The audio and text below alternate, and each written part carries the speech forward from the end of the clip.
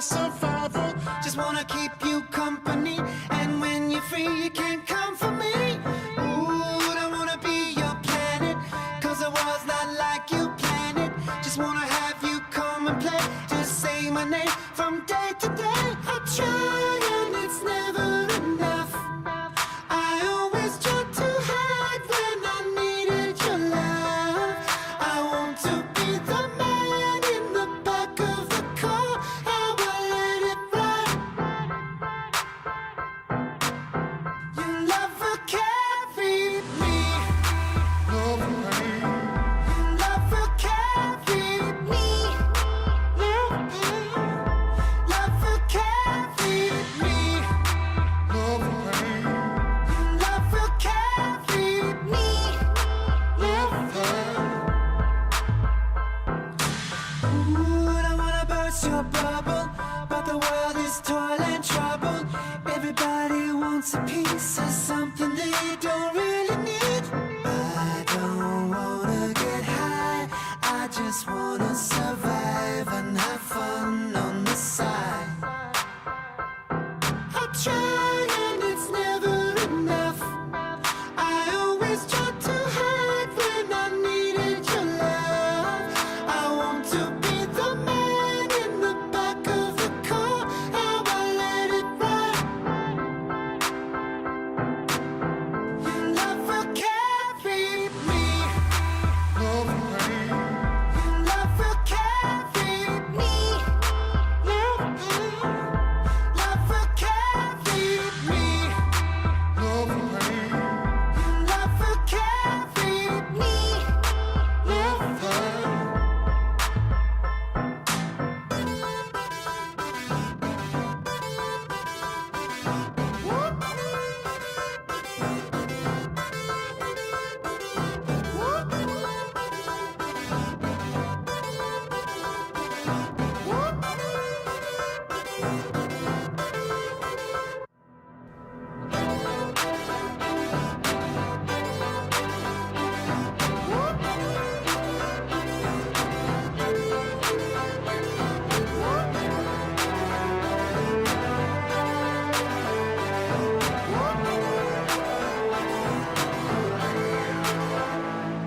I try and it's never enough.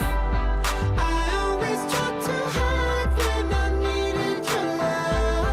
I want to be the man in the back of the car. How I let it run. Your love will carry.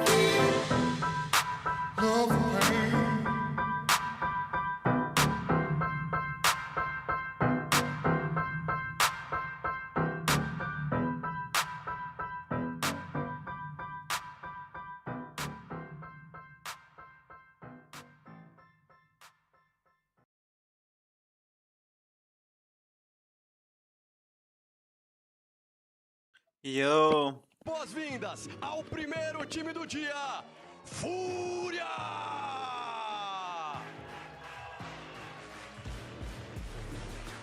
Thank you.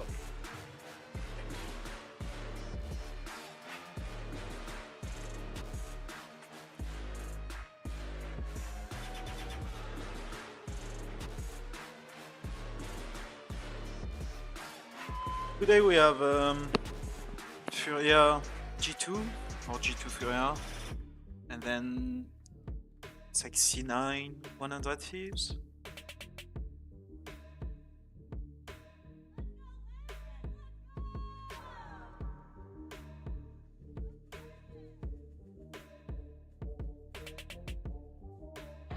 And it's time to bring out their opponents. Make some noise for G2!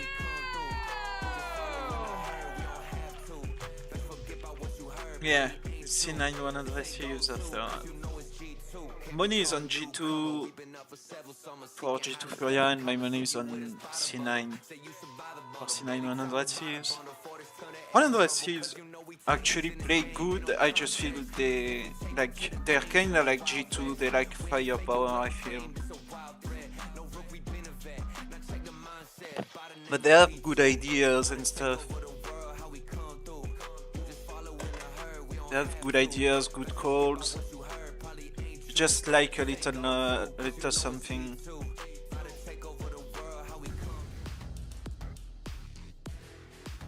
In this competition for Furia, they want that first win. Will it come against G2? That is going to be the question on all of our minds here as you see Valen and the rest of the team on the other side of the stage getting prepped and ready to go. Something that caught my interest when we were getting ready for the package that led into the game. Valen was saying that they have scrimmed G2 a few times, Furia a few times, and that he feels like he has a read on how to shut them down. But I feel like everyone's kind of said that to an extent. Sure. This could be But an you opportunity. always have to believe that going in, right? It's You true, have to believe sure. in your game plan. You have to commit. That's true of any team. No, sometimes you just forget it. Don't believe in your game plan, throw it out the window, and let's see if something changes. Yeah, I guess But then your so. game plan is throwing out the window, and you believe in that. Whoa. Whoa.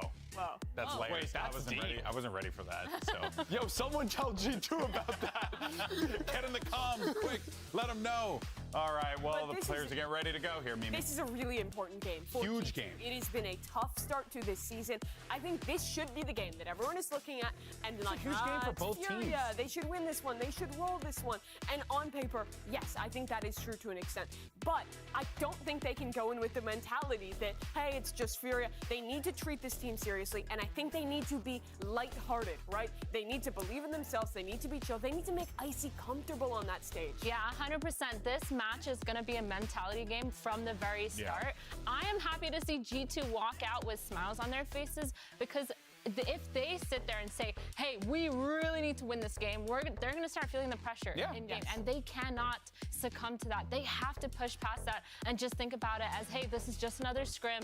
You know, maybe Icy can start owning because it was scrims that he was owning in. You know, maybe he can go crazy. But yeah, I think mental game is the name of this match. Both teams cannot feel like they are playing to not lose. Yeah, And that's 100%. at times it's very easy to get into that mindset when you're in a situation like this, right? G2 came into a lot of hype, a lot of excitement. They're down. Furia, they're down. Yeah. They cannot be in that position. But let's see what we get with the Agent Select. I think both these teams have been running just about the same meta comps, all things considered. Do you think continuing to look into that mental game a bit, because we are starting on Lotus, the most lopsided map in terms of side selection? If you're coming in here on defense early, you better be prepared to turn that ship around quickly in the second half. I'm excited to watch another game of MW on Raze. We talk a lot about just the duelists. And in games like this where it can be a little bit back and forth, when there is a real chance for an upset, that's even more important. Icy in this matchup needs to come out and be great. Or MW is the type of player that'll rip through a team. Yeah, he could very well just, run roughshod all over this G2 lineup if they're not careful here.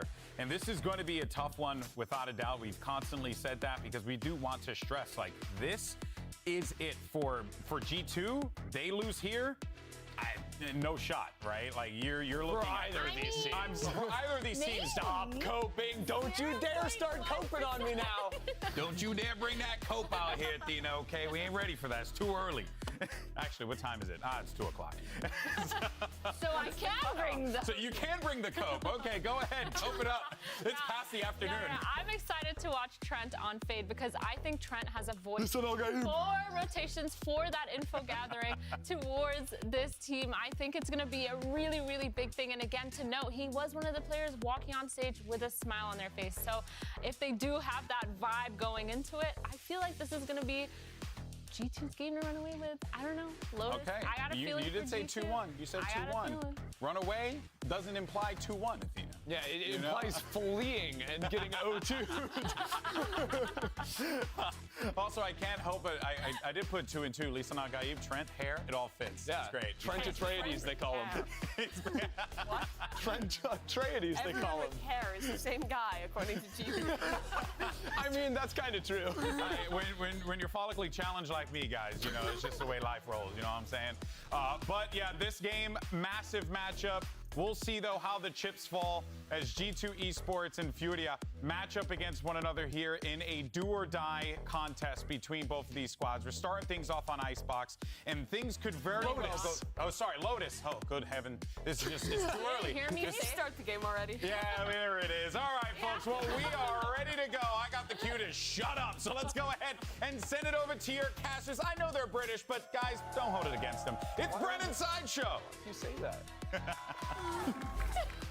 I mean, listen, it's perfectly fine, GB. Very based opinion. I also hate the British. So you're okay there. You're in good company. Why do you think we work for Americans? Exactly. Let's get started then. Lotus, map 1, staging grounds here for G2 and Furia. Yeah. And God almighty was the Death trying their hardest to get people to care a little bit about this match. But it is right. They are correct. It's a must-win for both of these teams here in the middle of this Super Week. Furia versus G2.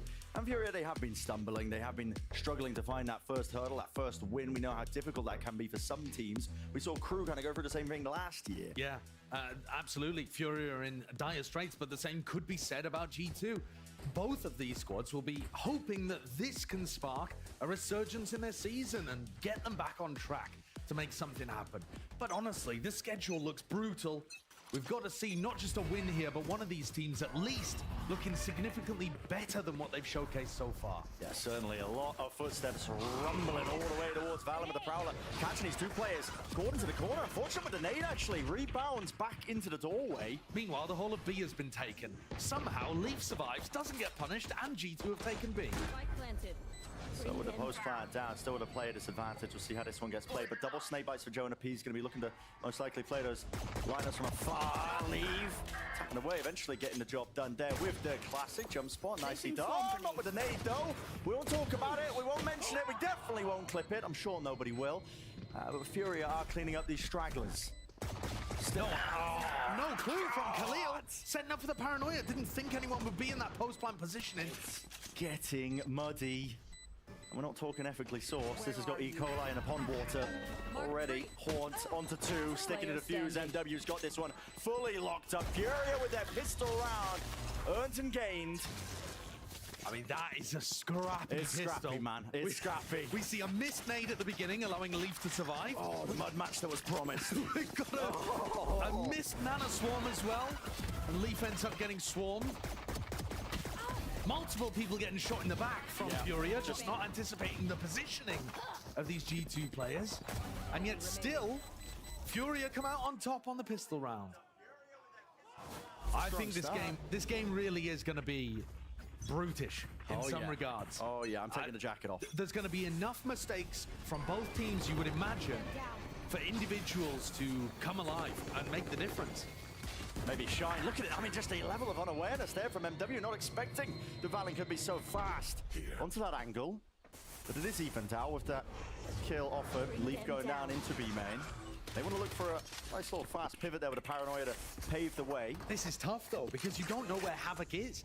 Because he got the kill onto Leaf, he could be anywhere around B main. He could connect with the player that was pushed out of Mound. And it's become a very common protocol on defense for teams to take down control. That was a kill as well. That's brutal.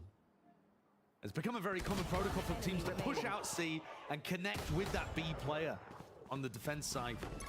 Conan's going round the world in order to achieve it, but all down to Jonah P with only a Bulldog. Give it a Havoc.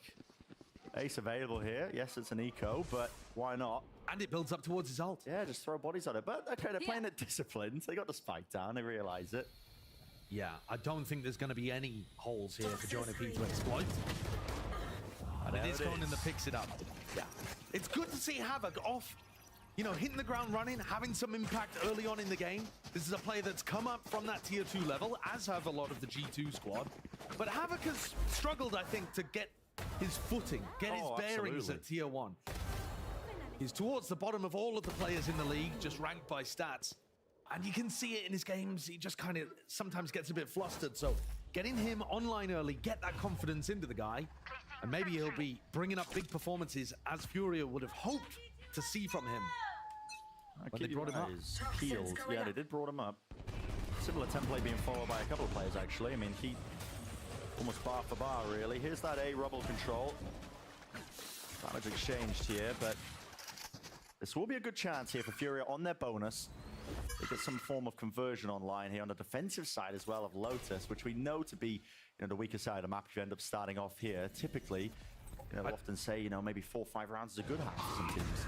Leaf's going to get pressured here, pushed out by the Paranoia and Prowler combination, but Noxwell cannot overstep this. Meanwhile, if they go towards A, you take a look at what's going on over on MW0's point of view. He's pushed up close with the judge. That is a nice paranoia re-clear though, so... Those were cleared. Yeah, good pause being taken in around there by G2. Yeah, I don't like that positioning from Nosway. I think he's just trying to get value out of lighter weaponry. Okay. Chased all the way down. He's got some pace on it. It really does, yeah. MW has backed off in the midst of all of this.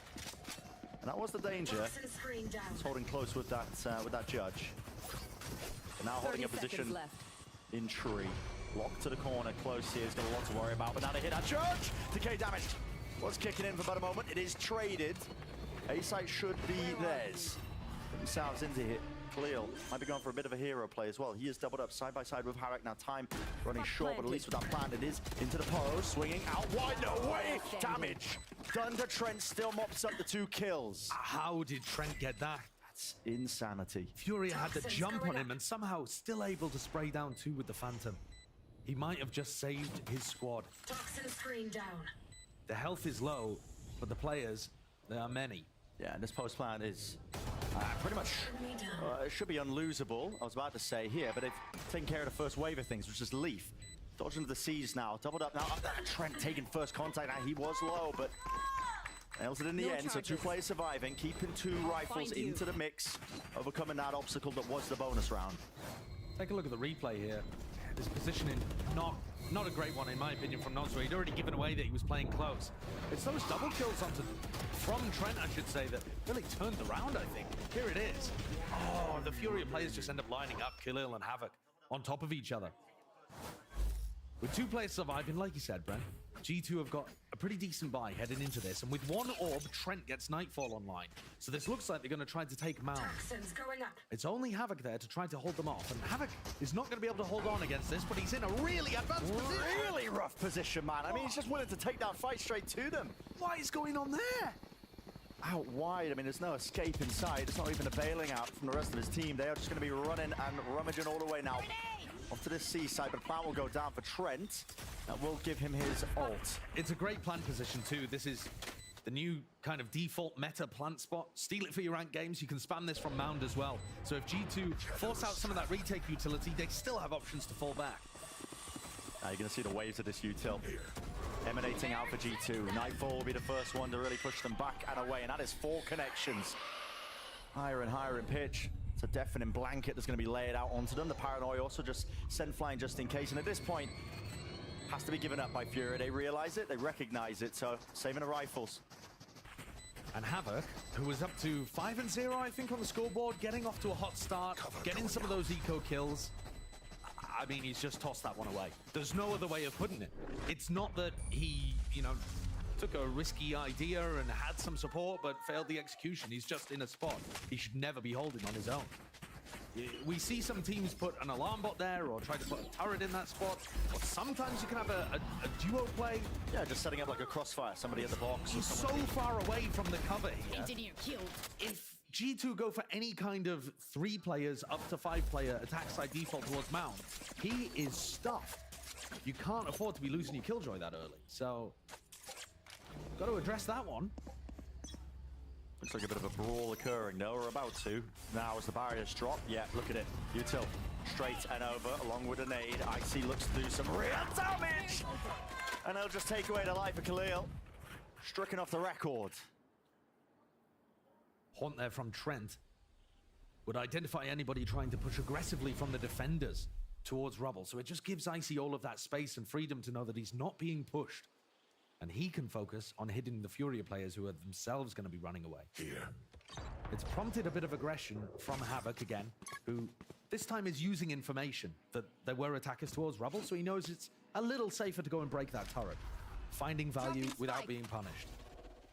Due to causing and calling actually quite a big pause into this round. As soon as they get our first kill, now starting to make their own moves with 50 seconds on the mark, but they've got different ideas about this. The spike is nowhere near A. They're making it feel like it's A pressure, trying to pull those rotations. The horn doesn't get broken. Mid-round information here for Furia. Now they can really afford to float Havoc back to a different direction. He's going to be looking to lock down B. That Prowler as well, also finding nothing, and G2 know it. Great information. This is a great call. Great information given to Valen. Valen was too far away to really know what was going on, but Trent has provided in there probably with a great idea that they can re-hit A into 2. Look down here. Horns into the back had to be broken, and also just looking in completely the wrong direction.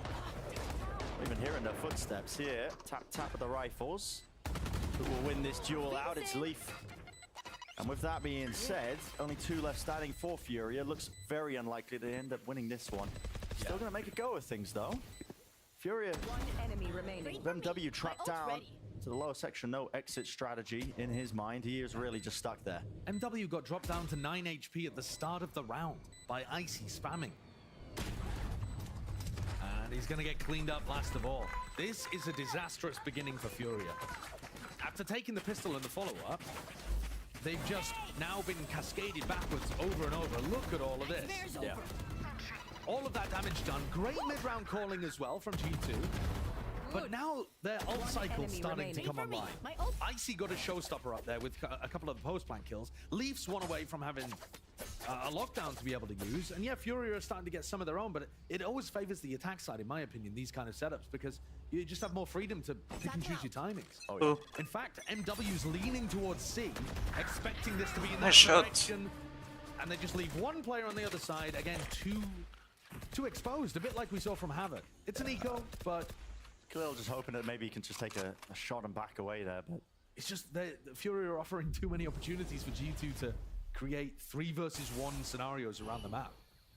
and it is such a standard game plan being called by Valen. I mean, you get that first advantage, either kill or what, some space, and then they just take these pauses. They wait for Furia to make the next move. See if they slip up themselves. Haunt. No connections, no tags at all. Walls down, facing many players now, many chances. Rocket colliding straight into MW. And there's the value of that pause in the round. Yeah. You bait something out of the defenders, they're on an eco, they're down a player, forced to take the initiative, and G2 punish. There's an ultimate used, but like I said, there's more coming online. Leaf's about to get his, Jonah's one away. Jonah can either hunt for this final kill, doesn't mind if he dies, they've got crazy economy. Jonah's up to 7.7k. What are you gonna do with the rest? Yeah, flush with cash. Put it in the pension pot. Exactly, 401k type beat. Well, all right, he falls. Hello. Conan. Nice shots. Looking real nice, flexing on him a little bit, but eventually they do clean that one up. So, 4-2. Big advantage being led here by G2 on the attack side of Lotus. As a reminder, I mean, it is the favored side for them, but I mean, Fury have only been able to get together that pistol round. Yeah, follow-up. That's it. That's it. From Khalil's perspective, you gotta say that does look like a phenomenal peak from Icy. He just flies around the corner. This is a must-win round for Furia here, just to try to get their feet underneath them. They have big ultimates, but if they lose the round, their economy is gonna spiral out of control again. They've put an enormous emphasis on winning the rubble fight. That's 4 players. I mean, Valent heard all that noise being called. Havoc, you are so deep right now. You are definitely going to be caught if he's not careful.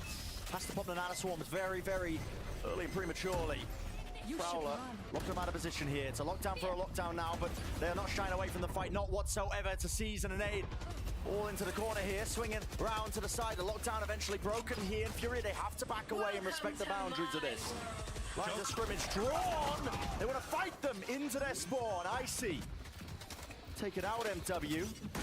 Love that aggression from G2, pushing into waterfall, huge amount of utility there, the seize, the nade, the paranoia, and then they pit on top of that and push out towards the spawn so that Trent can get plant.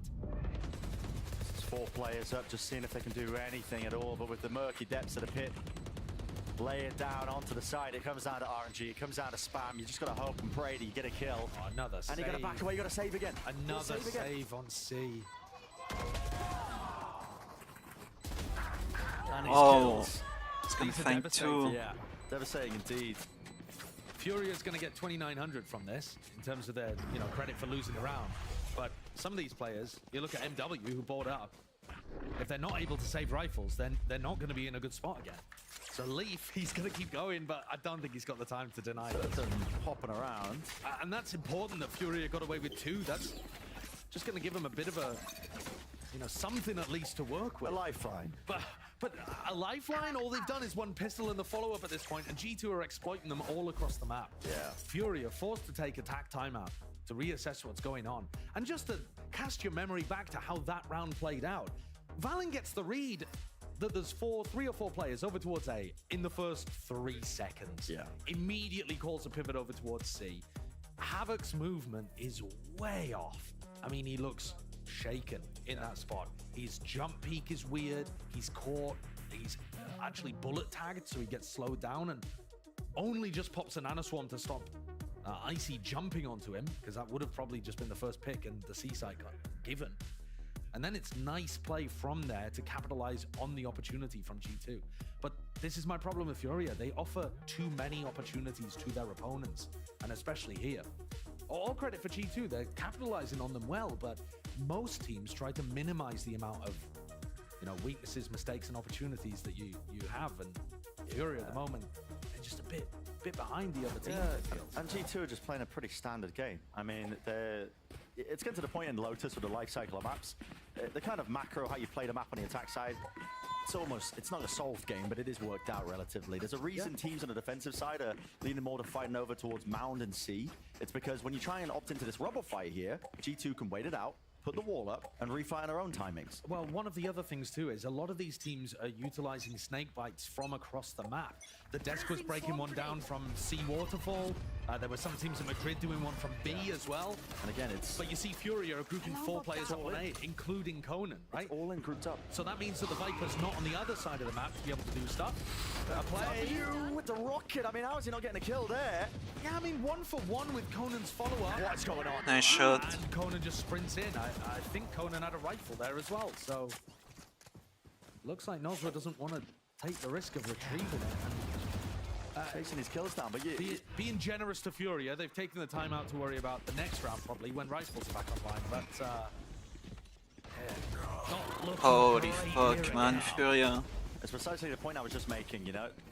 Defensive teams, they don't opt into that rubble fight at the beginning too much anymore because they realize it doesn't favor them. Even if you're overextended like that, just you know that they're just locked into that little cubby. And for sure, sometimes attacking teams on their default are going to make mistakes. They're going to be tucked into the right corner instead and not have enough players with them, that kind of thing. And there are plays around the map you can make with the Showstopper. We've seen people do the Prowler Showstopper play out of B quite a lot too. But yeah, this is rough. Furious timeout. It's got to come up with something here in the next. Otherwise, devastating amount of momentum being built. The problem, one of the problems is that they're committing into that when there's 3 players in A lobby. Yeah. It's not the kind of default where there's a lot of, you know, defaulting towards towards Mound. If you have a lot of Mound pressure, then you know there's only 1 player B, 1 player A, and maybe you can go for a play like that. So, what have they got to work with here, Furia? A pit? Yeah, Conan does have a pit. I think he's jiggling the corner. And so, any signs of life, he might choose to use it, which he does. Okay, so he's going to lock off the C avenue. Unfortunately, it was a cross-map nanoswarm, I think, and it broke the alarm bot in the pit. So now Conan's going to have to be a bit more aggressive in that angle. Still, it does give them a bit of peace of mind here on their defense side. And it can mean that they can, you know, move a couple of more of the pieces, the players around the map over towards A and B. Yeah, I like the fact that Fury are anticipating something towards B here. Havok looking to play off the turret, though he's not able to defend it. There's an 8 at his feet here. God almighty, almost going down to it. 34 health. Yeah, just positioning himself in a rough spot. And this is getting driven into Khalil now, who has backup from Nosra. Does indeed. Wait, hold being held. Nosra has a nightfall. Hello, committing. So 2 ultimates used in this round for Furia and expended in the first minute of the round, as G2 have done a great job, actually, of prodding around the map, working out the weaknesses. They've broken all of Havoc's utility. They've forced out the Viper's Pit. They've forced out the Nightfall. Is there enough time, though, for G2 to still win? Well, Fury are going to be locking this one down. Surely they know it's all being funneled towards this B side. G2 barreling through with brute force, though. There's no confidence in that swing, but it's Havok brought down weak from the nade earlier on. Doesn't want to take a risk. But in a 3v4 retake, can Khalil come up with the goods? There's one, but it's One traded. for one, Trent's though. immediately there. Now we can vacuum up that space and hold this one. A post-plant position here from main. The little door angle. It's almost impossible now, really, for Furia. Conan will do his best, but best not quite good enough in that scenario. So 7-2. Yeah, and that's disaster. 7 rounds in a row, every kind of rifle situation going the way of G2. And the ult economy in round 9, massively in favor of Furia as well. They locked off the whole of the C site with the Viper's Pit. They had a Nightfall to be able to work with. They can stack their other 4 players, 2B, 2A. They should be winning that round every day of the week. It was the best chance they had. But credit to G2 and their macro calling, because they were so active. Yeah. Force out Pit, break all the Killjoy utility, force out the Nightfall with that re-clear towards A, and still have time to hit B and trade each other out. Really well done. Cover going out. Unfortunately, with all the cards stacked against them, yeah, G2 still winning the round. And I say unfortunately, that's from the perspective of Furia, who just have never been able to find a foothold in this game. And this is on their map pick. You heard the analyst desk. Both of these teams were expecting to play a somewhat even game because they've both been struggling. But struggling against different opponents. Barreling forwards again. There's that brute force on display here by G2, just using that raw aim. And of course, they have the better guns for the job. Waiting for the C's, no connection to the back of it. A lot of players now looking to potentially swarm out with a kill onto Leaf. Hello. Yeah, Leaf just walked through the wall there into... The turret had gone offline, but Conan was watching it. And for you, only the one connection. Jonah P essentially really holds on to this angle with the orb propped up. Wants to play inside of it and just repositioning, but they are collecting all of them. Conan pick up the rifle from earlier. That was Leaf that went down, but what can you really do with it? Maybe make a decent go of things. Got to do some damage, and really you need every single round at this point, so he's going to make a go. But still, 8-2, G2 just in full control. I mean, how much more can we sing the praises the way that they're just playing the map?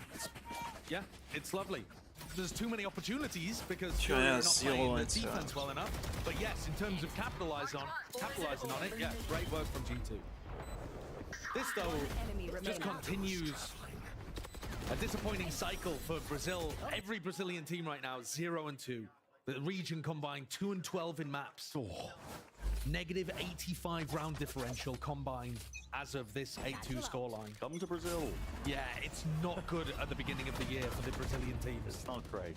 And that's, you know, that's discounting kickoff, but Furia, of all of those teams, Loud, MIBR, and Furia are the one that didn't win any games in kickoff as well, so it's even worse for them. They need to find that flicker of inspiration. Havoc's so far forward there as well, just holding that angle, not anticipating that it could already be that close. Everything's falling to pieces in the defensive setups and protocols. They're stuck. They've got a defensive setup there where Conan's relying on Havoc staying alive. And once Havoc dies, he's got his head on a swivel. 5v2. On to heaven. MW has one. Satchel's back up and again up through. It's a high-low angle, but McLeod's just inside the smoke alone.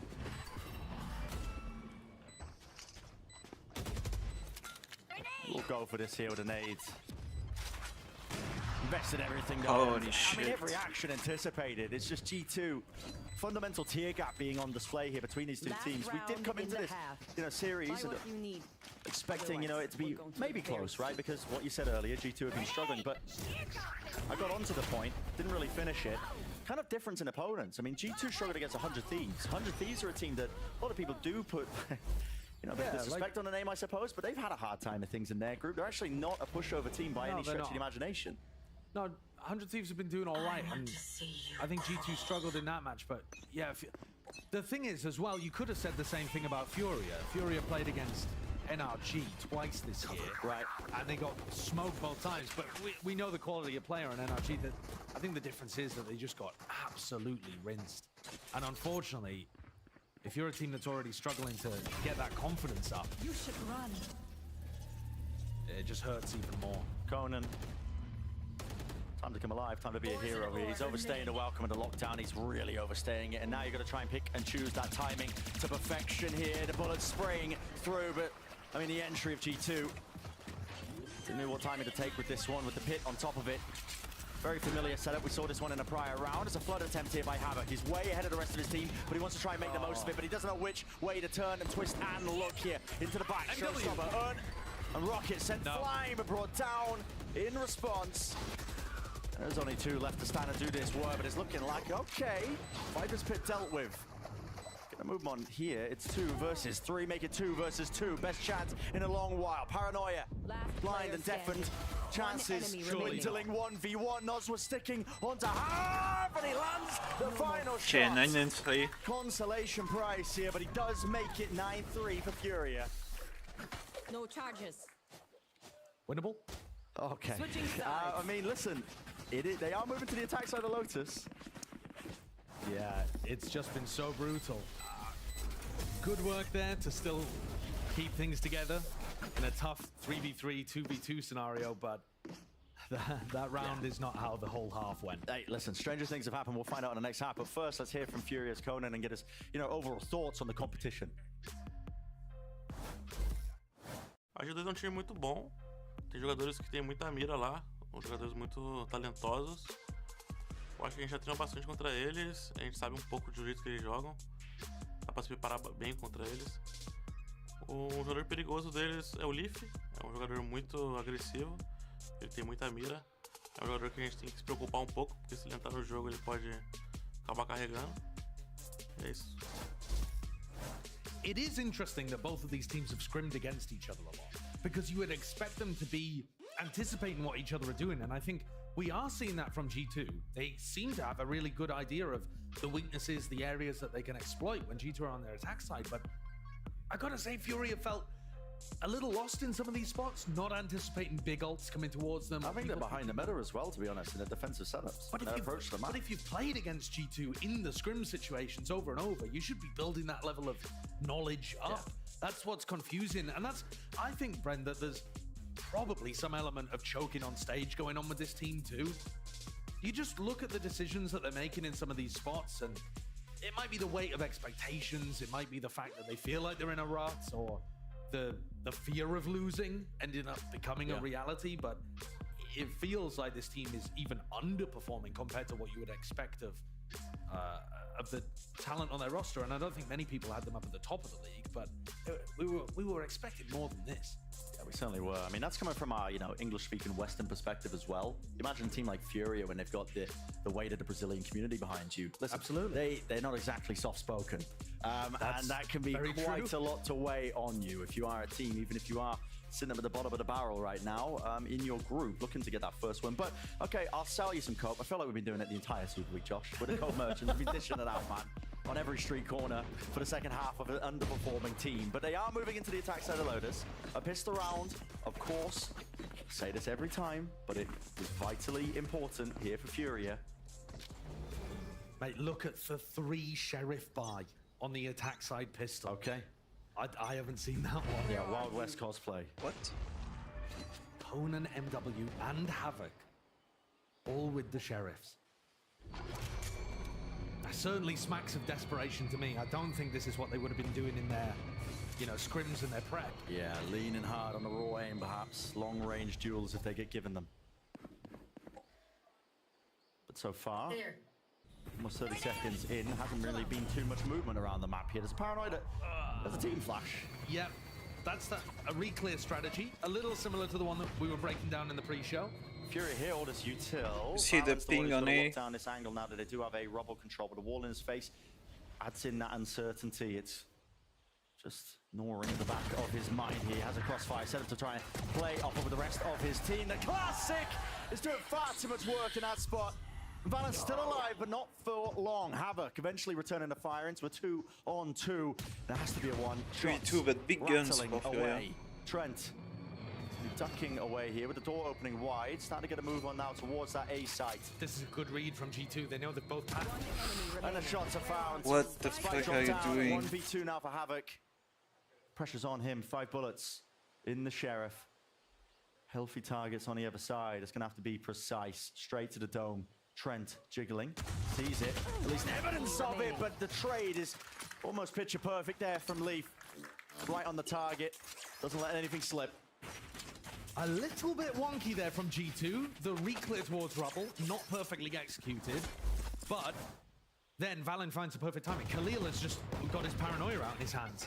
They're not thinking about a player rubble, they're thinking about more players over towards the breakable door. Yeah. Just, you know, all with blinkers on, looking in one direction, allowing Valen more of an opportunity than he should have had. So G2 take the pistol, go up 10-3.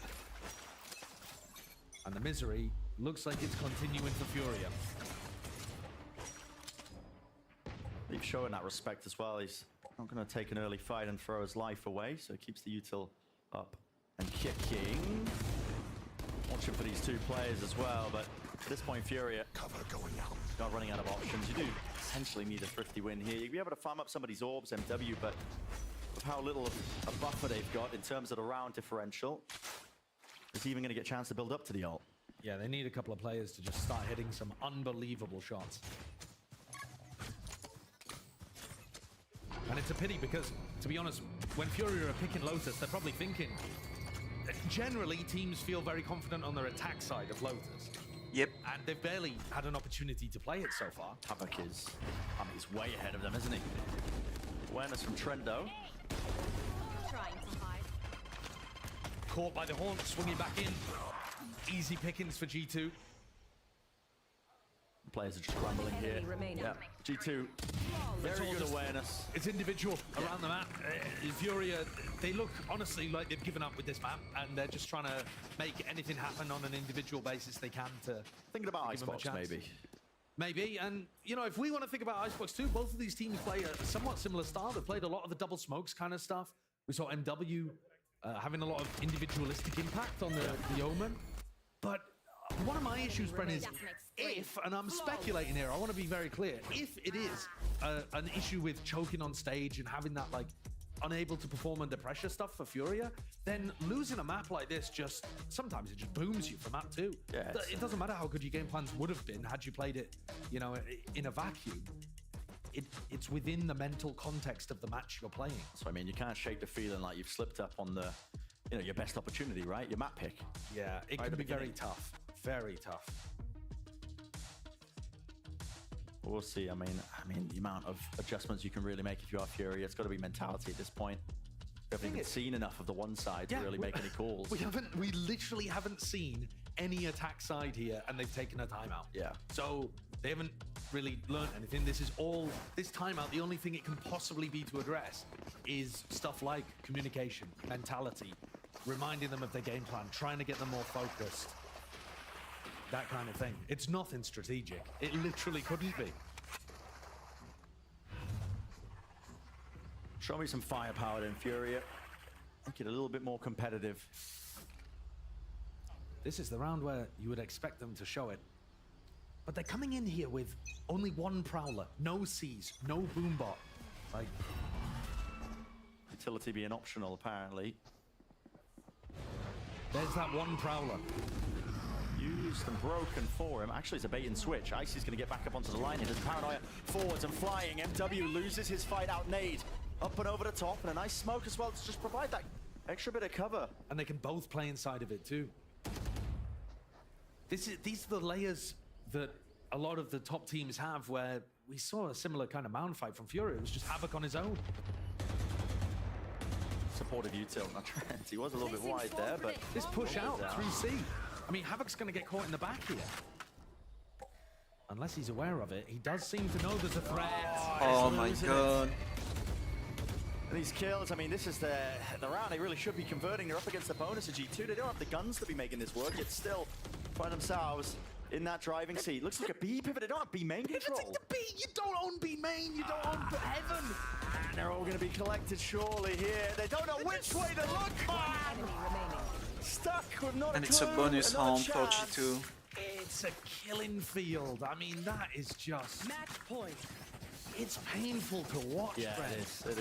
it is. If you're a G2 fan, you're loving this. It feels like a free win. But for everybody else who's either turning up hoping for good competition or Furia to rebound, it just... It hurts. Painful. I'm sure if Furia watch, well, for starters, I'm not sure they even will want to watch this one back. But if they do go into the VOD review and watch it back, they'll be bitterly disappointed at what they're doing in some of these rounds. doesn't look solid. Well, opting now for that fast B play. It's a team flash, team blinds. Yep, I mean, that paranoia just clicking right onto them. G2 happy to play these crossfires. Trying to be Conan might be able to farming. do something about it over this Guardian. In his hands are the Prowler. That is disrespect being shown. G2 choosing to take that timing and fight through Heaven. Conan, you are low. Low enough though. They do some work here. Leaf's just tapping like he's almost got a guard in his hand. And there are Another 2v1 rifle. Now running they're making away it from move over Leaf. towards the A side. Like, the mental. Surely they don't allow Leaf No to way. just get the perfect timing on behind them. Surely. Spam the bots. Surely not. Oh my god, Furia. Giving him every opportunity to try and clutch this one up, and the spike didn't even go down. They gave him perfect information by just running away. And Havoc was thinking about holding their backs for a moment, and it looked like somebody counter-called him and just said, no, come with. Oh boy. Tap. Havoc looking the wrong way. Jesus That timing. is almost a clean sweep. 13-3. Holy shit. Perfect than that one for the start of this series of G2. All smiles on their faces. They know that was just absolutely clinical. We have seen some of the most one-sided maps in the whole of Americas this week. Yeah. It's been bonkers. Something's going on. Yeah, there's Something's something in going the on, water. man. There really is. But this one, an utter dismantling. And listen, I do want to give credit to G2. They had some good ideas that came into it. Leaf played that clutch beautifully. But there are just way too many opportunities for them to win rounds compared to what you would expect at this kind of level. It's going to be a tough task for Fury to pick themselves back up on map 2 and 3. Yeah, I mean, it's bananas, back rubs, and water, I think, passed around. It's all mental, though, isn't it? It is, yeah, that's what I mean. They literally didn't even play enough of the attack side to have, like, strategic... Gotta get that confidence back. They really do, some way, in one way or form. Well, we're going to be stepping away. GB in the analyst desk, breaking it all down for map number 1. That's it. We're just Name of it.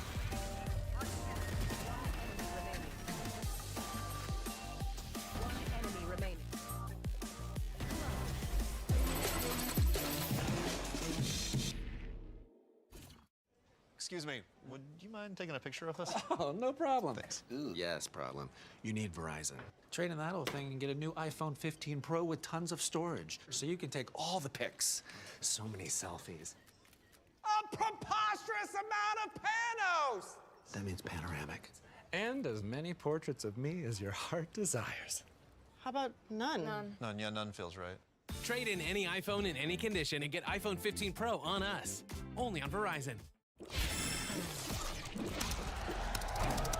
Red Bull gives you wings.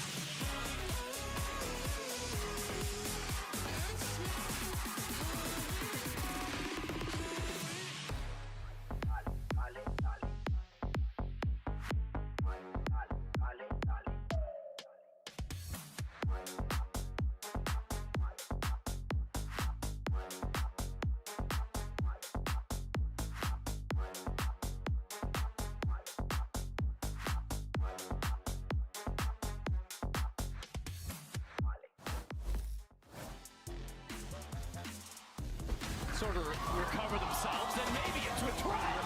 What is he doing?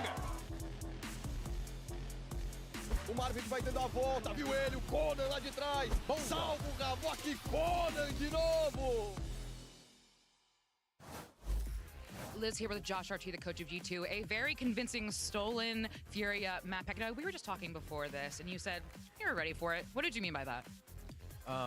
Practice was hard this week, and we made sure all of our maps are like at top form, and Lotus is one of our picks that like we actually like to pick. So, I mean, that's a little secret that we wanted to give away. Like we're ready for anything here. Let's look on your map. Welcome back, everyone. And look, let's not beat around the bush. It was a shellacking, a trouncing, a beatdown. It was game, in other words. Of Valorant. Yes, it was one of the games of Valorant. And here's the thing.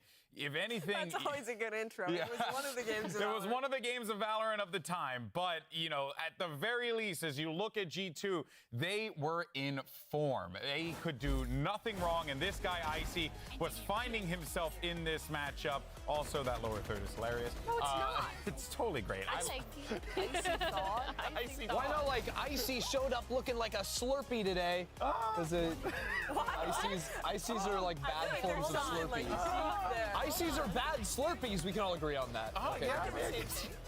No, Icy's and Slurpees are not the same Yeah, thing. Slurpees actually have good flavors. How dare you, sir? Icy's have 2 flavors. Icy's in New York are There's a delicious. difference? Okay. There is a difference, I don't but think there's a difference. it seems like there was no difference in this game because it felt like no matter There what. was a difference. He was better. Because he was looking good.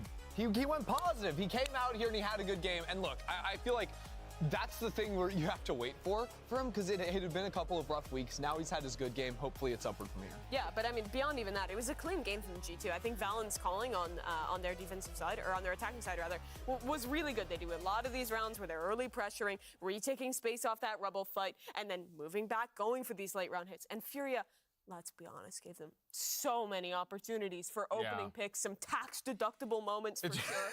Yeah. Tax season's done, man. I love a good tax. Furia only won 1 rifle round, and that's coming off of last week where they got 3 versus energy. Like, it's just brutal. Yeah, and you can you could see what the problems are, right?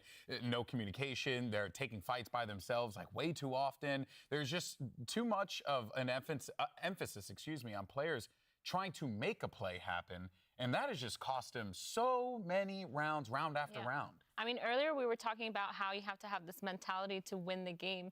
And it almost felt like they switched into this hero mentality where everyone was trying to get some sort of play going. Like that one round where they just all like pushed all the way deep into A lobby, knowing there were 3 players from G2 just standing there. And they still decided to keep going and keep trying to force the brute force way in. And it's just like, at some point, it doesn't work. You need to shift your play style. You need to shift your mindset. And they really didn't. And look, if you want to like keep looking at rounds, like nothing sums up that game better than the final round, right? Where it's a 2v1, we're planting the spike, and the second player is walking into tree instead of holding the planter. Yeah. That's all you have to do there. Dude, or even like round 15 when they were like they were stacking 3. I think it was the pistol at that point, and you had the eco, and they were running right back into B, knowing that there are 2 people that are just waiting. On that retake where they just got trapped inside of. And then they were pinned. It was like that is a heartbreak to see, especially when you consider like the talent on the team. They should be able to pull off. It really looked like the pressure was getting to a lot of these players. I think the casters are talking about it, but Havoc in particular, when he was solo playing the C site and G2 would come in that direction, just some really sloppy moments, going for a fight, then kind of half falling back, half trying to continue. The round where a player just sticks through the Killjoy alt and almost gets detained. Yeah. It was just a messy game where nothing was working for Furia. Well, they're going to have to put that one in the bin and forget about it in the future or forget about it for now because they got to worry about the future. Forget about it. Let's go ahead, though, and see what Furia's coach has to say as we get ready for map number 2.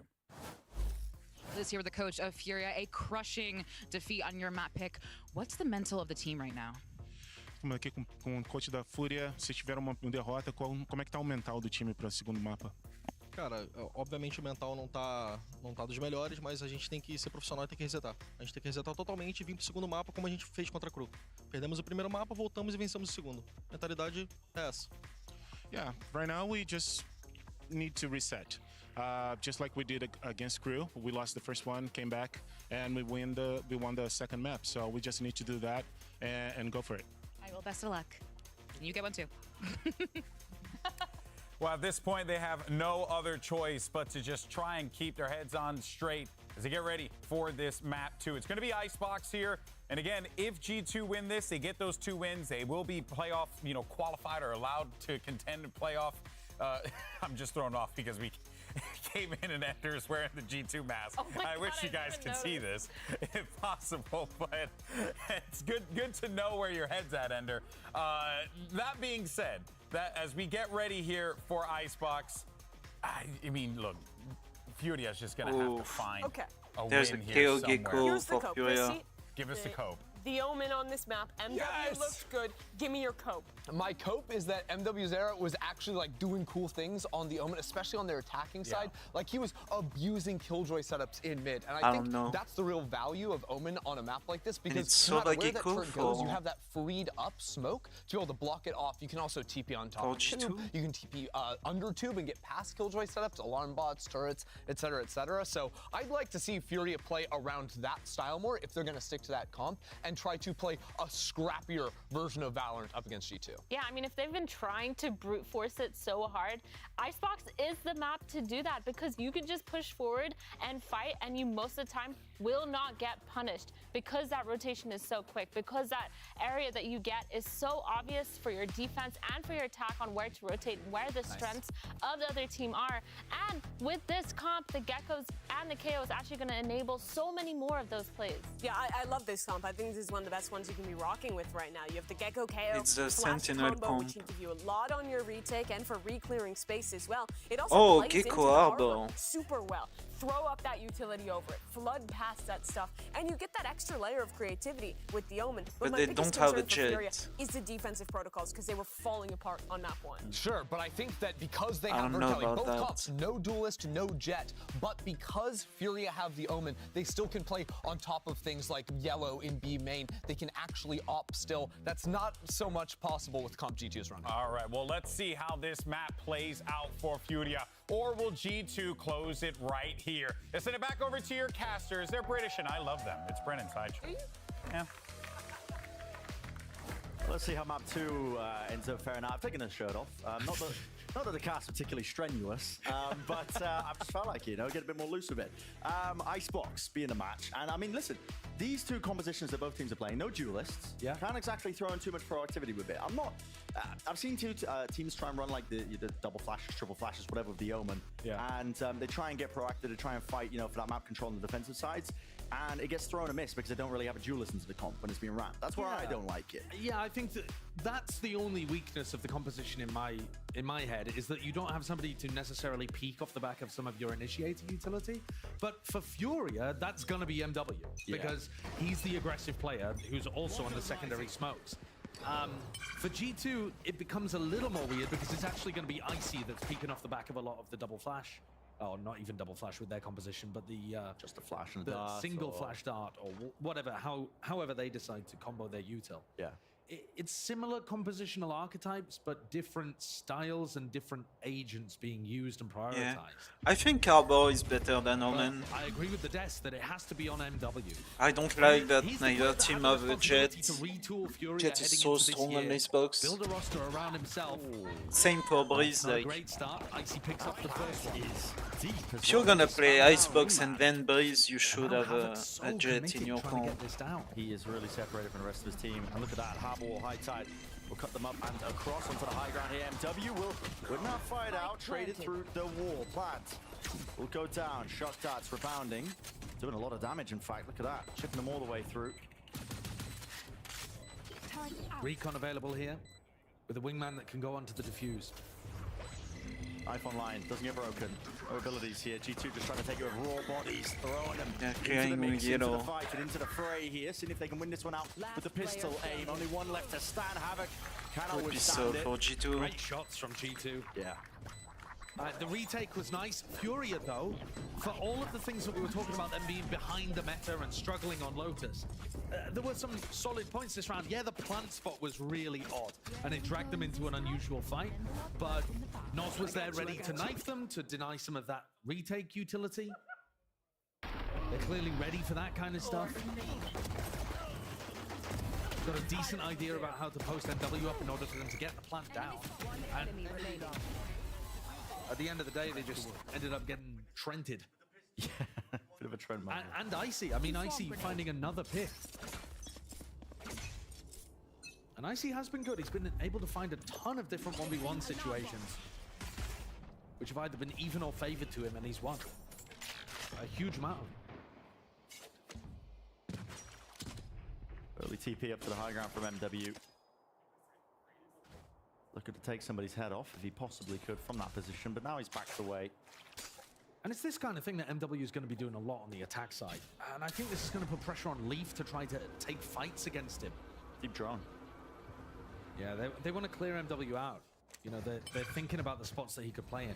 Leaf needs that info from his alarm bot, so they need to make sure that MW's not in a spot where he could slip past it. I think this is going to happen a lot. You know, Leaf looking to try and take a fight from Kitchen on top of Tube or Boiler. Leaf is hearing everything. So he's going to be calling for the rotation, surely. And I think G2 should be aware that there's a lurker in on A, because for them to be full sprinting into A, they need somebody posted deep. So Trent should have this awareness. Trent doesn't want to overstep himself here. He's just whipping out the util, but okay, Leaf will strike from 30 seconds left. the back, and here it is. I mean, Furia looking for that plant down, also being disrupted into the middle of it as well. Everybody's blinded. Shots actually hitting here on for the pistols, but Noswa, yeah, you can't stand your ground against that one. A bit of run and gun with a Spectre, tried and tested. Another round where Trent's shooting and actually positioning bails them out. That was looking a little dangerous there. The utility was good on the retake. And just to talk about this again, in the final round of Lotus, we saw Leaf pull off a 1v2, where he was able to win it because the Furia players gave him all of the info just by running. You know, both of the players ran, and he knew exactly where everybody was. Leaf got himself into a deep position, pushed down Tube and then into mid. He heard everybody running into A, and that allowed him to just silently knife out, follow them, and get that opening pick for the retake to begin. Furia have got to be careful about the info they're giving away by running around the map. They're making it too easy. Way too easy for G2 to make the correct call here.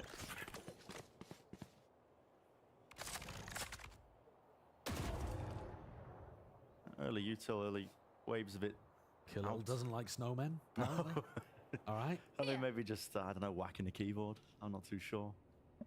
They're going to slowly look to regain some control of A. What's the protocols for it? Well, there's a smoke there on Boiler that's going to draw people towards mid. So MW is currently putting pressure there to pull people off the A site. What? 2 players spotted. No one's seeking to break the drone. But can Trent get reinforcements in that? In time? No, instead they're just going to look to try to play a flood defend. Shot dart, missing just ever so slightly. So did that nade. Fragment grenade went sailing into spawn. Now close. Almost a one-and-done position here by Havoc. Maybe he can double up. He does have Noswa just tucked behind as well, underneath rafters. What is the play now for G2? Util's got to be clean here when they don't have the guns. Here's the Dizzy. There's the dart as well. It's all being combined. Havoc now looking this way, and that, hello, shots just missing. I mean, Valen now just being given full awareness, yet still it will be the rifles that win them this day. Toxin screen down. And Jonah, in the meantime, has just been held up by Khalil's turret, not able to get off any kind of flank. So Furia off to a start much earlier here on Icebox. They get their bonus. This is good. Keep the weapons intact. But they denied the bonus for G2. That's good. But in terms of like rifle rounds, and winning a gun round, right? Winning a gun round, those are the important ones. I think they only won a single gun round on Lotus. Was that the stat? Yeah, it's just devastating. Devastating. And okay, this wasn't necessarily even gun situation. Let's put it like that. G2 came in with, you know, a few pistols and a couple of rifles here and there. Now we see another test, but Furia have a Thrash to work with. They should be in another good spot to even things up, or at least have an opportunity to do so. That's disrespectful. I mean, they're so quick onto the wanted to approach here, but no real idea of how to push away the orb. Getting stolen away beneath them. Toxin screen down. And Jonah P is just, for some reason, paranoid about mid. Maybe some early presence there, but no one is actually in that spot. Everybody grouped up onto A. Fury now looking to go into a different direction. Yeah, MW, you can see he's missing one of his teleports. So even though I didn't catch it, I assume it was somewhere around mid at the start of the round. And it's just made the G2 players a little paranoid that... Pinging and tube, aren't they? Yeah, so. that Omen slipped through. And that's the value of having the Omen in this map. And it was something that Valen was previously playing on Icebox, and he's moved over to the Harbor instead. The biggest advantage, in my opinion, that the Harbor gives you, not even the Cove, to be honest, the ult is really good on this map. Yeah. I mean, the Cove also does have quite a lot of value and good synergy with Wingman. But that ult can be pretty spectacular. Valen's still 2 away. Furia. Bit of that B presence and pressure just from the knife that was used seconds earlier. Now the thrash to lead them into the side. TP, top gen. There's an open side for them. Have a plan down, paranoia. It's good util, stops them from really getting involved. And now Trent, Hunter's Fury, going wide there. No damage really being done to any sort of players. This backside position, they do deal with Havoc. Being removed here, but there's plenty more targets. It's a rich environment for it here. MW just trying to dominate this smoke in this one angle. It's gonna get spammed out here, down to Khalil. It's the last one alive. It's gonna do so much here with the Cove blocking the position. He can't even be spammed from it, so Valen's safe at the defuse and safety in numbers of the rest of his team covering it. And one of the things that Fury is missing there in the post plan is a concept of playing a dynamic rather than a static post plan. There's a lot of teams, and kind of, if you think back earlier in Valorant, you just kind of have a default setup for your post plan. Yeah. I'll play here, you play here, we've got a crossfire, easy peasy. But most teams are now trying to get more active in the post plan and set up like double faces. When Havoc swings there, why doesn't Noswa swing as well? Or try to set up some kind of combo with the utility. Instead, G2 are the team clumping up and isolating individuals on the other side. You need to see Furia still try to take initiative even when the spike's down. Oh, hello. Oh. Well, goodbye, Dizzy. Yeah. We miss you. It's gonna be lost. I was just thinking as well about the knife. I mean, they've taken first section of B. They've got nothing to clear yellow. Oh, okay, so Valen goes down there. That was an aggressive push. That's huge. Up onto Belt. Valen actually had the Reckoning to work with as well, so that's a massive loss for G2. You miss out the Cove for the retake, the High Tide. Trent's now stuck on a bit of a weird angle because, you know, there's nobody spotting towards his belt. He can get pushed from behind, yeah, exactly. There's a lot to worry about here, but this angle, he's hoping that he can get out scot-free. And yeah, with them contacting right into his crosshair. Yep, he's gone now. Easy as 1, 2, 3 here. He's overstaying it even as well. The slight shock tar, but now going to be backing away and respecting it. They're fast. Furia realizing they've got this opening. Man going to be broken. Trent is really being quite disrespectful. Khalil, rapid on the ropes. Now with a null command. Pushing them back and away. This is Noswa just trying to get some space for his team to get this plant down while Leaf is on the flank entirely. Was the turret down for a moment? It's the null command. Planted. Oh, okay. We'll see. Khalil. Yeah, I mean, just not calling that his turret was down for but a moment. Leaf is able to just collect that one kill. Now they're going to be worrying about that thorn in their side. Molly's going a miss there with a snake bite, pushing it out, and that is a good swing and a trade. 2 versus 2. Alpha 410. Havoc taking the initiative and taking that lead for the rest of his team. Leaf. 1v2 again. A bit of a move on. Pace needs to be played. Sticking this one, he's hearing it onto the ropes. I mean, Khalil is not obfuscating his position whatsoever. Can land it. Can't spray. Control it down. So another one for Furia to win this Feels one. good round for Furia. I was getting confused. The null command, no way it turns off their own team's turret, but somehow it was managing playing to out slip of around. range of it. Yeah. Just pushed a little further forward in that. But we didn't get to see Valen going down at the very beginning. G2 taking liberties, pushing up towards Belt. Really gave Furia the opening they need.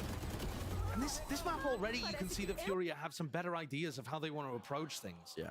You know, they're actually getting in onto the sites. Punishing people, having some idea of how they want to play around the map. There's still mistakes, of course. One of which being that Havoc just left Dizzy to die in the prior round, but he's got Dizzy back now. They've got G2 down onto a weaker buy. Oh, what? Was that MW just not quite realizing the range of his TP there? I don't know.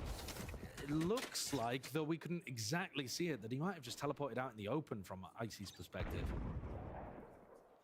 You can't really give those away. Reckoning. Okay, I mean, this is double ult. Yeah, double ult. Reckoning into the Thrash on a weaker buy round as well. This is going to regain him control of B main. That's a great combo if Furia are actually there. But they're not. And that's a really, really expensive. Icy gets his ult back, but the Reckoning doesn't come back. Exactly. So now Furia can just kind of walk back into B, and there's still 45 seconds. I mean, decision making being made easy for them. Nozzle has the knife as well. Should save this one to clear yellow when they get close, just contacting. Icy though. Thrash.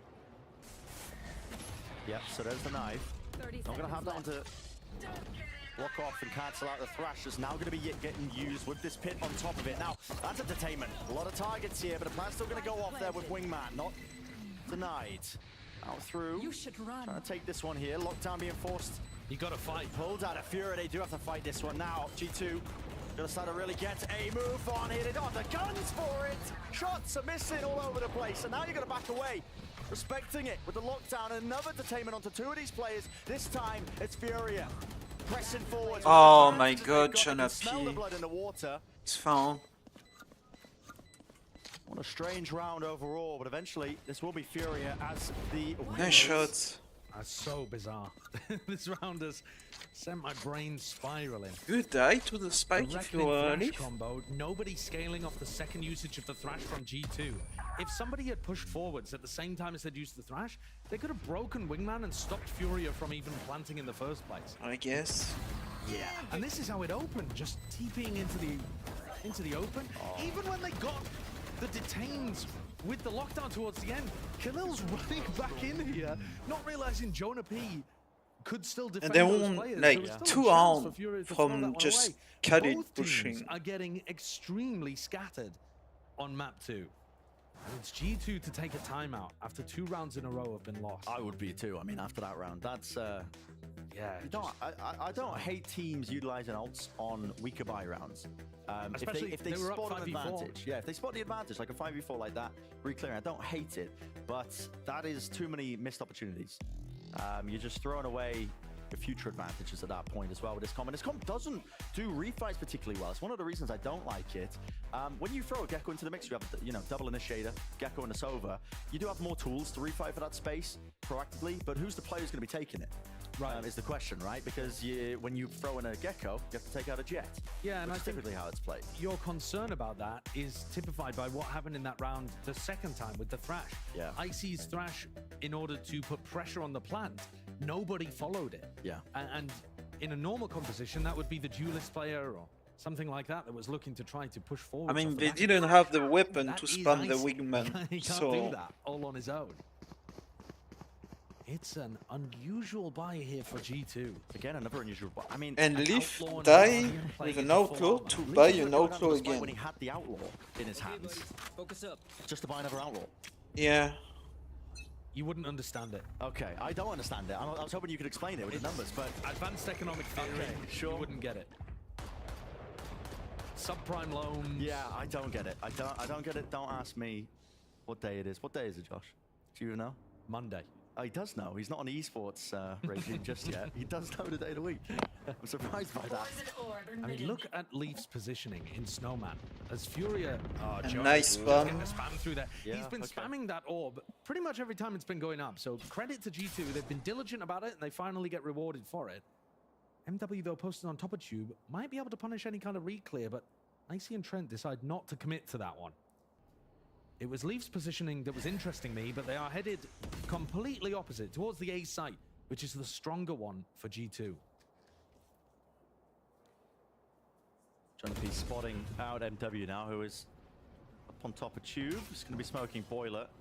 Put a bit of fear into them. That's a dart being used, actually not spotted as the wall goes down, though. They are going to be backed and around to the corner. So now G2 can flood defenders. They have a lot of players ready and waiting to get a brawl going, but 30 seconds. You don't have control of B. So where are you going? Time? Where are you going? Ult into the back cancelled because guess what? 20, I mean, Leaf is still there. 20 seconds. What is the decision making here? Smoke spot down. I mean, a snake bite's a bit late and delayed, but they're taking damage and Just pot shots, straight shots all the way around here. The spike down. It's over. It's muddy, it's messy. Holy shit, man. Furia. We're getting down and dirty in the mud, I think. We really are. Some of these rounds from Furia have just been appalling. There's no other way of putting it. One of their final rounds on their attack side, when we were watching them on Lotus, was similar to this. Just horrendous pathing decisions. There's simply no time to go for something like that. There isn't. And they should know that. These players are not inexperienced. Apart from Havoc, all of them have been around for a long time. Yeah, the TP height. Well, okay, Thrash is going to be used by Havoc. Can be broken picked up. inside Tube. Has They put a can lot of pick these it up. G2 players forwards, though. They're not gonna Looking at go the for gaps it. in mid. And this is the general game plan we've seen from Furia. Pull the defense towards mid and then try to exploit A. And it's working here. G2 do have a lot of bodies ready to flood in if they choose to, with that lockdown being used. To pit, forwards, fighting it out. We're getting spammed down here by the rifles. There's waves of it, at least with the mollies, but you got to back away and respect this one because Furia just weren't ready for it. They know where Conan is going to be. Can they spam? Not quite. Conan's got a little safe angle. Up to the corner. I see another one receive for him here. And at this point, listen, hands off the keyboard, spraying away. You're going to be hoping and praying you can receive these kills. Nice work. It's nice work from him. Over the top though as well, maybe just overextending his hand over Zealous, but Conan's still alive with this pit up, and he's got to reposition. Now sticking onto the fuse, Valen, it's a reload. Holy. It's getting Dude, all over the place. fucking tense between the fucking yellow Take play. it in the end. And a chuckle. And this one, like... Players. Overall, that was quite a good retake setup from G2. They have the lockdown, and this pit, it's the meta pit that a lot of the attack side teams are doing. It allows the Viper to still get back into the pit. But G2 did a great job of pushing forwards with the lockdown and denying that space. Trent stayed on 1 HP, tucked in a corner for basically the whole round, trying to deny any of the Furia players that were trying to get back up to stop the defuse from happening. Furia timeout. G2 understanding the round dynamics really well. Happy to give them control of A because they were very confident in using Leaf's ult to retake. They're not going to run a setup like that, I would imagine, without the lockdown. And Furia take a tactical timeout, but does Furia recognize that? Does Furia realize that if they do the same kind of macro again, pull people towards mid, hit A, that they're not just going to run into a retake scenario that ruins them? Sometimes you can lose a round and you're never going to see those same scenarios occur. Yeah, just isolating the fact that it was because of the lockdown. Having said that, they're still going up against Trent's Hunter's Fury, which can be difficult. When you're trying to get the plant down over towards A, Trent's normally going to be in a good position to put pressure on with that ult. And the economy's been knocked again for Furia. They were doing pretty well in round 5, round 6. It looked like they were in control of the game, but it only takes one slip up. Yeah. Round 7 disaster class, and suddenly they're in a bad spot again.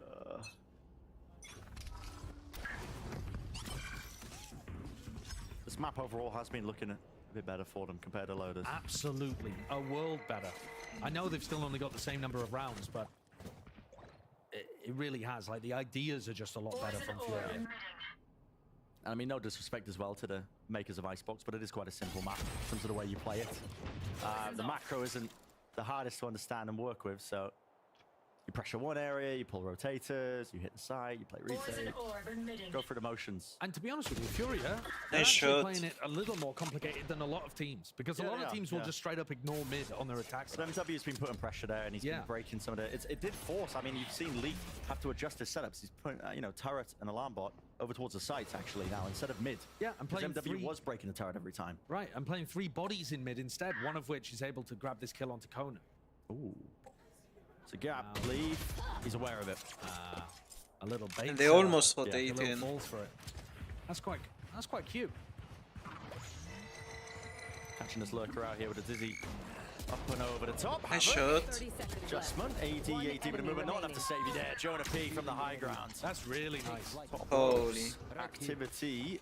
And poor Nozwa, nowhere to run, nowhere to hide. So G2, pretty clean round from them. They were against the weaker economy of Furia. Poor Nozwa. I mean, he's had a rough year. Yes. He's got to watch his former team turn into a powerhouse while he's trying to pick up the pieces on his old squad Furia. Rough situation for this guy, who we know has got a lot of talent, but I think you can see it's just not being demonstrated most of the time in this squad because they've got so many other issues. But this round is what the timeout was taken for, so we'll see how they end up playing this one as that early util again. Dizzy in a flash. Can Nozwa get this ult orb? Are they going to try and play around this? Yeah, potentially. He's going to go for it. And here it is, offloading with the ult. So Valin did send flying a bit of that early util. Moshpit so that nobody can play into this one. Molly into the corner. You've got to get this plant down at some point. They keep losing Wingman, going for the plant, getting caught by Leaf's utility. What's occurring? What's going on? Okay, they can't get the plant down because Wingman died. Yes. I was just wondering about this one. Okay, Hunter's Fury. One shot on target. Oh. Almost two at the back. So decent damage done, but no kills collected. And through the wall goes the bullets. Nozwa, recipient of that one in the kill feed. Lights up red. Khalil's let the turret go down again. Oh, no, not to the mosh pit. And his players, they are being spotted out here. Revealed in the end. Nozwa didn't have anywhere to really run and evade that one. Trying to P from the back. MW brings it to the 1v1 now. Time ticking against the TP. Down to disengage. Trent, I'm going to be spotting it, so he knows the positioning of it. Not ready yet. Sticking it. He's bought himself a wing con. Smoke dropped. Oh my god. Insane by Trent. I mean, the reactions on that one show me a replay. That's nuts. That is disgusting work. Trent's had a few rounds here, 3 or 4, where he's really come up huge. Bit unfortunate there for Leaf. Khalil gets caught by the mosh pit. Lets the turret go down, and MW almost stole it. Oh, nice shot. But still, I mean, nasty. You can, yeah, you can hear it. Teammates gassing him up. That is lovely. Sometimes it just works out for you like that. 13-3 Trent, followed up by Jonah P, who's also having a hot game today. And yeah, I mean, credit to Furia. They're forcing G2 to actually win these rounds now. But G2 is still good for it. What is occurring here? Okay, Thrash clearing all the way through here with deep smoke. I see Seeking. Oh, nice adjustment. And another fucking snappy today. Feeling it here, and bodies are dropping and falling. Seeking to fight over kitchen control again, just leaping through the smoke, man. Shorty in hand, G2. And W is just running into 4 at the end. So this round started off with both Thrashes being used on either side, and one getting cancelled by 0 point. But G2 recognized that it was that mid play and just gave up on their standard defensive setup to crush it in mid. You don't get much worse crosshair placement, but Trent still hits that nasty flick. Aim-labs moment, I think. Look at that.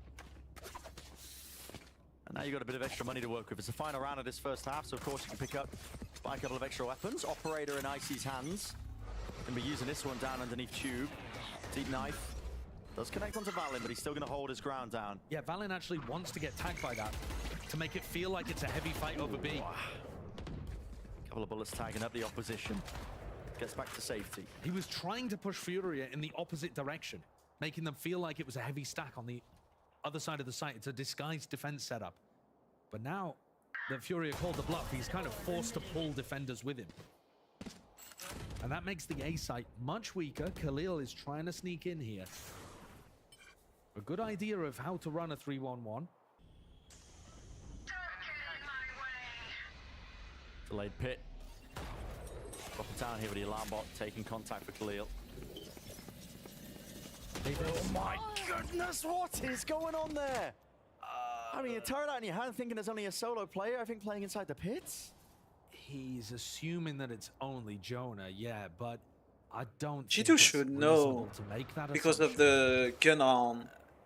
you know, Leaf. They played earlier. Leaf can pop the nanoswarms from anywhere, so it's not like That you know it's there. But when Khalil dies gamble you on don't A, need to take. We'll see if they can make the most of this one. they still. rotate Dizzy back and commit the wingman drop towards down B. with the defuse or the plant. So a spike on lines of the post. That's a nice flash. And fight into the back, but it didn't quite connect onto Trent and fully lit up there. It's a 9-3 And finish. another With 9-3 finesse there. half. G2 looking really quite in charge. 16-3 at the end of the half, Trent. Yeah. He's on fire. We don't need to see that again. That's just, oh, it's disrespectful. We don't need to see the low lights. It's disrespectful. I can't believe they've done him like that. Oh my, okay. Well, let's send it down to Elizabeth, who's down on the floor with a special guest. Thank you so much, gentlemen. Now I'm here with Lanice, Valen's girlfriend, and Valen is making some noise over there. But you were talking to me before. You've been together for 9 months, correct? Yeah. You were talking to me about how it was so much easier when Valen was playing online. If things got stressed, you could just close the tab. But now you are here in person, literally watching his every move. What is it like being here in person? I like being in here in person. Obviously, it was a lot easier if I got really stressed. I could just click out of the live stream. But it's great to be here and be able to support him. It's like been my dream for so long. We were long distance for a long time, so I'm just really glad to be here supporting him and the rest of the team and being able to see what Valorant is about. I don't play personally, so I'm learning every single time I come here. And it's just a joy to be able to be a part of it. You say in supporting Valorant, I hear the yaws, I heard them. It's in supporting Valen. The past, even just like through kickoff to stage 1, it has been kind of a tough time for G2. What is it like being his partner? Not experiencing it directly, but being his partner through all this? Well, it's very different than what you would think. I mean, we see everything that goes on behind the scenes. When they're stressed, we see how they can kind of get in their own head. And it is hard to kind of see that happening to your partner, but like, I feel that it's my job to be there to sort of be the mediator and kind of calm him down when he needs, or kind of give him the hype that he needs, you know, give him just the love and support that he needs to perform at his best. And I think that just kind of does more good for him. It helps him to feel good for his team. And I think he can kind of spread that love within his group. Well, clearly so much love from you, but we have a game to get back to and support Valen. So casters, please take it away. Thank you very much, guys. Yeah, I mean, Valen, he's a very mature individual. I will say, you know, you have conversations with him. You think he would be older than he actually was. He's pretty young. Yeah, he is. In terms of being a pro player, and he's stepping up into that leadership role, but in terms of that kind of mental squeeze and the pressure and all of that kind of stuff, though, I think G2 have had it fairly easy today. It's Fury are the ones that are feeling that stress. Certainly. And they tried to convert that into initiative at the beginning of this round. 3 players down mid, seeing if they could work an early pick. And instead, they've just given Jonah P the idea that after the nice shot, stuff, there would be an opening, and he's taken it and taken the head of Khalil. It's a busy replay here. Along with all of it, I mean, a full-on util dump. Havoc does win that one out, so he dominates that mid-angle back again for them. 4 versus 4. Good work from Havoc, finding his moments. Retrieving that utility as well that he can now use for the retake. Dart, bit of a reveal there. MW was getting ready for the paranoia. No danger of the spam though, so paranoia coming through here with a dizzy. Eventually take it out. Shots landing from Valen, a reload. Even time for it. This guy is just working them into neutral. Girlfriend buff. Doesn't need a util setup. Spiro heads on a swivel and aware of where to look. Not until the job is done. That's the partner getting interviewed buff. Yeah, it is. Comes through. He was turning around all the time. He's like, what are they saying? Yeah. What are they saying? What's going on? Oh. Playing off the back of Icy's Dizzy, dodging the paranoia coming through from MW. Finds a great moment now. Same situation again. It was wasn't it 9-3 at the half on Lotus, I believe? It was. Don't ask me to recall anything of that last map. I think it Don't ask me to recall much of what just happened. It was a 9-3. Fury got pistol follow-up in 1 round. And the half ended 9-3. Then G2 won out from there. We might be in a similar situation. And again, man, Fury are taking a timeout before you can have even a read on the any setup. ideas about what's happening. Yeah, this is It's mentality stuff. It's gotta be. It's the only thing it could be. It's weird to We take a don't obviously, timeout we're not just privy to after the comms, but it's the the only thing it can pistol. be. Like, Yeah, because you're not you learning had the anything like half G2 time doing to on their talk. attack side after one pistol round. So, well, this is going to be a long road back with no insight from the coaches if Fury are going to make a run of it from here. I guess And they are just based on what's happened today, calling for false you buy. wouldn't put your money on it. No. It has been better for them on Icebox. It does seem like a map that they have a better understanding of, but they're still pretty far behind what G2 are offering us. That's the trouble. It just, I mean, the tier gap is just really getting wider and wider, it feels like, between these two teams. And I mean, for Fury, they've got that added extra pressure of trying to get that first win, that first hurdle. We've seen teams, I mean, last year, Crew, go through the exact same stuff. I mean, it's almost a mirrored storyline, not quite, you know, Fury are not at that level. Yeah, just in that's a terms of false games buy lost for in a row, Fury. but, you know, almost to the point. Crew were making it close, though. They were making it close, yeah, and it's like the confidence that they could potentially win. That was part of the heartbreak for them, but Fury are just getting smoked right now. And now going for an early peek. Yeah, Conan's going to be... That just shoulder watch for peek. that. That's just, again, we saw this same kind of devolving of the gameplay on Lotus. Yeah, But Fury is throwing caution to the wind, individual plays, it's not synced up. Everybody just going for their ones. It felt like on Lotus, as soon as they won the pistol and went down 10-3, they gave up. And now I'm sure they're not consciously giving up. Guys, I'm throwing. Like it's, you know, they're not going to be common that. Don't think they're common that. But it's about getting your head in the game and trying to sync up Nice shots. so that you're making team play setups. Now, Okay. can Nozwa do something more? No, he did what he could to take down 2, but he's still left Khalil in a 1v3 that looks unwinnable. On Lotus, down that much, the game just went to pot for them. They were on the attack side and Yeah, there's even a lurk mid, so... some bizarro rounds. Yeah. He saw 2 though. Spots 2. Can't isolate the fighting time though, and even drop down to 1 HP, so... Cleanly dealt And with with. that pause Swept by, aside here by G2. you don't have a bonus. We were having a lot of conversations last year about the additional stress on some of our players and teams that weren't classically based in like the LA area or North America, Even North America, USA. right. And I do think there's an additional pressure on those players. They're further away from home, it's more difficult, not as used to the culture, the language, the culinary stuff at times as well. But I would like to hear more from Fury about what is going wrong. You know, the Arrivals interview, they were like, how are you going to turn it around? We're going to win today. All right, that's not actionable feedback. Right. That doesn't actually tell us anything or really even show that you understand what the issues are. Can they put something together here in round 15? It's bad weaponry for Furia and G2 get the plant down. The plant actually goes down without Wingman being denied by any kind of utility, which was a large issue for Furia on their attack side. Offloading it now, double flash. A lot of it getting it ate up though by this Viper Orb. Dropped. Hello? Down and no kill. Fari? Rough. Whiffy there, a bit rough indeed. Plenty of players can be facing him. Here's the dart. Out flying forwards here. On with the rifles. Alongside it, great crosshair placement. Trent.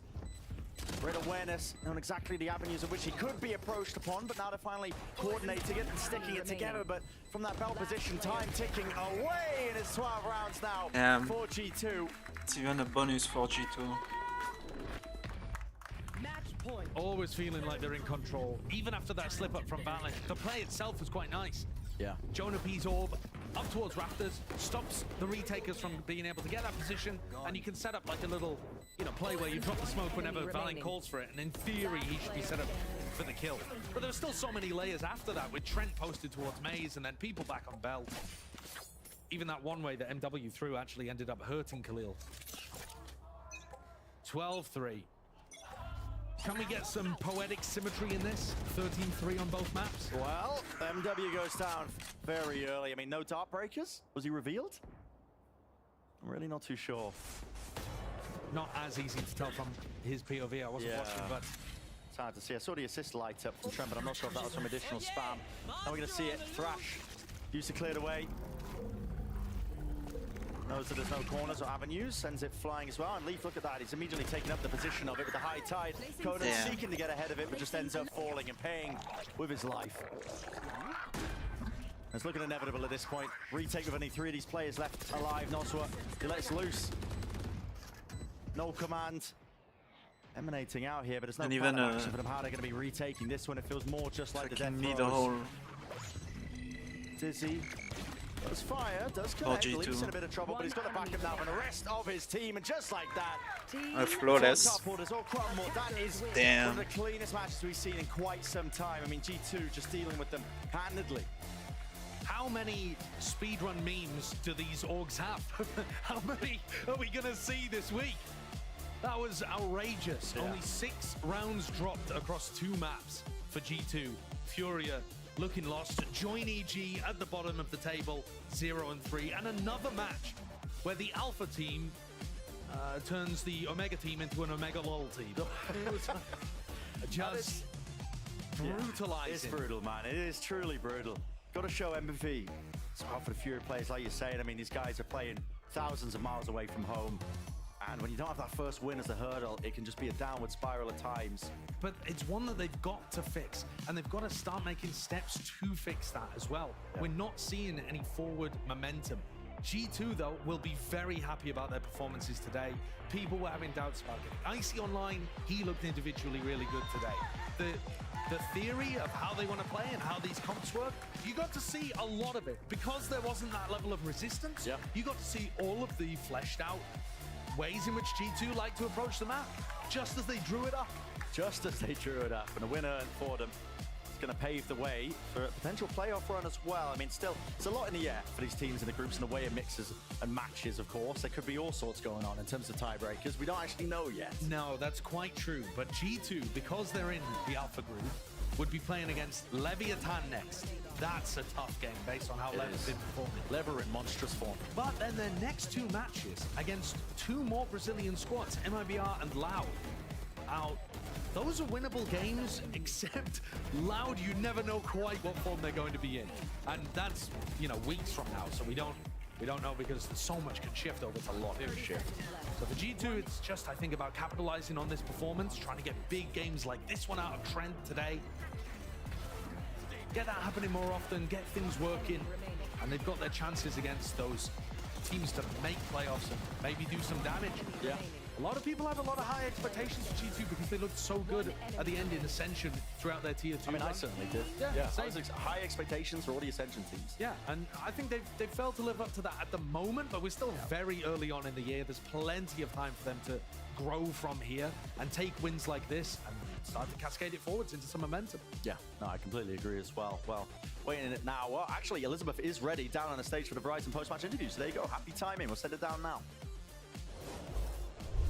And I'm here with the man of the hour. It is Icy from G2. A splendid performance from you and your team. 13-3, stealing the first map pick and taking it to your map. Talk to me about the emotions right now. Very generic questions, but how do you feel? I'm feeling good. It was a big win to start our Super Week. You know, we have Lev next, and I'm looking forward to our next games. So talk to me about Lev, because they were talking at the caster desk. Like, that is a very daunting, big opponent to play against. How do you feel about facing Lev? They've been looking good, but, you know, like, we're going to play our own game. We're going to come out, and we're going to, you know, do our thing. You're gonna do your thing. Well, I wanted to ask you about, I talked to Josh and I said, you know, Icy, he said that Icy needs time to kind of acclimate and warm up. After this performance, do you think it is fair to say that you have acclimated quite well to G2? I think I'm like integrated well into the system, and like slowly, like we're getting there, like game by game, we're like progressing and we're doing better and better as a team. Now, this might be the first time some people are meeting you on the VCT stage. Would you like to say anything to anyone, whether it be fans, loved ones? You know, like just shout out to my family, my girlfriend, everybody who supports me, like my team. We've been, you know, working hard at this, and yeah. Well, congratulations again. Everyone give it up for Icy one more time. We're gonna go to a break, but stay tuned because you know what game that's next. It's 100 Thieves versus Cloud9.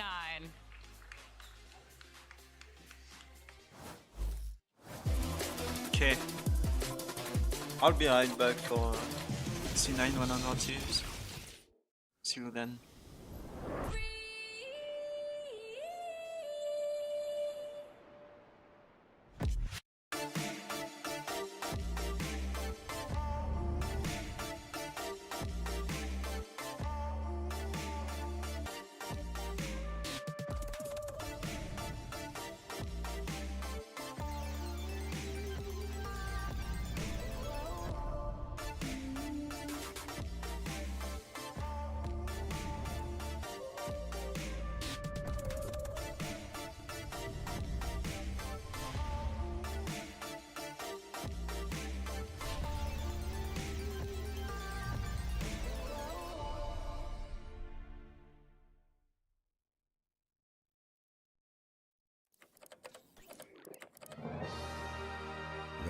gives you wings.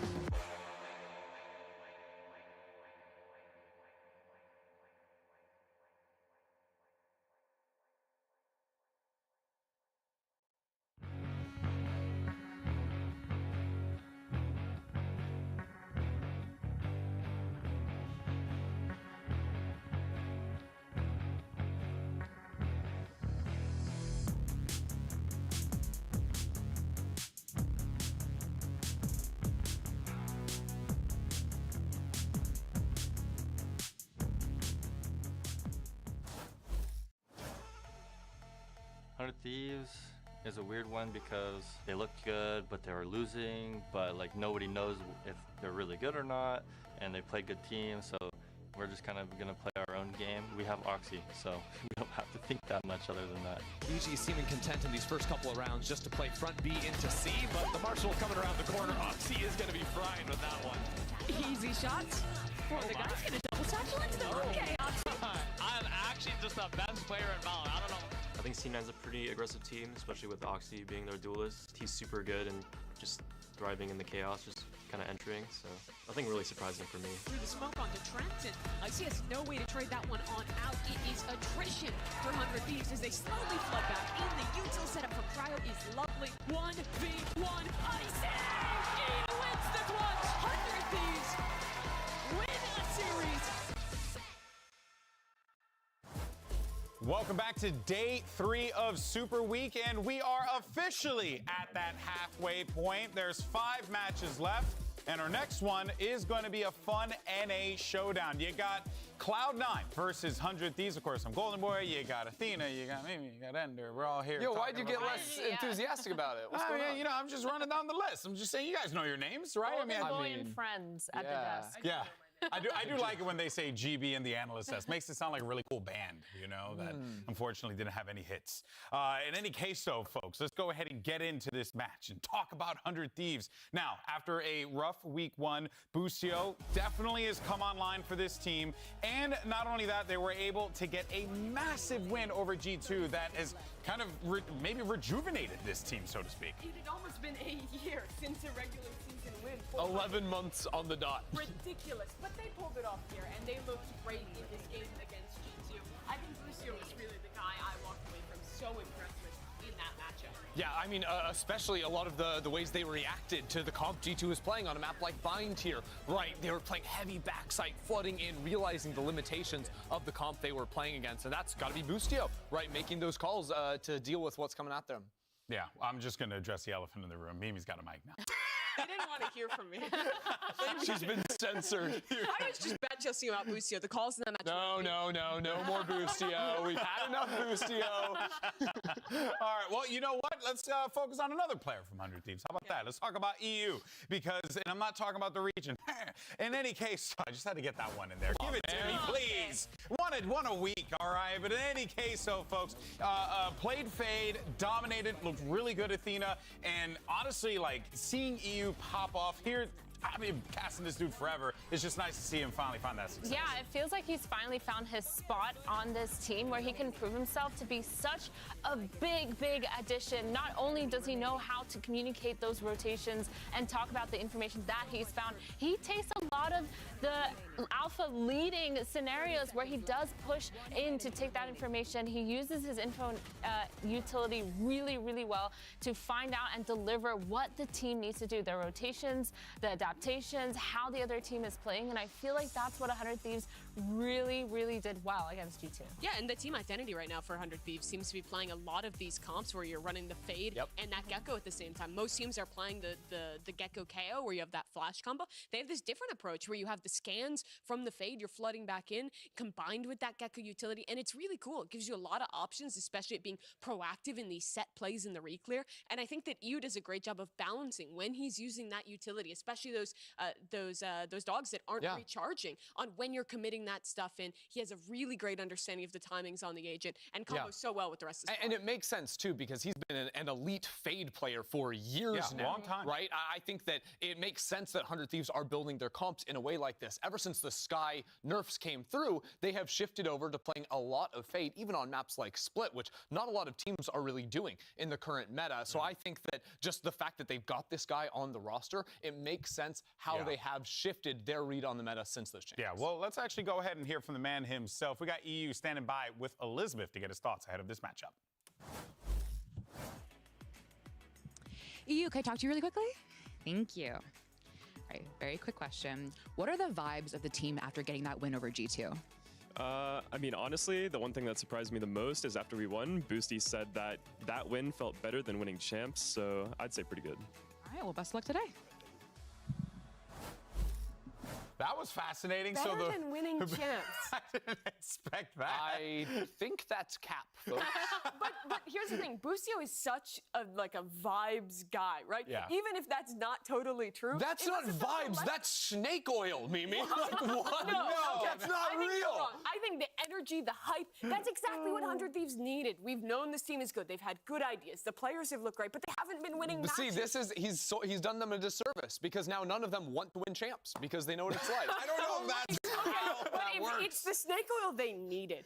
Yeah. They were following the cart. They wanted the snake oil so bad. Now the team believes behind him. This is the only time I've ever heard snake oil be used in a I'm positive a big manner. fan of snake He's oil. a big fan. We found the salesman here, everyone. All right, folks. Well, look, 100 Thieves could be back, but, I got maybe some bad news because they're going to have to play against C9 today, and this is a squad coming off of a win over Loud. You even heard Rooney in the piece ahead of this.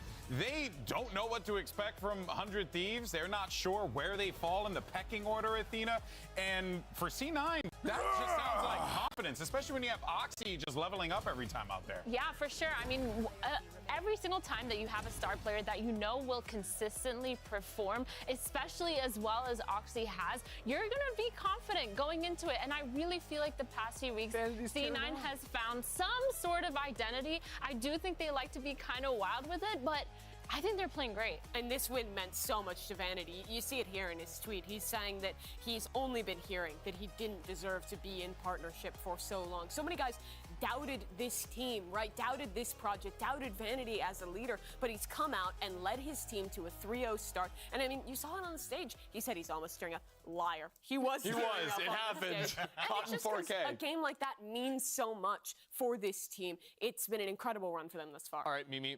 Which win meant more, beating G2 or beating Loud? Loud. Okay, sold. Oh, there it is. Not even a split second of hesitation. All right, folks, I mean, let's go ahead and send it over to the new Mustachio Menace because we have Vanity standing by with Elizabeth. Look at his mustache. Vanity, can I have a quick word? Thank you.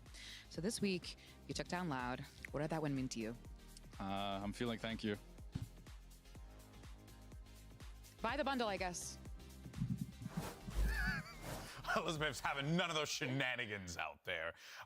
But, you know, I think that for this C9 team, they have, as you had mentioned, right, a team that has kind of been unsure of what to expect coming into the season. But now, like, we're in a position where C9 could very well find themselves maybe even going to Shanghai. Like, this team is playing very, very well at the moment. They're 100% on a roll right now. And that's why, like, focusing in on the series at hand, I think they have a pretty big edge. We touched on it a little bit at the start of the show, but when you look at the styles and the two ways these teams like to play, 100 Thieves love to get in your setups, your full setups. If you're completely drawn up in the Valor plant, you're ready to press that exec button on that attack or the retake on defense. But the way Oxy plays, it just doesn't give you a moment to breathe. He's always trying to anticipate your next move and take those chances that a team like 100 Thieves might not even see coming. I will say in their win last week, I think for 100 Thieves, we saw a lot more of their on-the-fly stuff and the adaptation. The bind game in particular, I think Busio did a great job slowing down these rounds and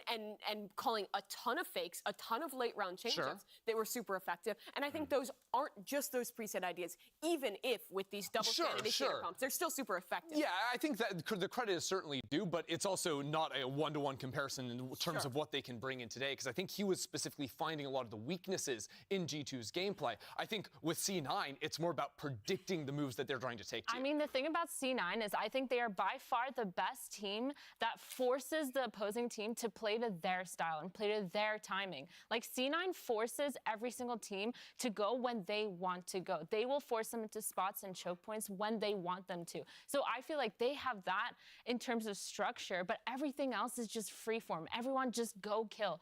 And that's why I think C9 kind of has an upper hand in this. I don't know. I feel 100 Thieves, they have really good structure, and as much as protocols can be used to kind of respond to whatever C9 is doing, it's hard when it's like completely random. 100%. It's when Oxy is taking these crazy timings that you've already seen so many teams falter to, right? Whether that's him sneaking behind them while they're trying to plant the spike or him pushing into the spawn after an exec in. Those are the things that can really get away from you in the heat of a moment when the round state just completely turns on a dime. You have to be ready after that. Yeah, a lot of those ideas too is that duo of him and Zeppa together. We talked a lot about this with old C9, but Zeppa's a player who, with his duelists, even if his duelist, like Oxy keeps saying, isn't thinking is going to be setting him up for the play, calling for these adaptations in the mid round. That kind of the volatility works so well for Cloud9. Now, there is something that you got to keep in mind, though, because even though there's a lot of really good things to check out for C9, one thing that has kind of crept up is that the team just seems to really like losing that first map.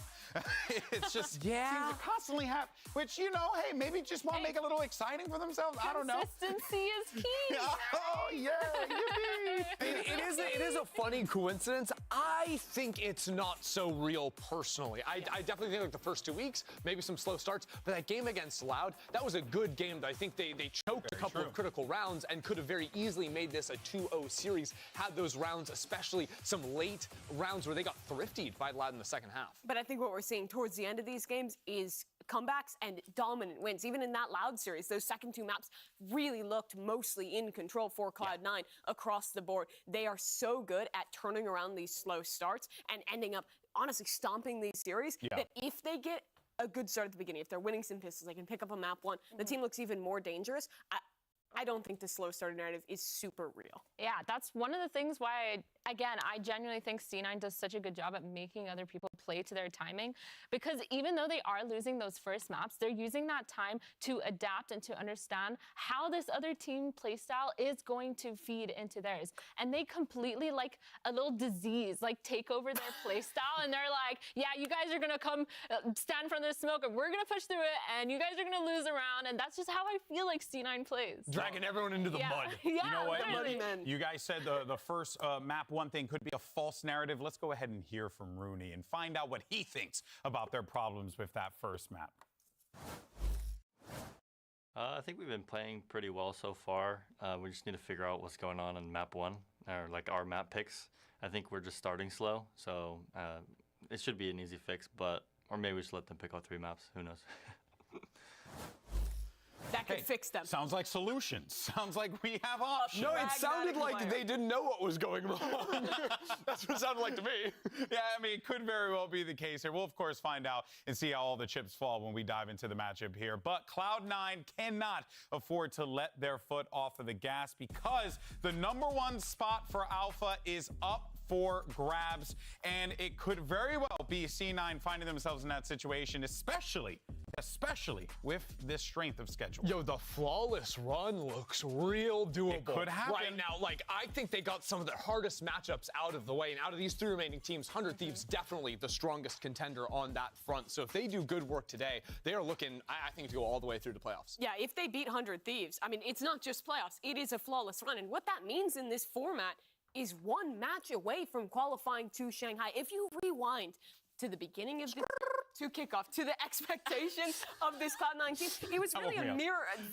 I'm just going to ignore that. Get him away. It was a mirror of last year, right? Where they made a roster change to surprise people at the beginning of the year, where stocks completely fell, and then they have just come out and impressed. And for me, it is just about closing the deal at this point for Cloud9. Yeah, I mean, when I first saw the additions of Rooney and Moose, I wasn't convinced. You weren't convinced by minus Rooney plus Rooney? Minus Rooney plus Rooney. I feel like C9 made a lot of these choices that were questionable for me, and I'll be honest, I was a C9 doubter, but when you look at how they've been playing, and I have no idea how they got here, but they've been playing so well. They've established this sort of play style around them, and I don't really understand exactly how they've done it, and I don't understand how they can fix their first map, but if it works, you guys can tell me. Just lose the first map. You guys can tell me I'm a fraud. It's perfectly fine. You're a fraud. You're a fraud. Okay, well, I didn't get to say what I was going to say. But it does kind of sort of feel a little bit like EG from last year. Not in exactly the same way, but a scrappy team that's just figuring it out, that continues to power through. And obviously the results aren't 1-to-1, but it does feel like this is a squad that is kind of just got bonded over their defeats, their losses, took that personally, and then put that time in, just like the way EG did last year. In making rookies work and kind of making a miracle happen from low expectations, I agree. But where I disagree is I don't think there's a match in style at all. I think these teams could not be more different. Makes sense. EG last year was a squad defined by their set plays, by their prep, by their excellent counter stratting, and how adaptable they were in their comps. Cloud9 is a team that's defined by how damn good they are at adapting in a match, at going for plays that really take hold of that tempo, like you were saying. It's a very unique style, but they execute on it so well. It's the chaos style. It truly, but you know what? Another thing too, though, and you mentioned it before, but Moose has been a massive addition to this team,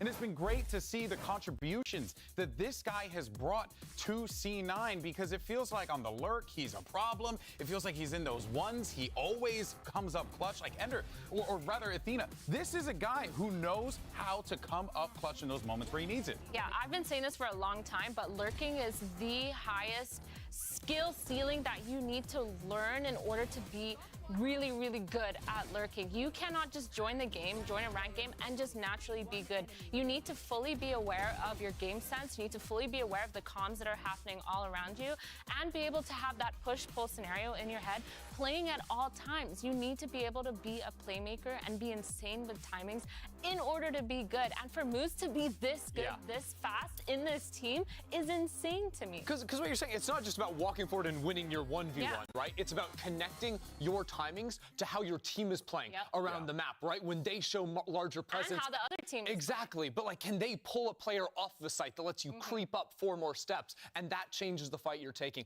That's what has been so impressive to see, is that linkage between the new player in Moose and his squad and the IGLing behind it. Yeah, and it's not just the synergy with the team, it's the level he's doing it at. This is a guy who was always great when he was playing in Tier 2, but he's never taken to a land stage like this of this size, playing against teams of this caliber. He was pulling off lurks like this against a squad like Loud, one of the most experienced teams we have here, which is why his growth so quick has been so incredibly impressive. Yeah, it truly has been. I mean, it goes to say that the entirety of this C9 roster has found themselves a rhythm that they just need to continue to build upon. Whereas on the other side, for 100 Thieves, look, a lot of these teams aren't sure what 100 Thieves brings to the table, but I think we're about to find out here today. This matchup is going to be awesome. I'm pumped. I'm excited. So let's go ahead and get ready for it, because we're going to send it down to the stage to our announcers so we can bring out our teams. Let's do this. Let's do it. Riot Games Arena, it's time for our second match of the day, and it's time for an NA showdown. Let's give it up for your 100 Thieves!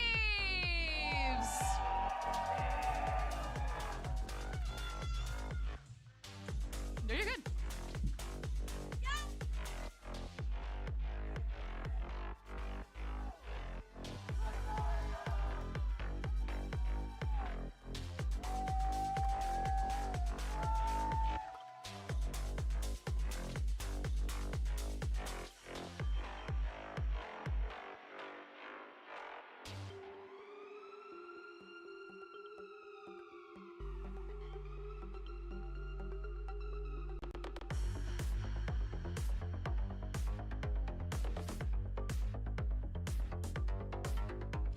And let's bring out their opponents. Make some noise for Cloud9!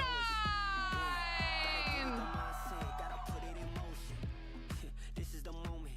Gotta one of my opponent.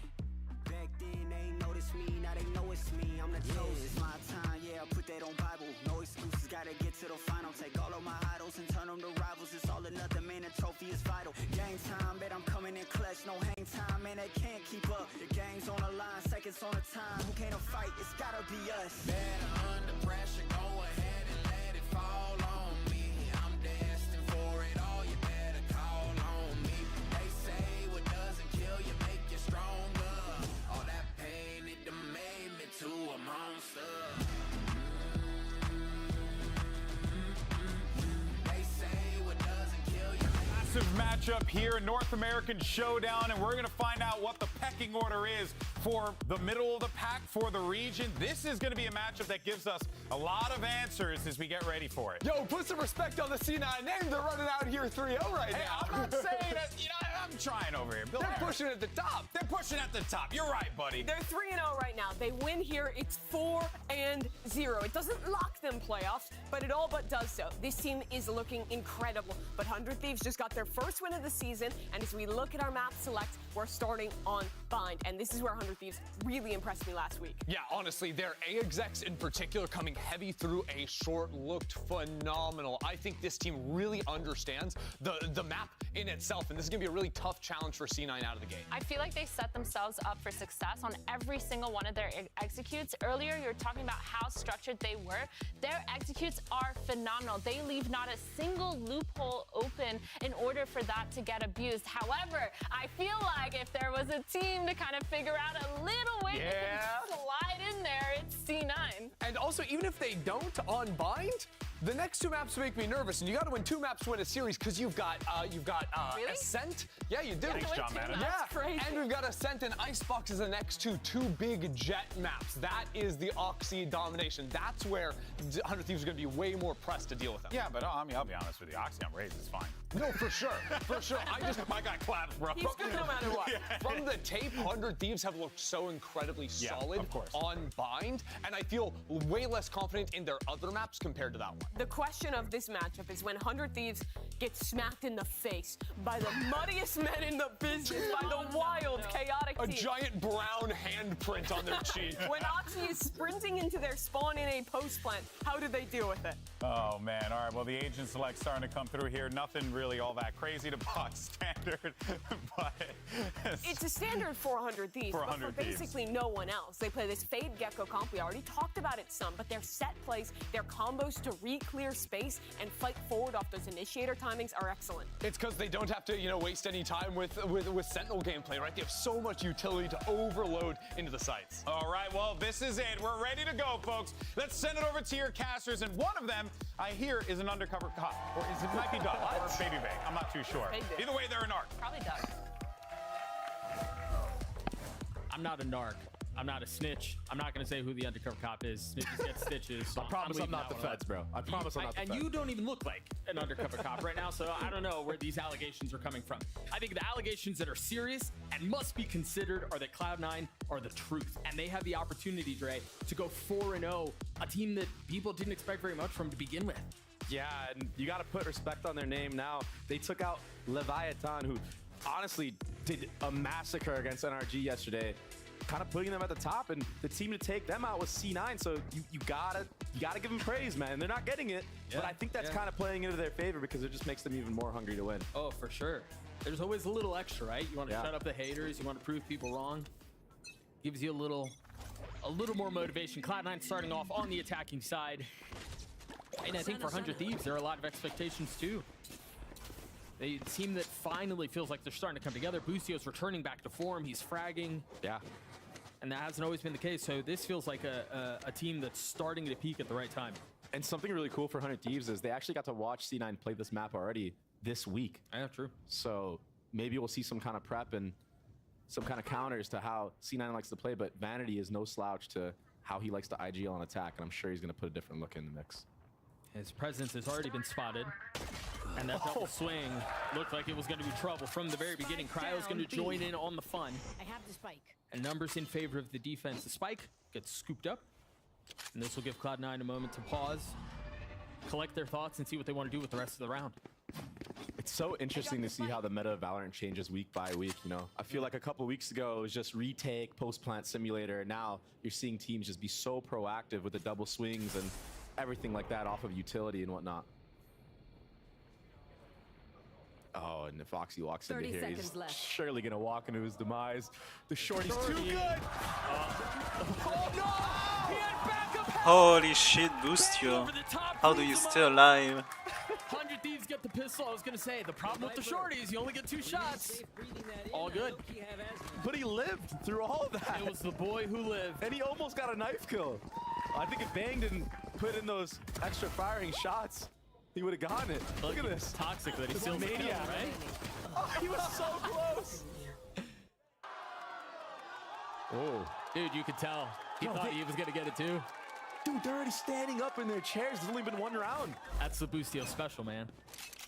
3 Bulldogs and 2 rifles. A Phantom and a Vandal. While Cloud9 have put a Sheriff in the hands of Oxy. You know, this is a little different from what we normally see. Oftentimes they give him the Guardian and it's just pistols, but this time just the Sheriff. Still no damage done. Oh, that was a clean shot there on the angle that Boostio was holding, and now he's going to reposition. Good play by C9. Always good for one. At least. Ender says it the best. And he's right. And flash out of showers. Cryo's playing in the smoke. It's just set up. Vanity with a They're really losing good trade guns, down to 30 though. HP. And they have upgraded a weapon. It's gone into hands this episode. Well, never mind. I was going to say. This has the potential. But it seems like it's stabilized. Moose in a 1v3 with the Classic will not be able to deliver. 100 Thieves get their second. That's awesome. The IGL and the main duelist, 400 Thieves, are popping off right now, and that's what you want. They get the If you're plant, 100 they get Thieves 2 fan. kills. It's not You've bad already for seen the C9. energy that Boostio and Cryo were giving off, and I feel like I don't know if I've ever seen Cryo get out of his chair, ever. Yeah, Especially for a pistol round that he went one and done for, but so hyped for his teammates. Spike planted. And Asuna already looking dialed in.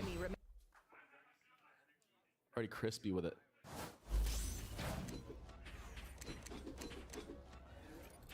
Into the gun round we go. We see 100 Thieves. They carry a couple of those rifles over. Still 2 Sheriffs. So you're already starting to see the financial approach they want to take into this half, right? They can balance things out. You don't really hurt yourself too much. And you're setting yourself up well for the future.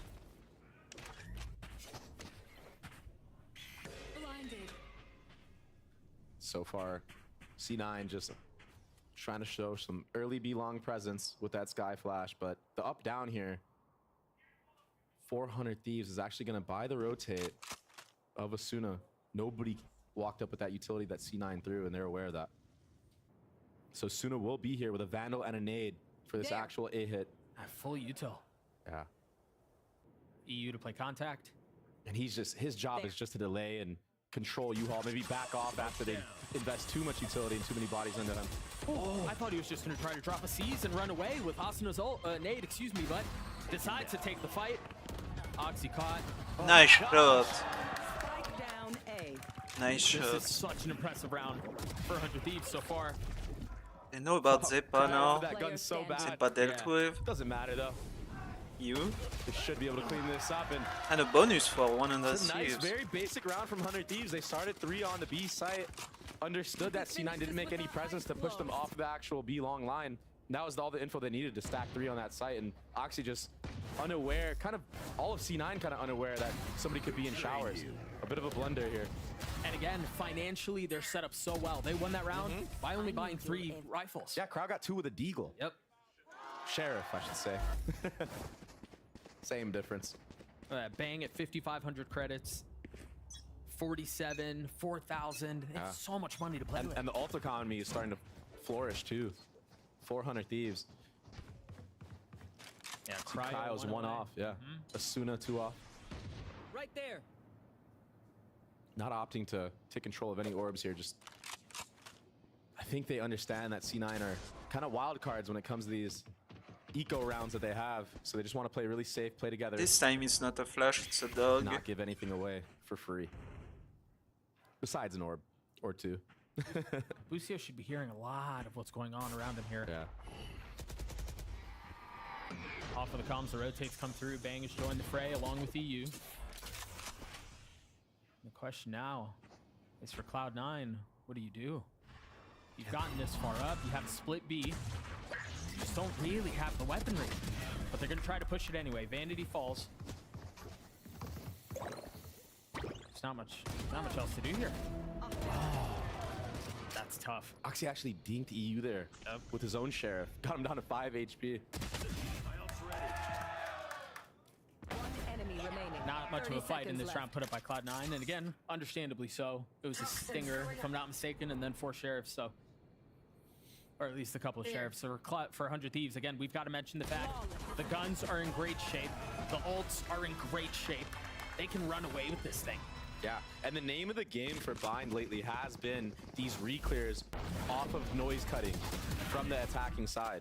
And that's what we saw. That's how you saw Vanity get picked off and be long. The proactivity from these teams on the defensive side, it's just so good, and it gives you all the info in the world. So even after that kill came through, Asuna and Lucio, I believe, were just double pushing down B long to secure even more info that everybody was towards that short A area. 4 rounds in a row. Asuna with ult, Cryo as well. More proactivity here with a smoke this time, so this should be obvious. And there it is, the spam from Rooney. No showstopper this time. He will not be taken for a fool with that smoke. That Boostio already trying to even out the numbers. It's gonna be a fuzz B. Problem is there is Cypher trips up because this is a full gun round. So that is the benefit of C9 running the Cypher compared to another initiator or something else. Rooney can actually lean over and be with the team at times. Doesn't always have to lurk and watch the flank. See the utility start to soar. What a tether! No way! And the spam through. They invest the ult. Through all of it though. The defenses on B are weak, and they're continuing to trouble. Cryo's the only one here. Boostio still playing on the other side of the map. Cryo was oh my god. And no targets found. Oxy with 3 on the round. Cloud9 flirting with getting their first. Spike planted. Oxy just doing Oxy things. He understood the timing there, that the Viper wouldn't have his gun pulled out in time. And he should be going down here because of this mosh pit. Ooh. Boostio got his. He got his 1. Yeah. I mean, clean round for C9. Putting themselves on the board so far. 1000%. I really liked what 100 Thieves did here, though. Oh, wow. On this long area, this could have gone really south for them had this tether hit more players. What a cool idea. And for Bang, he just got caught lacking, wasn't aware of the timing that Oxy was going to take, but yeah. He's a player that takes those timings and it wins them so many rounds. So let's see if 100 Thieves try to punish him for taking timings like that from now on out. And oh, there's gap. Oh. That was the opportunity. They did that on purpose. The thing is, Boosty's often good for those too. Yeah, it's still so early in the series. You probably just need to get a little bit more warmed up with the op. Yeah. Scout destroyed. I mean, that gun is a beast of its own.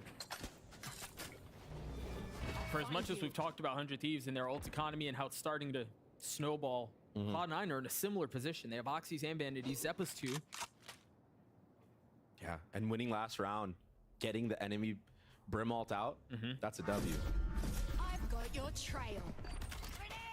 4 players will be here on this A site, and expect Asuna to pop this rocket. Yeah, when does he do it? Cryo falls. Asuna goes up top. Spots one. Landed good it on running. Rooney, and got info that there was one closer. It's going to be traded out by Oxys. Little raise on raise. This time Lucio finding value with the op. But Oxy pushing forward. Cloud9 with an advantage, and a considerable one too, because the spike has been planted with it. Such a decisive exec from Cloud9. Yeah, Oxy has no hesitation right now when he's going for these aggro plays and pushes, catching Boostio off guard there in the reload animation of the op. Which is really when Oxy's been at his best, right? When he's not really thinking about it, when he's just pushing forward. Hang on, 100 Thieves may have a shot at this thing. 2v2, Vanity holds the line, or at least attempts to. It drops to 1. Jump pick. Moose has a cam. Far away, it's planted for him too. He just spotted the tail. EU falls, Cloud9 get their second. Wow. A good answer back from C9, stringing 2 rounds together. And I have a feeling we're in for a hell of a match right now. I think it's going to be another one of those teams that win a series of rounds and then the other one comes back and whatnot. And you know Boostio wishes he got that kill, because Oxy, who ended up taking 2 players out, would have gone down early on. Yeah, for sure. No rocket in that round. Economy's still good though. Full buy. Without 100 Thieves, and that's what you were talking about earlier, how they set themselves up in the round by winning that bonus. They're starting to reach the bottom of that well though. Feels like they've got to win this one. As far as economy goes, if they want to keep this thing rolling. Oh my Nice gosh. shots. Dude, when Bang is on, he's insane. That was so fast. Spike had trade though. No util used there from C9 either, and that's ultimately what their demise was. No Roomba, no flash. Yeah. So one. Can't be walking into Bang's crosshair like that. Now this just seems so hard. If you're C9, Moose actually has to go huge here and win this 1v1 in U-Haul against Cryo. Yeah, His they timing might be just perfect. There's the first. They have a chance now. Ah, but I mean, EU's just exposed in the open. Does he take this fight too? Oh, he's so far up. He's getting so much info. He's crazy for re-peeking that second time. But I respect the confidence. The guy's fearless. He continues to play with fire. Somehow goes without being punished and gets a kill on Moose. Finally traded out. Rooney with 15 HP. As Zeppa's dancing around, feeling some of the pressure of the room, but feeling the pressure of 100 Thieves pushing forward. No flashes. Do they have any util? Zeppa has a dog. Oh, and he's got a gun! Put it right. Holy Zippo. Oh, he would have had that guaranteed. Yup. No ammo. That's how you lose the round. I mean, they did such a good job bringing that back. Oh man, that looked effortless from Bang. Yeah.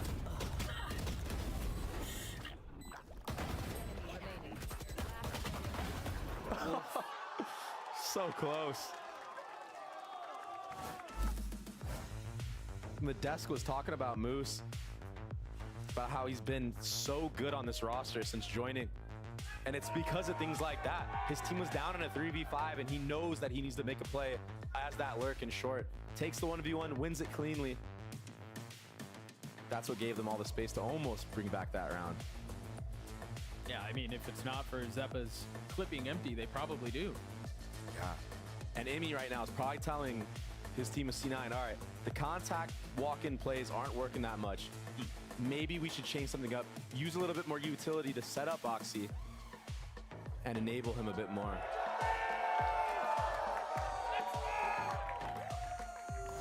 And this is a problem that NRG was having yesterday. They kept trying to do the contact style that they have, but it just kept getting punished by the proactivity of Leviathan. And it's so similar to what we're seeing here from 100 Thieves.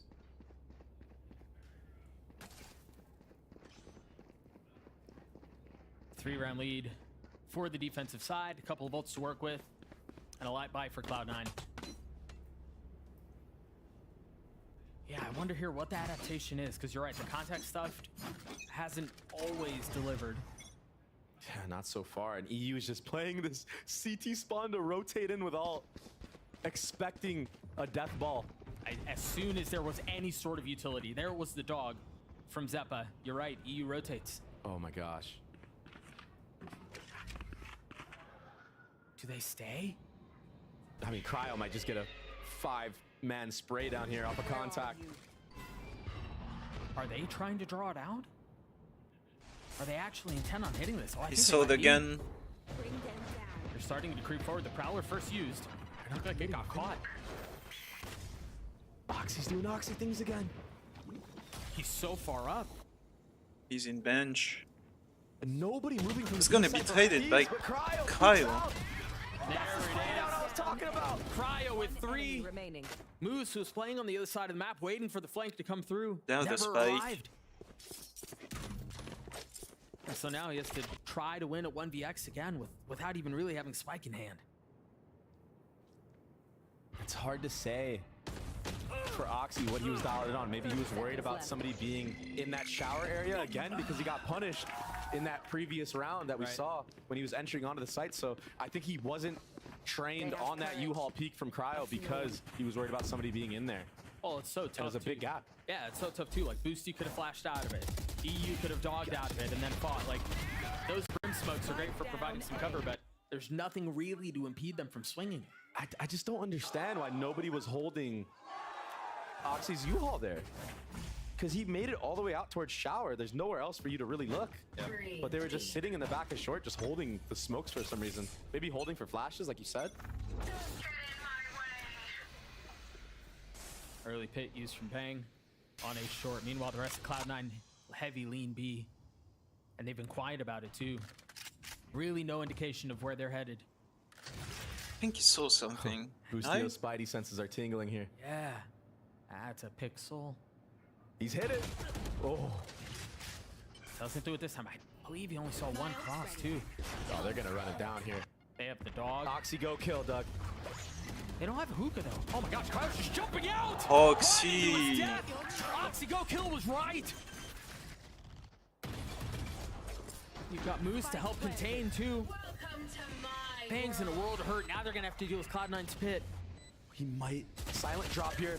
Oh, it's not enough. Vanity with the running gun. With a Spectre 2 upgrades to a Phantom, and the round is done. Yeah, it's a save. I feel like Oxy go kill works 70% of the time. Oh, more than that. So reliable. Oh, such a sick transfer too.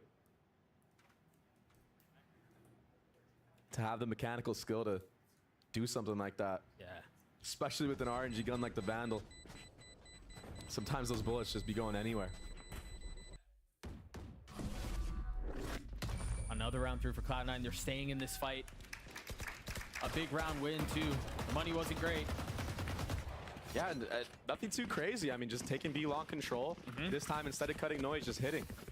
That's the cool thing about how Vanity calls, is that you don't know if they're depositing somebody or they're rotating back to their side or if it's actually a full commit. He does a really good job of masking the different types of plays that they like to do on attack. Vanity's just been so good these last couple of weeks, man. Yeah, his attack calling has been it's been awesome. I mean, it's been exceptional. Yeah. And you see there some of the depth behind it. But with all that said, he's still facing 3-round deficit. So there's still work to be done. 1 point away from having his ult online. Toxins going up. Here's that proactivity. Remember, there was a smoke last time to suggest that the push was up. This time it's dry, and Rooney's the ward to find out what's going on. Yeah, and that's why you see Oxy taking all this free real estate in shower, but the reclear is coming back to shower now. They just have such a good idea of what's going on. Asuna just satcheled in and out of showers. Yeah. Took the angle, tried finding the fight, and it wasn't there. But he gives the space back. Launching smoke. Stim beacon down. Oxy has his ult. Or excuse me, Cryo has his ult. They're like waiting it out. They're trying to bait it out. But instead, he gets the kill on the Zeppa. Asuna's gotta move! Asuna, you've got nowhere to go! Wait, what? Oh, he still gets a kill! Almost lands a second. The spike's still not planted. It's been so labored. They had no idea where EU was. He cleans up the round as 100 Thieves gets 7. Oh my gosh. I mean, Good both stuff teams from are doing 100 such a good Thieves. job in these rounds. I thought it was great for C9 not to get picked off by any of the re-aggression from 100 Thieves, but also 100 Thieves being proactive and short, going back and re-clearing showers, making the enemy team use more and more util so that when it comes to the actual site hit, they have the advantage. Yeah, there's nothing left. The fact that they fell back into backside unscathed was the win condition in that round. And it really felt like Cloud9 were trying to draw out Cryo's ult that whole time. Yeah. He tapped, what, 3, maybe even 4 times? Dude, Cryo's been playing this U-Haul area, this A site in general, very, very well. Yeah. For a duelist main, man, not too shabby. The dog paves the way. Oxy with the ult finds Bang. Jeez. And off of this, they reset. EU with a little jump spot. Gets tagged by the cam. And Boosty had the op in the last round, has it this time too. Proactivity in A short right now from Cryo. This might be the indicator for Boosty to start leaning over towards that B site. And for C9, any site you hit at right now, you know that there's probably going to be only 2 there. Oh, what a trade. Yeah, there goes one of them. Boosty's now rotated over. They still haven't made it out, and he's got the op. He's so scared. He's just smoked off for now, though. There's really no information of what's happening on site. They're being starved. Oh, no one's hookah though. Oh, he's got Nice shot. He finds one. And the Dizzy up top, Zeppa in his lap. And he's gonna be punished. The spam not connecting. Holy shit. Cryo's left in a 1v2 position now, given away. He's guessing. Trying to find where the challenge will come from. Anyone who dares swing a moose fall. Zeppa left alone. And he's gonna clutch it out for Cloud9. That was so close for Cryo. Wow. That got scary for Cloud9 for a second. That got terrifying. Boosty was actually so scared to walk through that smoke because there could have been a guy in hookah holding him, right? But he understands he has to take that gamble if they want any chance of winning the round. And it got really close. Good from Zeppa there to close this round out because Cryo, who's been on a heater, I felt like one more bullet would have been right on target. Yes. Last round of the half. Cloud9 looking to get their 5th light armor on a couple of members. And the ults again, favoring 100 Thieves. Asuna's one away from his. Cryo has his online. Bang feeling the pressure, gives the space up. And they freeze. Yeah. Oxy not going too crazy this time. These close range battles. Almost feels like you just get shredded in a second if you don't get the headshot. He hasn't gone crazy yet. Asuna is here now though with Boosty. And here comes the rocket. There was the C's. Asuna buys his time. He's patient. Just a couple of moments now before the rocket's fired. Oxy falls. Surprised they're not investing more. Well, I guess that's why. Holy shit. Gets 4. Asuna gets the last. What a great half from 100 Thieves. Switching sides. Dude, 100 Thieves have been improving so much, and it's showing. I mean, they're taking these fights together. 3 players.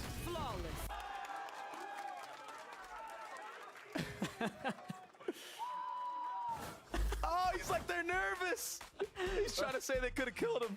I've seen that before. Let's throw it down to the desk, see what they think of that first half.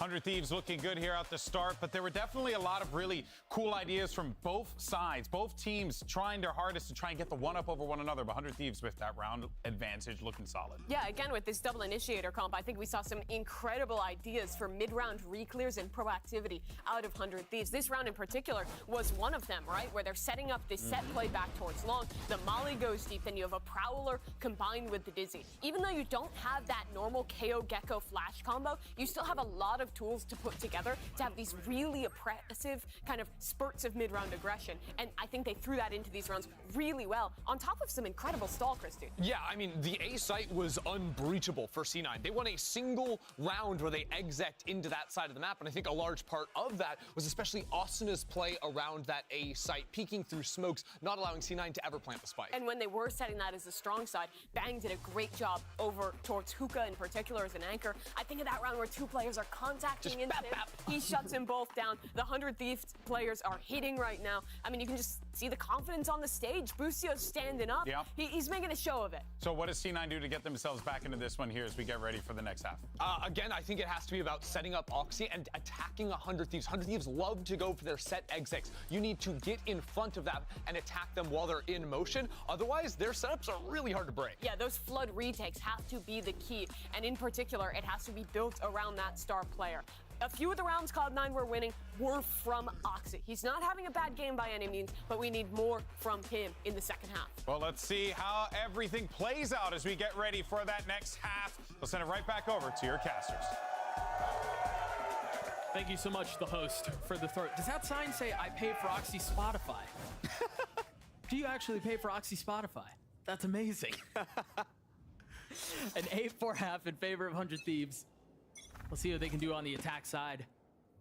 Yeah, and this 100 Thieves comp on attack, it's so annoying to hold sights against.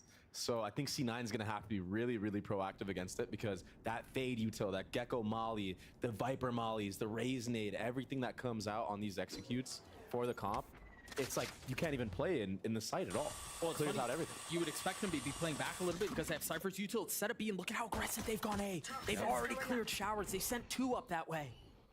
What's the reaction from 100 Thieves? I like that they're not straight up speeding into the B site. And I also like that Rooney, expecting it, instantly started to rotate B. Started to see some of the test game play out. Rooney's already fallen, though. And that was all on purpose. They took that hookah control and held CT for the rotate, because most teams, when they get checked in shower, they just go fast B. They flip the map. Now we're going to see how they deal with all of these trips, all this utility that's so suffocating to try to get through. They've gotten some space, and it looks like they're well, they might get the spike down. They do. Busio down to 28 HP. Vanity has 1 smoke left, just got used, still has his molly. Bang trying to hold the line. It looks like he's going to get double faced, feels the pressure. Sees the opposition and takes a step back. All while the spike ticks away. Bang snapping on the boost. 1 falls, looking for the second. A little bit of damage done. Behind him. Oh. He cannot. The 1v1 goes the way of Vanity as Cloud9 get their 5th. Super close. Wow. Really sick retake from C9 there. And EU kind of just got stuck in that hookah area because they have no sentinel. He was so worried about the flank coming in. That's why he stayed here for so long.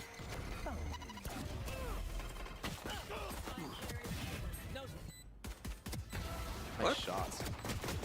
Very steady. Yeah. He has to jump out of a smoke dry because his teammates were just getting flooded on the site. Right. The mind games already from C9. And that's why they're going to be pushing these extremities and going for plays like that. Because they understand that if no one checks them on that, they have all that free space and they can make a better read on the round.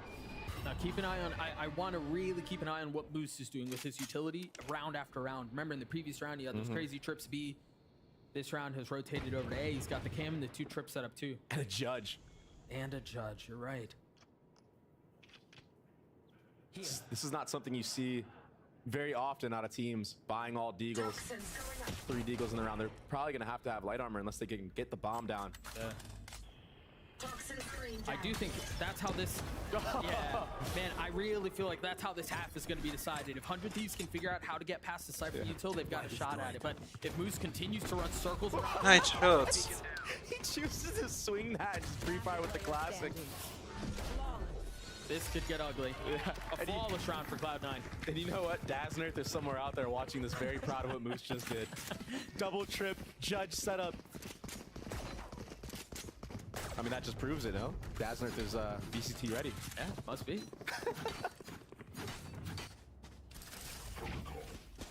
Thing is, they have some util to try to find these two and then kind of play the map out.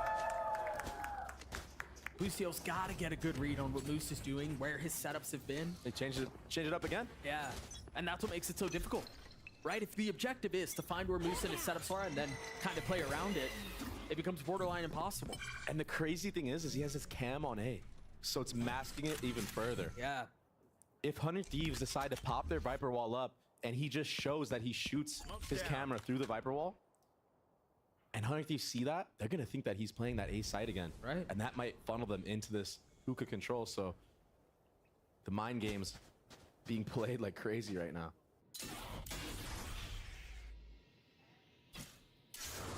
Playing the close dog to the judge belong. again. Yeah.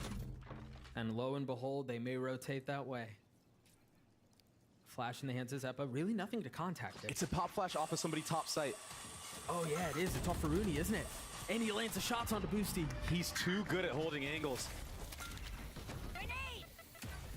And they're about to find out the tricks are here. He gets caught. But he's alive. That's because there was no way for him for Moose to swing out from hookah, but he holds his space. They have to understand that he's here. They're guessing where could he possibly be. See some of the spam come through. A big round could go the way of Cloud9 if they can hold, but Moose falls. The spike has been planted. 100 Thieves with full control here. Surely Oxy doesn't clear this angle. That's just so miserable. He still gets his one. Asuna up close. Rooney waiting on the other side. He's been steady. He gets his second, but ultimately falls. Zappa's not going to be able to do it, and now Vanity left alone. A Spectre in hand. Cryo and EU both weak. Some damage has been dealt, but so much left to do. Just not enough time to pull it off. Wow. A costly I actually bonus really though. liked how Moose played that hookah, but Bang just checking it. Doesn't care that he could be in there with a judge. And you were right the entire time. They were so aware of Moose being just in there.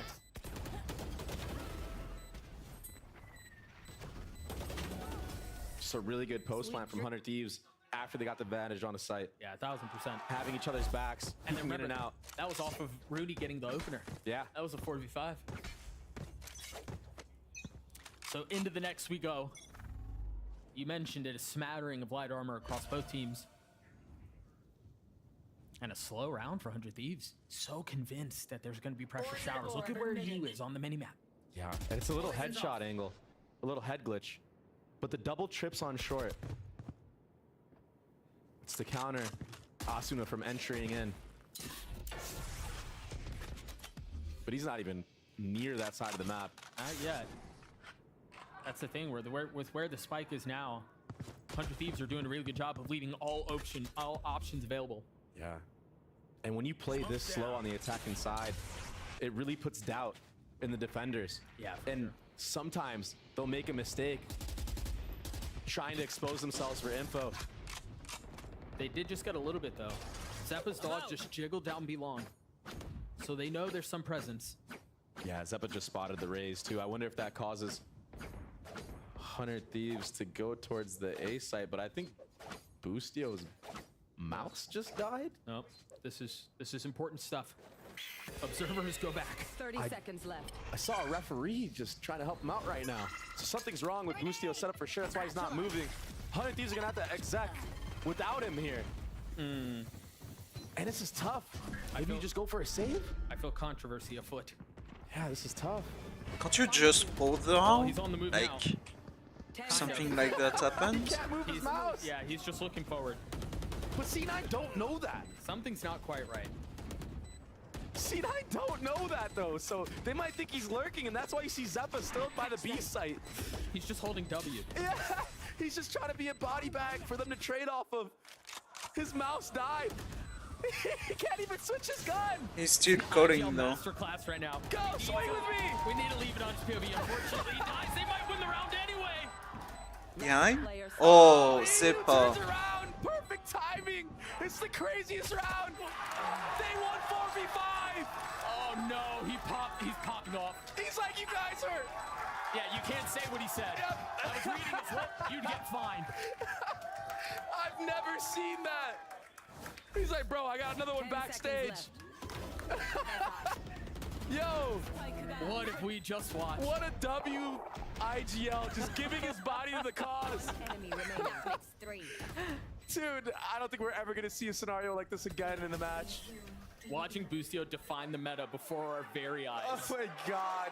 The reactions from the players, even now, they can't believe it. They're laughing so hard. And for those of you who can read lips, there was a lot of positive words of encouragement going across the stage there from Boosty. That's crazy, man. I mean, that was one of the rounds. That was one of the wildest rounds of all time. I love how we're just watching him just with his knife out. It's not stopping at all. Yep. Right. It's okay. We got the officials to check him PC.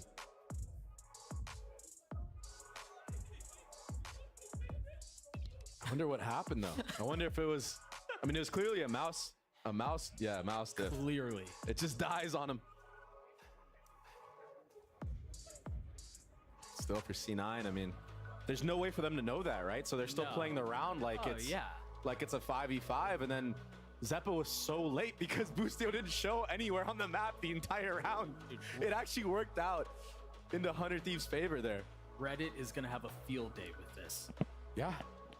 They gotta wait to let it charge. Or at least just play with it plugged in or something. They're figuring it out.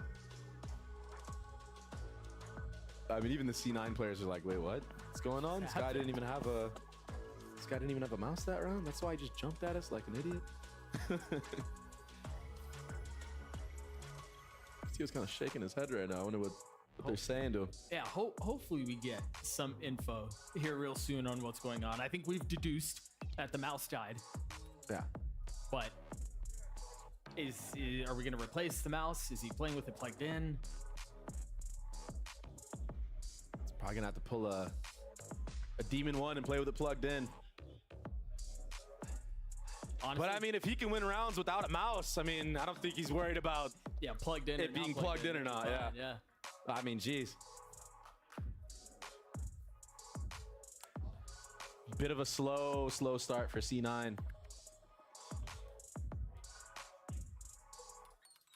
But still a very competitive game. I mean, 10-6 it's nothing to be too worried about, but I mean, this next round, the money's not looking too good for C9, and it could snowball out of control. I feel like lately we've been seeing these teams that they just get on a streak and they just take the games away. Yeah, they just go hot.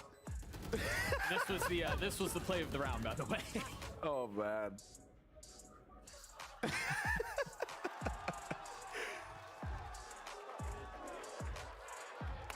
Oh no. Again, what he said there was, you're all lovely players on the other side of the stage. They said you guys are all very, very good. You played a great round. Yeah, exactly. The other team. That's what it was. Yep. Definitely. Yeah. Jokes aside, though, I was actually thinking about this earlier today. Oh, it's the Cloud9 timeout right after that. Little pause. Yeah. I was thinking about this earlier today, actually. Getting used to playing with a wireless mouse and then switching to a wired one, it's really annoying. It sucks. Yeah. I mean, like, ever since I switched to wireless, I can't go back to wired. It does not feel good. I was messing around with a wired mouse earlier today, and it was just miserable. Having to worry about where the cord is and it getting in the way. Yeah. But again, as you so eloquently put, if he can win a round without a mouse, surely a wired mouse shouldn't be an issue. Yeah, what do you think Zix is saying in this situation? I don't even know, man. Keep doing what you guys are doing is probably what he's saying. They haven't really had to do that much. They are so close to their in terms of, ultimate. like, intricacy in the rounds. They are all playing one a of style where on the 400 teams. anti-ecos, they just play back and wait.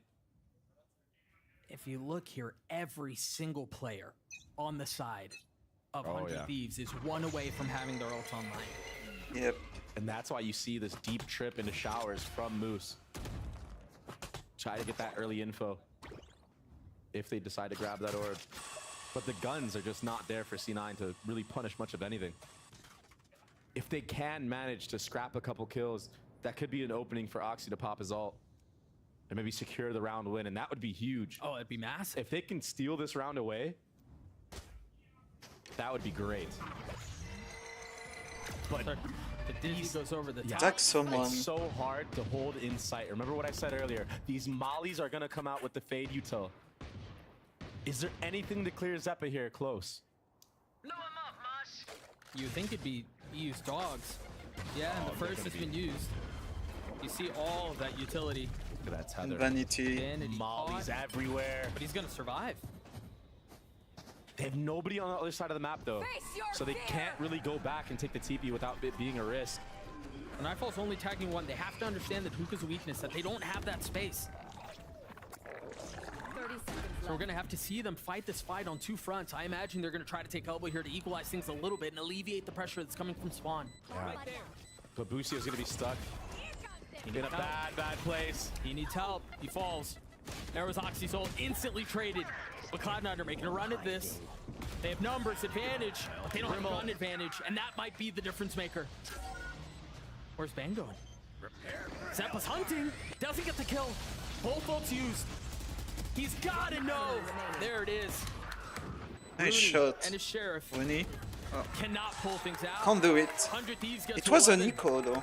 Yeah, and you set that up perfectly. Once that fade ult came through and they realized it only tagged one person, and it tagged them that late, they understood that there was nobody actually on the site, and that they're probably stuck in Hookah, and that causes Cryo to smoke off And they have Hookah, three and they just play ultimates their up. gun advantage. They knew that C9 didn't have any rifles going into this round. And still almost got dicey. That's a really nice trade from Vanity. Oh, gorgeous trade from Vanity. Did I get inside? Yeah, your even head? taking the elbow control, they understand they have to take that space. Otherwise, they're just going to get pinched on sight, kind of how Boosie just got stuck out there. And more proactivity. This time from C9. Oxy should be good for this kill. Almost gets a second. He's traded Vanity's though able by to help. Vanity. Great trades. EU took showers on his own. With no delay. Cryo still has one smoke here. Poison's off. Between that and Bang's util, they should have some room to work. Toxin screen down. Guess who's waiting on the other side? Not a judge this time. It's a Phantom. Oh, his timing is terrible. Oh. But Zeppa fills in on the space. Down A. Cryo, does he dare swing? He does, and he wins. That's a big kill. With 56 seconds left, they have some time. They actually have an outrageous abundance of time. The thing is, Cryo's already in U-Haul. Do they feel like they're committed to this? They don't really have a choice. Rooney finds a space, finds a timing, almost snaps. He hears onto two. Cryo too. It's gonna Somehow save him. Cryo gets away. Cam is still Oh no, here, he though, has and the trips. spike. That's such a miserable feeling. Oh, he's about to get tagged as well. It's just going to be straight up aim duels from this point on. And they know where he is. Cam wins the first duel. Oh, he's going to run into the trip. Oh my god! Holy smokes, Cryo! Match point. Unbelievable! The Red Bull clutch to get 100 Thieves to map point.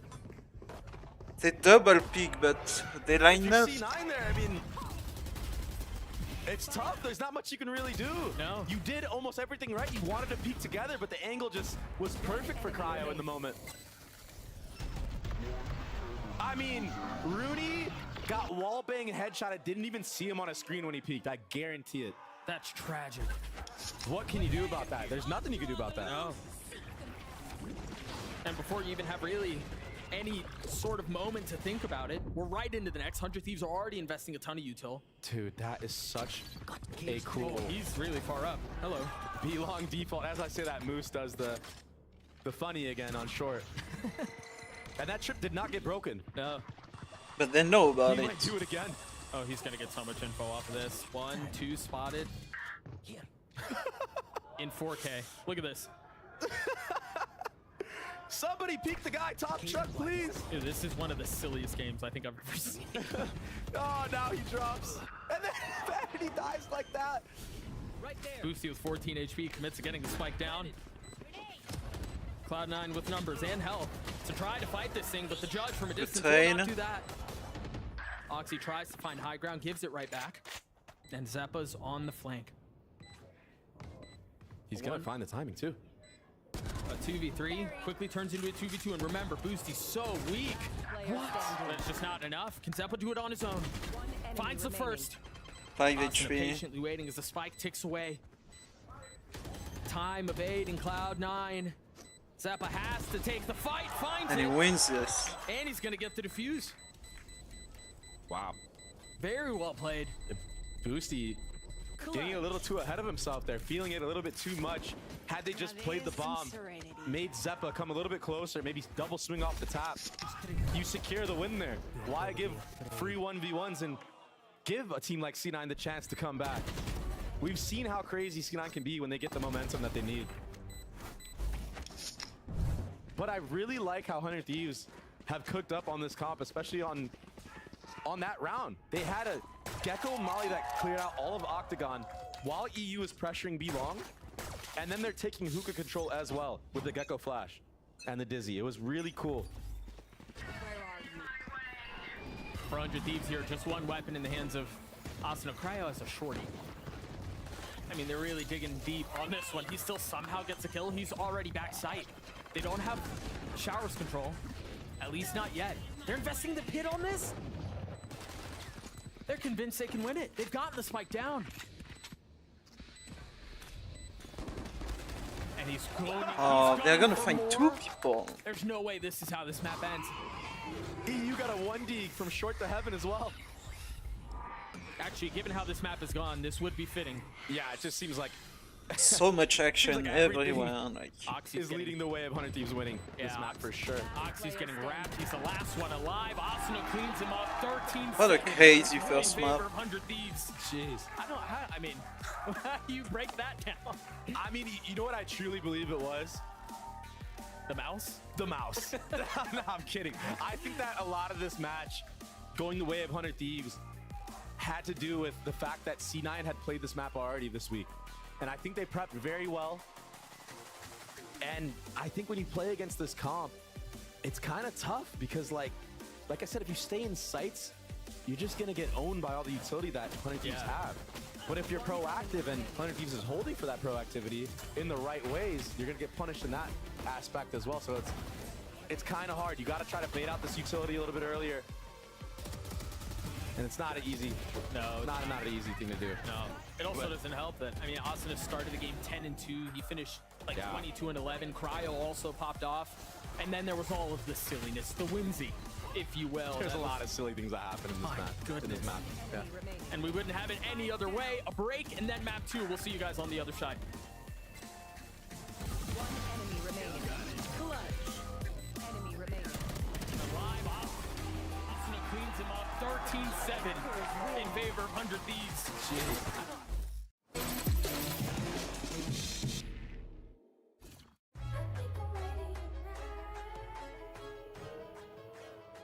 Hey guys, it's Jimmy Lin. In this series, I'm going to walk you through Attack on Pearl. Watch out for the stairs, clear this angle, you're going to be able to fight this.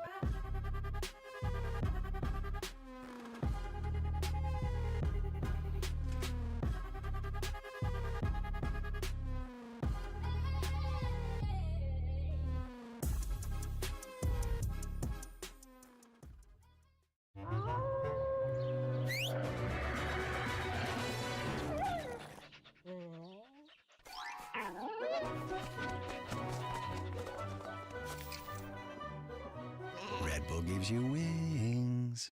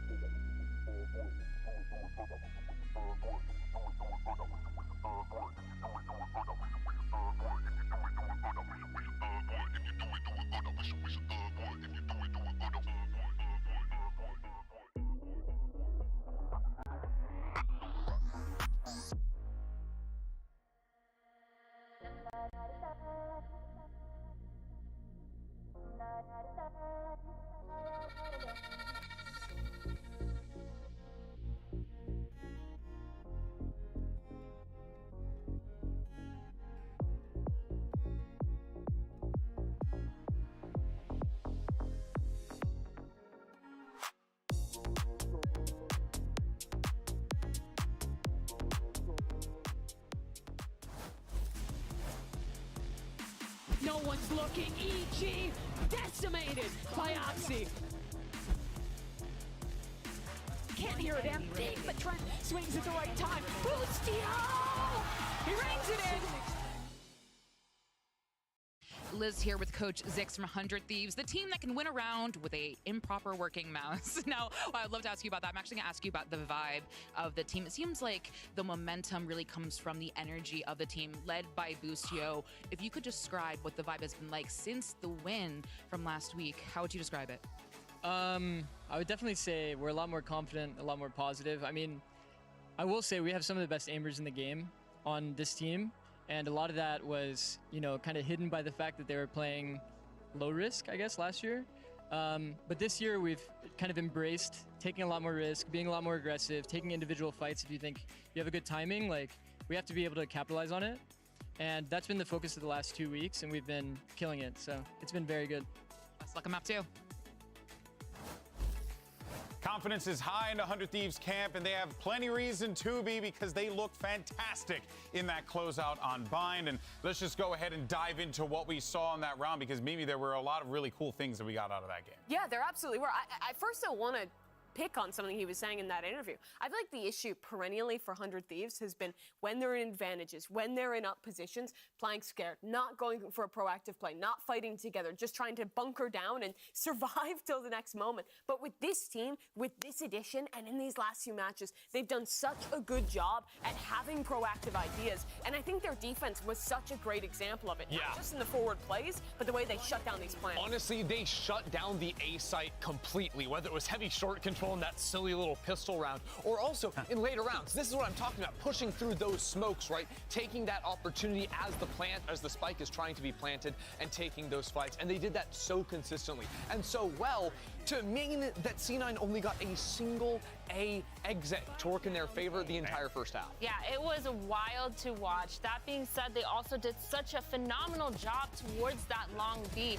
They were really, really great at denying that information, or at least punishing them. We saw a lot of the time Boostio holding those small pixel angles and almost always getting one kill for free. So a lot of these things are what denied C9 from getting anywhere near sites. And I think it just goes to show, like, when it comes to this league, you never know what you're going to get here. Every single time these teams come onto the stage to show us something new, they show us how much further they have come since the beginning of the season, Mimi. And it has been impressive to see 100 Thieves turn around like this. Yeah, I mean, this was a great match out of them. 13-7, honestly, a pretty dominant game in the end. Most of Cloud9's round wins were coming from, in particular, that first half, when they got these late round plays, when they could get into usually that B site. Yeah. And Oxy was pushing forward in the post and stopping 100 Thieves from being proactive. Yeah, if they went towards the B site and there wasn't an early pick gotten on a forward like pixel angle like you were talking about, Athena, then it was C9 usually having a good exec, Oxy finding a 3K, something like that. But 100 Thieves did not leave that many opportunities for C9 to take advantage of. Yeah, which I find to be quite fascinating when you guys were talking about the differences between these two teams, the drilled perspective of 100 Thieves versus the more, you know, out there style of Cloud9. But it was great, Mimi, I think, to see this 100 Thieves team really just try their absolute damnedest to just shut them down and not let them have that freedom on the map. And they're the first team I've watched this season that have done a good job of consistently shutting down those aggressive plays, those risks Cloud9 is taking, and that's exactly what you need to do to beat this team. But that was also on the 100 Thieves' best map. Very true. In Bind, right? And now we are going over into a couple of Jet powerhouse maps. They've lost 4 map ones in a row. Cloud9 doesn't win these. It doesn't matter. They're comeback kings. So the narrative not too fraudulent then, huh? Although this time it was actually 100 Thieves map pick. Usually it's been C9 losing their own map pick. So you're ruining the narrative. Context matters, Mimi. Words don't mean things.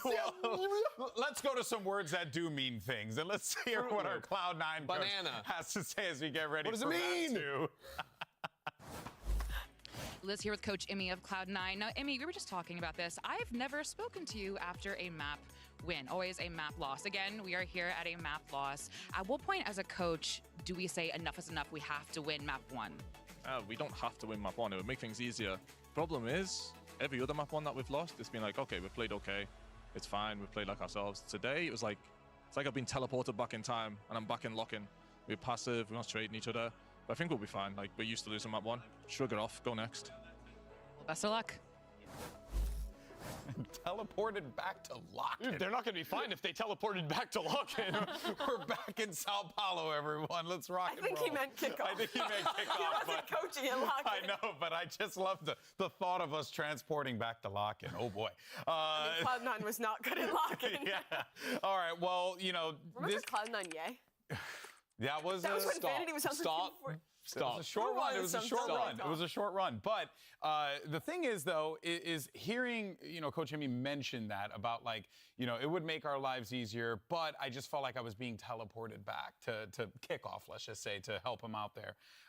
Those are bold things to say there, right? Because that means that, the cage has been rattled a little bit, Athena. Yeah, it's always concerning when you hear that, especially from your coach. It means there's a lot of protocols and a lot of fundamental issues that they have been having. And you can kind of tell when you watch the game that they weren't necessarily that opening team that was able to find the cracks within the gameplay and kind of take advantage of that. For me, I just hope that they can keep their confidence up, because I don't think they played necessarily that bad. I just think 100 Thieves played really good. Yeah, and that, I think, is a perfectly fair takeaway. But we're getting ready for map 2. And, we're going to be seeing some more jet action here, which means we get Oxy back and a roll ender that is going to be, a little bit more favorable to him here. And you could see him really cook on this agent potentially. Yeah, I mean, he's definitely going to look strong on the jet. He always does. I also think in terms of, like, how this map plays out, 100 Thieves don't get to play a comp that's, like, heavy about the execs. Like, there's only so many comps you can actually play on Ascent. So I think this is a map that plays a lot more standardly across the board, and that's something where, again, you're always going to see a heavy emphasis on your jet, on your Do you think standard favors C9 or 100 Thieves? I think it favors C9 because I think 100 Thieves do super well when they have tons of utility. Like that comp that they're playing on Bind, every single agent in that roster has some form of, like, aggressive mid-range utility that you can use to flush out smokes, flush out corners, to jump into a site. On this map, you're playing, you're going to be playing a Killjoy, which doesn't really have that, an Omen, which has a Paranoia at the max, you know what I mean? Yeah, it's a lot more of, like, playing back, stalling, and going for these occasional reclears. You don't have as many tools to achieve that goal. What I'm really interested in here is this is likely going to be a map where Cryo is back on the jet, which has become an increasing rarity. But thus far in Stage 1, his performance on this agent has actually been quite good. The guy's been back, and now he's facing Oxy, who's been electric, Myrna. Yeah, I feel like getting him on that jet and getting the operator online as well has given 100 Thieves a lot of ways that they could take these deep lines and a lot of ways that they could get those aggressive plays that they've kind of been setting up for, especially starting on this defense half. They can actually set up the jet, I think, in a much better way than C9 can. What do you make of this Cypher versus the Killjoy on Ascent? Okay, personally, Killjoy is meta, but I love the Cypher. I think Cypher is just so much harder to deal with, especially when you're Jet. You need to be breaking those trips in order to enter into his site. It just makes it that much harder and that much more annoying, and you need to waste so much more util trying to get it. Yeah, also it's the Moose Cypher, and Moose is sick on the pick. Yeah, I mean, look, if there's one thing we know about the way that Moose likes to play this, he's most definitely going to be an X factor in this one. It's now time to get ready for map 2. We're going to send it back over to your casters. And the good news is that the Buddy Cop movie has been greenlit. Doug, Baby Bay, congratulations, guys. You're going to Hollywood. What on earth is that? Holy smokes. Baby Cop? Right. All right. I want to talk to you about this. I want to hit you with a little nugget of trivia. I'm going to ask you a question. I'll see if you can tell me who it was. The last time 100 Thieves won on Ascent was in August of 2022. They won 13-3. The opposition was a Star Duelist who went 4-14 on Phoenix. Who was the team and who was the duelist? Yup. Yep. We don't gotta bring that up, man. Why are we doing that, bro? It was against FaZe. I'm not a Phoenix player. Old boy played Phoenix, and we went 4-14. What about Since the match then, before? That's irrelevant. It doesn't matter. Since then, they haven't won a single rep on Ascent. That's crazy, though. That's a crazy stat. I mean, that's such a long time. And I feel like C9's a team that's actually really, really good on Ascent, too. So I wouldn't read into it too much because this is a whole new roster, and I feel like that they have a way. I don't even want to say it's the environment, but they just have good vibes on the team. They general. do, yeah, especially absolutely. After the map that they just played and the way that they won. The emotions are really high for 100 Thieves right now, and I think that's gonna honestly give them a good start to this map. And in terms of the Cypher versus KJ, it's sometimes really tough. If you want someone to heat up, though, that's who it is. It's got to be Oxy. Keep going, though. What are your thoughts on the KJ versus Cypher? It's kind of tough to play Cypher against it sometimes, especially on the defense, because the knife hits so much of the areas that you're holding sights from. And that's a good point. EU's shock darts are really, really good as well. So we got to look out for that in the next half. Remember, it was just a couple weeks ago that it felt like Cryo let his hair down, so to speak, and played much more comfortably on the Jet. We'll see if he can replicate that against an Oxy who's obviously heating up and who's going to be looking to take the fight to his doorstep, right? We've had so much of this talk around Scrim Oxy and when does Scrim Oxy translate to Stage Oxy.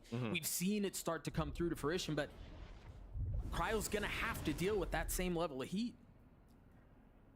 Yeah, and right now in this round, there's no need for 100 Thieves to rotate off of this A site because Bang is pushed up all the way in mid. So there will be a triple setup here. The trifecta to take Oxy out. That's one way to do it. That's huge. They're going to get the second on Zeppa, too. They got bombed. That's a big. But Bang is taking so much space.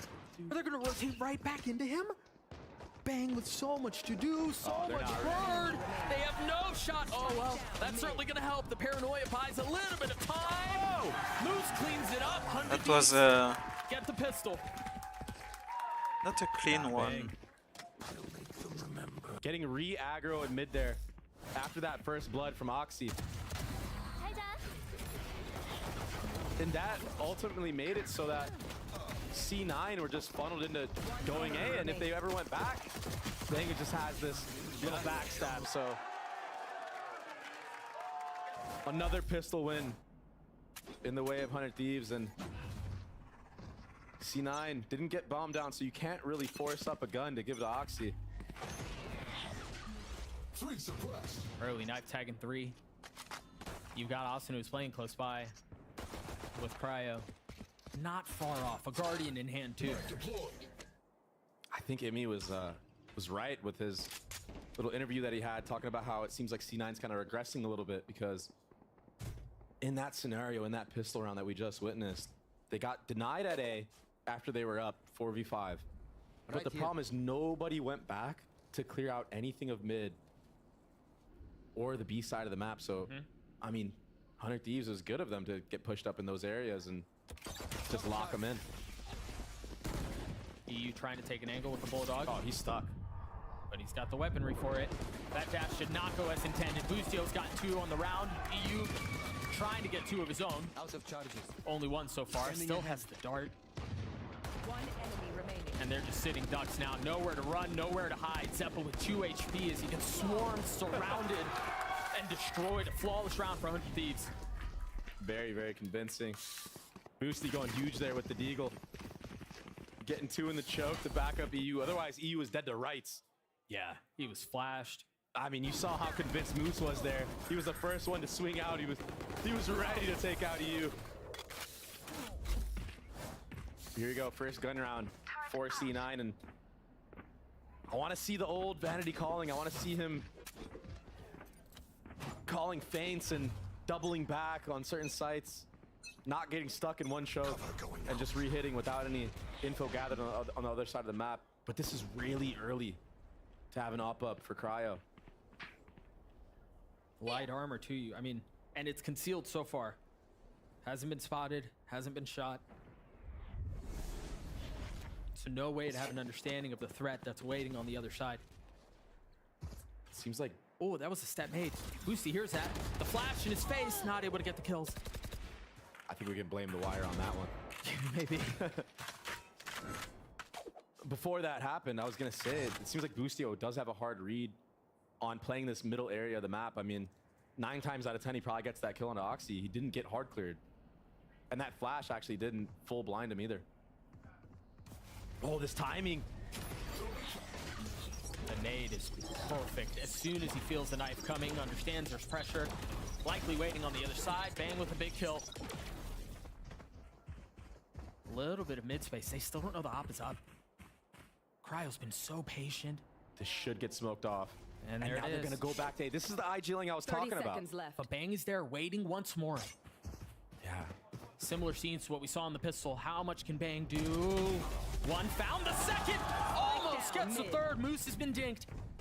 35 HP. That's one way to do it. Now with 13 seconds left, the question is, does Cryo just stick with the op? Does he switch weapons and try to secure the round? Because he's about to face check Moose very up close, very personal. And it's easy for Moose at that point. EU with a lot to do. The first falls, and time is in abundance right now. It's not planted for Rooney, though. And Rooney has no utility. Maybe his dart will come back up soon. The door is clear. Oh, he's about to be found out from this drone. Doesn't get tagged. Revealing area. And now the dart buys a little bit of time. It's cleared. Rooney's gonna have to go all the way around Jenny if he wants to stop this. Gets it to half. There's the drop. The mind games begin, and EU wins them out. And he's gonna save the up on top of that. He has the time. Cryo, run the ops and guard him. Go. Yeah, he's got it. Definitely. Wow, Bang. Wow. He was the difference maker. It was actually great calling from Vanity into this round. But Bang getting what? Two kills there and then a dink? If he has a Vandal there or a Phantom, he probably kills him. Man, another bonus one. And that round right there, especially on a map like Ascent, when you're on the attacking side, man, it could feel like... Oh, it feels terrible. Devastation for you. But they will try to get these knives up for Oxy in this B main area. And they're going to run into Cryo's off. Oh, he's really ahead of it. Somehow stays alive. Oxy goes up top though. There for the trade. Boosty tucked. With Asuna perched over his shoulder, trying to deal as much damage as he can. And there he goes. Oxy falls. The trap setup was too much.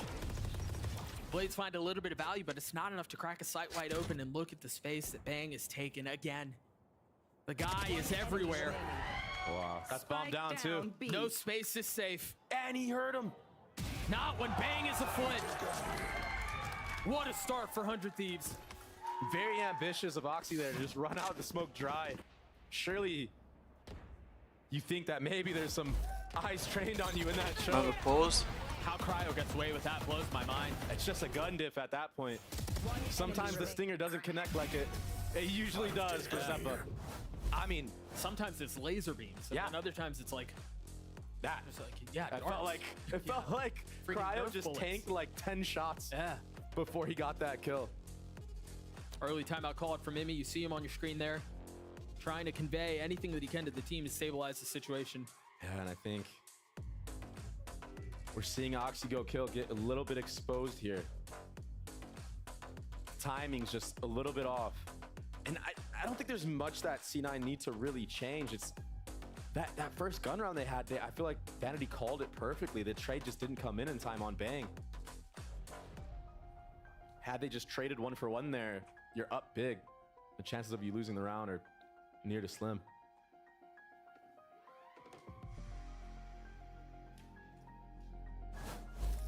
Back into the action we go. You see the buy on your screens. They've got armor, full weaponry, and utility to play with. So we'll see what they can do on this attack side. You're still going to have to figure out how you nullify the op in the hands of Cryo. Bang is on a proper heater right now, too. Yeah, I know what it's like to play against him on the safe side. It's not fun, especially when he's on fire with that Phantom. He's such a good anchor. Right now, you're going to see a wine knife on this A side of the map, and he's already leaning B. This is a El Clasico B rush. Oh, he's flat. She has to give the space back. Now the dash has been used. Oxy with no real way to go forward. Deploying drone. Just kind of has to walk his way out. And he's playing this perfectly. Holy smokes.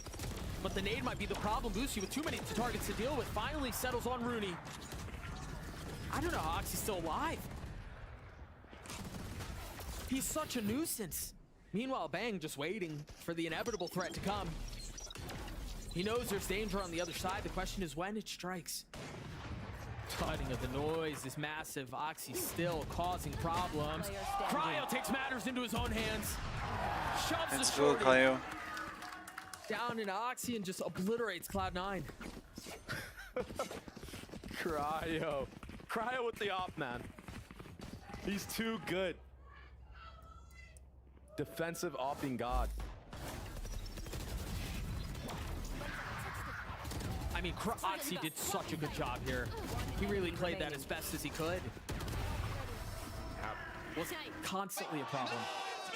You are the best! You heard Boosty. Let's bleep and go. Yeah. You're the best. Suppressed. Oxy does have that Guardian. He's gonna take on Cryo here. Up close, not gonna connect. But again, he considers going in. A shorty, he dashes into his lap! Yeah. Getting the best of Oxy once more. In identical fashion, no less. And you saw C9 tried to set him up there. They gave him the utility. Yeah. The crowd disrespecting all of that. Fighting fire with fire. What a weird leg shot there, but... Eyes down. Pops the knives, drops, moves. He's feeling it. I think we've had so many conversations around Cryo as a duelist and his style and how he delivers when he needs to. Enemy remaining. Spike When the down team mid. needs him to. Jeez. Right? Is he going to be Have the spike, is he going though. to continue to be the type of Jet who holds a lane, who locks things down, or is he going to be aggressive and take space? And again, that's been the conversation around Cryo this entire stage. We've seen him get more and more comfortable. Those two plays, particularly the one in the previous round where he pops the shorty, goes into the smoke, that's a 30 loose seconds Cryo. left. That's a comfortable Cryo. Honestly, that's a Baby Bay type play. Yeah. And you are playing this character that has so much ability to just get in, get out really fast, and really punish players that are trying to, you know, walk into your sights or even just walk into certain space. And he's playing it perfectly right now. I like the Cryo that plays aggressive. I like that he does this because he has the mechanical skill to back it up. He's always had that. Damn, I think, 6 you know, star. Chamber- What is that? Why does Jet's neck look like that, bruh? That was creepy, man. Stuff nightmares made out of. Uncanny Valley right there. That was very interesting. But yeah, like he has the mechanical skill to make plays and go for it. I'm happy that now, even on the defensive side, he's going for that cap peek and staying and holding with the shorty. Well, I think the other thing too is that's a Cryo that people have been demanding. They've been begging for years now. And it's arriving at just the right time. Oxy though, no slouch, no stranger to playing aggressively, to taking space, and look, he's already creeping up into hell. Bang waiting on the other side, spams onto him. He was lit up like a tree. It's all on to Moose. One enemy remaining. The potential for this to get out of hand very quickly. Some might argue it already has. 7-0 for 100 Thieves. Nothing working for C9 right now. Good. Opting now to just go into full rushes on the site. Maybe a little bit of frustration on that side. Cryo still hot in this entire map series. And Bang, ultimately the deciding factor there, in my opinion. He got that smoke off in time before the KO ult was able to hit him.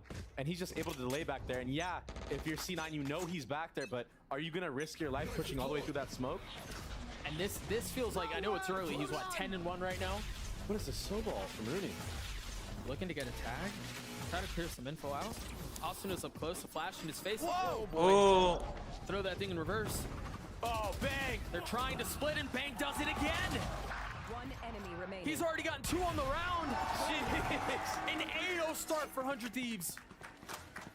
I was gonna say this before all of that mess happened. This feels like a Bang who's currently 12-1 right now, who felt like the Bang who really took the world by storm. And I 100 thought was on their fucking LCQ run. G2 versus Furia was a storm. An anchor on A when he was locking the site down and getting multi-kill after multi-kill, and it really felt like we saw Bang really show up and really come into his own. And we've seen hints of that. Since then, this isn't a hint. This is the whole freaking thing. Bang's playing out of his mind right now. I feel like you set it up perfectly with the last time they won the map against me specifically. I feel like I'm C9 right now. I've been there, man. It's not fun getting instant everywhere you go and running into a 3-man crossfire. Asuna, Cryo, and Bang on this A side of the map playing off of each other so well. You know what the kicker is too? The last time they won, you know, that 2022 or whatever, Bang went 27-11. I know, bro. On Omen. He's doing it again. You're preaching, brother.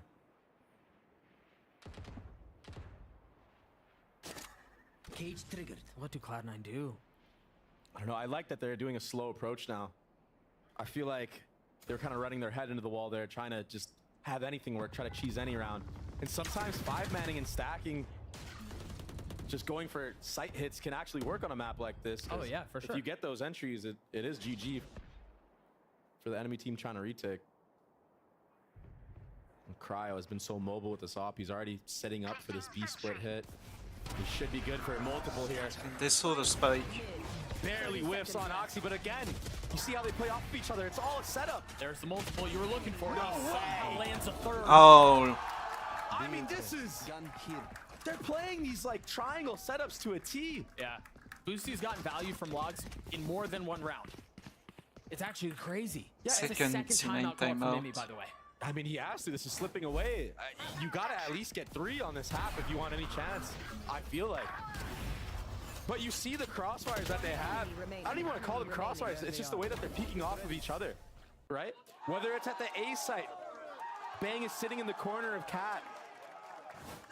Asuna's in door, Cryo is heaven, and they all peek off of each other. Yeah. Once Bang makes contact, Asuna peeks door now. Then somebody comes out A main, kills Asuna. Cryo's already peeking from heaven. In this case, Cryo's on stairs, Boostio's sitting logs. As soon as Cryo gets the first kill, everyone that's running out of market is going to be staring at stairs, trying to wait for that refrag. Now they're running into Boostio. Then you have a dart come out from EU back site. There's so many things going 100 Thieves' way right now, and it's just the setups that they're putting themselves in. They're working flawlessly against C9. The crazy thing is, too, is, you know, we've talked in the past about how it feels like, and for a long time it was, Ascent was very heavy defense-sided, including kickoff. Yeah. It's like 50-50. It hasn't been a heavy defensive-sided map if you consider kickoff and now stage 1, so this isn't like a, oh, well, you know, it's attack side Ascent, you know, whatever. Yeah. At least as far as the 9 reps that we've seen on Ascent since the beginning of the year, it's been a 50-50 split, so at Cloud9 have their work cut out for them. Yeah, this is going to be tough, especially when you're playing against the default comp that's just so versatile. Revealing area. And the name of the game right now for C9 should be find out where the op is and formulate a plan around that. Oh, and it looks like they're doing just that. They found an Oxy smoked off the alarm bot and then cleared it out. You see this hesitation though. I guess they have to because of the mollies. Yeah. I mean, Oxy can't go right now. He also used his dash and his updraft already. Yeah, his job right now is just to be a thorn in the back of C9. And but that dagger just hit him, no? But honestly, he's been that for many rounds. They just haven't really been able to convert around it. An opportunity to do it once again. EU waiting. God. If he tags him, this would be insane. Oh, he knows he's there. Spike down B. Just on the other side. That was the safety valve. Ultimately gonna get the gun. Oxy's gonna have to pull off another ridiculous moment, and he it's can. 10-0. Oh my gosh. I'm gonna jinx it. No, don't. This reminds me of the Leviathan Energy Sunset map. Cryo, I mean, yeah, like, you see the highlight there. Boosty gets a couple of really big kills there, but again, we've got to talk about Bang. Shit, we've got to talk about Cryo. Yeah, this is a complete dismantling of the C9 roster. And it does very much look like what Emmy was saying, like we're seeing the old C9 right now. Get out of my way. It doesn't always have to be Oxy go kill. But right now, C9 just doesn't have an answer for that not working, specifically on this map. That's a big kill right there. Yeah. I mean, to peek top mid against an Opper. Banner did TP on that mid box though, so Cryo probably just didn't even see him. Maybe double scoped in. Initiated. Lockdown used. Now they have to reconsider how they want to approach this round. I mean, this is all a feint, but C9. They kind of have to reset and be here because they have no space anywhere else on the map. They have passive info from Cypher's utility main, but that's it. Yeah. They're also not trying to conceal their intentions here. They're being loud about it. They're jump spotting. They know where they are, and they're going to try to hit this anyway. Look at all of the damage that they've taken. Oxy's down to 12. Rooney and Zeppa both weak. Oxy's dead. Wait. He tries to get up top. He gets boosty, but that's all it'll be. Spike planted. Somehow, they emerge through that with the numbers advantage. They've got them red. Moose not able to find any value. Zeppa takes a step back. Threes for the rest of the round as the spike ticks away. There is double flashes up. You heard the first one used, the 400 second one thieves. too. Zappa gets one, but it's traded right back. Vanity not able to control 1v1. it. Bang, can he do it again? Ronnie. No! Okay. Moves the savior for Cloud9 is there on the board. You did jinx it. You didn't even say it and you jinxed it. It still feels like Finally. it's a little too late though for C9. I would have to agree. But the sigh of relief to not be 13-0 lives on. It's not a record you want. Player standing. Nice. Let's go. Come on. One more. Let's go. Next one of them. Spirits are still high though. Maybe not for the coach, but No, but for the players. We talked a lot about Vanity, how good of a leader he's been. That mentality right there is what's made this team so good. And yeah, it's not necessarily reflecting in the score right now, but it's just one round at a time, just one more. Can't escape this time. We because can of raise the him, KO. so. Crowd getting first blooded. And they get the Back-to-back info. rounds. That was from, the answer that C9 needed way earlier. the in this Cypher series. ult. Bang, feeling the pressure. Oh man. Can he manage it well? Too many targets, Yeah. only one found. Looks like Cloud9 are well on their way to their second, barring something silly taking place, which has kind of been the theme of the series.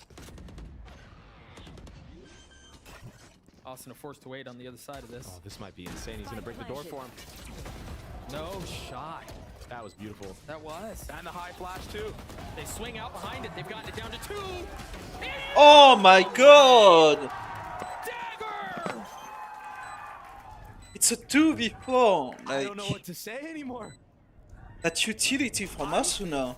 Every match that we have casted so far, Doug, there have been miracle plays. Teams just blowing Switching teams out. sides. I mean, this is crazy. A 4v2. Not going their way in a post-plant situation. One enemy But it was so remaining. well played Oh, from it was- 100 Thieves. it was perfectly like, played. EU breaking the door. Asuna with the perfect timing for that KO Still flash. seeing you Then insane. the high flash. Asuna jumping out to just be a body bag for EU. I mean, it's beautiful synergy. It was perfect. We're going to throw it down to Ender, Mimi, and Athena, who have apparently tied up GB, thrown him somewhere backstage so he can't control the desk. I'm scared.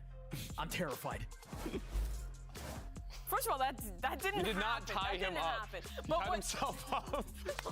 I don't know. what did happen, though, was an incredible first half there from the side of 100 Thieves, and I think the defining factor of it was CryoCells. He's back. I mean, they lost one round. They win the pistol. They win round 3, converting. Yeah, the and first, it they was get up off to, into like, Cryo's hands a fucking so early 1v1, on into the so. game, and he takes over. They were just so good at setting him up. And of course, he was so aggressive and able to take those timings on those peaks. Not a single thing happened to shut down Cryo. He literally was just on top.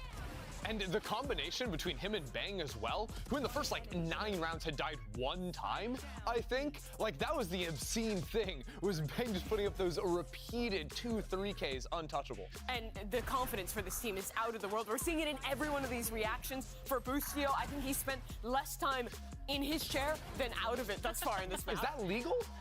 I don't know. Sure. Jury's out on that one. For Boostio, it is.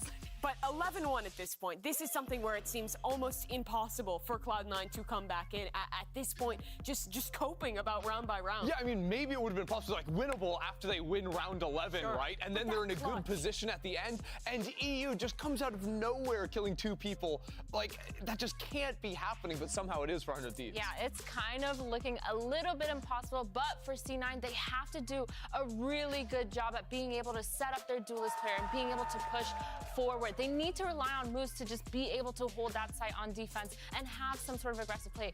Early info is going to be the name of the game here. A miracle seems impossible. 11-1 up for 100 Thieves. We'll head back to Doug and Baby Bag for the call. Thank you so much, Mimi. Again, I've got to hit you all with the stat. This time, it's not going to be at your expense, fortunately. 613 days since 100 Thieves have won a rep on Ascent. 0-9 since the last time. The aforementioned that we won't talk about anymore. I mean, the potential to do something special here. Yeah, this has been a crazy map. Yeah. have such a massive lead here too. There's just so many good teams in the league at this point. I truly feel like anybody can beat anybody. See that trip? Trip was down in hell. They didn't spot Boosty though. They've taken a lot of space B. They've got to understand to hit his A.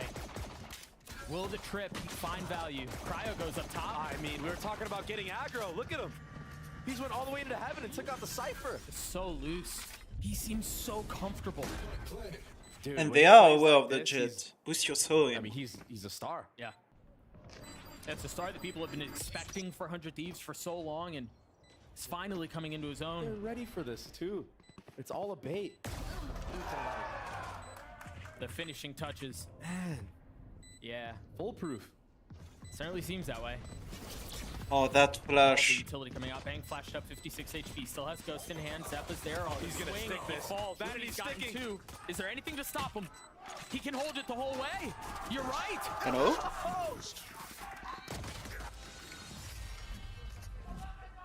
If there's a way to come back, it's that way.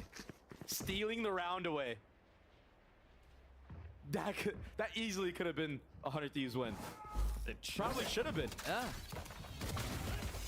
Look at this guy. I love the confidence he's playing with. Cryo A bit of a blunder at the end, but they have so much to work with. Yeah. They've given themselves a long runway.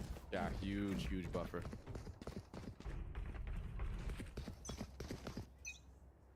It looks like just early A main control here out of the side of 100 Thieves. Just maybe trying to get some info, get an orb if they can.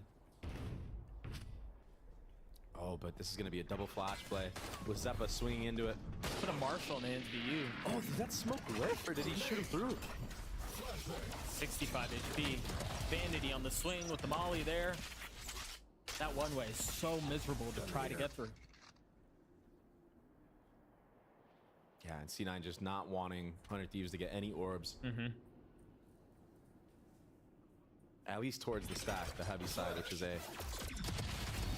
As soon as That's the the orb was spike. flat, you're absolutely right. That was the cue to go. Whoa! Nice moves, man. This is a attack shooter, by the way. One enemy remaining. So the attack side of 100 Thieves, at least in this round, kind of goes down with a whimper. They didn't really have the guns to fight back. They did manage to drop one. The hands of Oxy did Good damage eco. almost everywhere else. Oh, good anti-eco, I guess. This comeback is going to be off the back of Moose and his setups and having really well-placed trips. And him not playing in spots where he can be knifed. It's going to be a tall ask. Yeah, for sure. And honestly, that was the same conversation we had on Bind, right? It was a close half.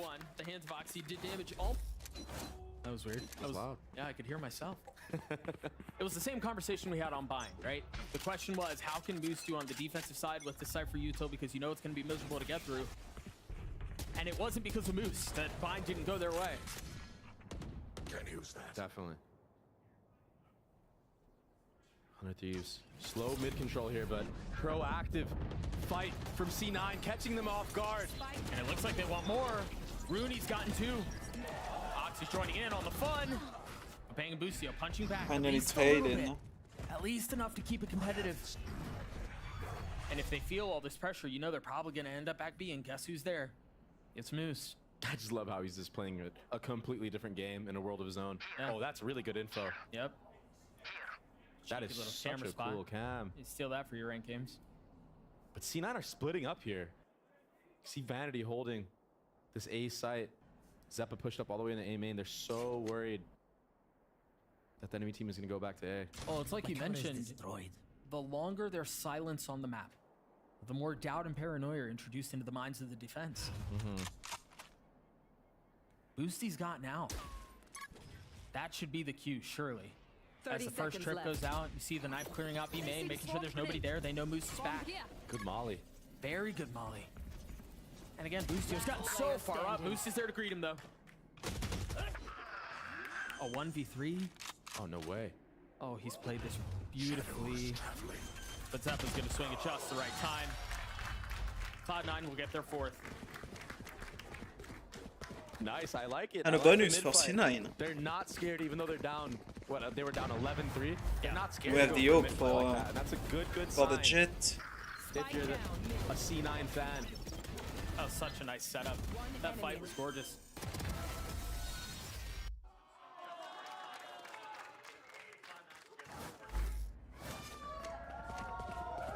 So 3 rounds in a row.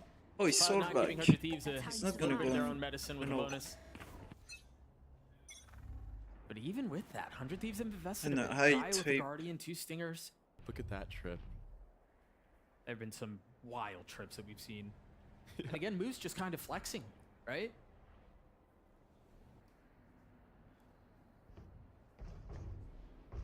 They're certainly, again, they're making plenty of noise. The flash is there, the swing too. Oxy turns it and drops both. And it's the spike. And they reaggress, they push for more. Nothing is found, but the space is taken, and the spike is sitting under their feet. He wants more. I don't blame him. Boostio barely missing that timing. Bang's still shooting. He's gonna get caught though. Feeling the pressure. The shorty in his Ace? face. We've got a lot of shorty kills this map. No ace. Yeah.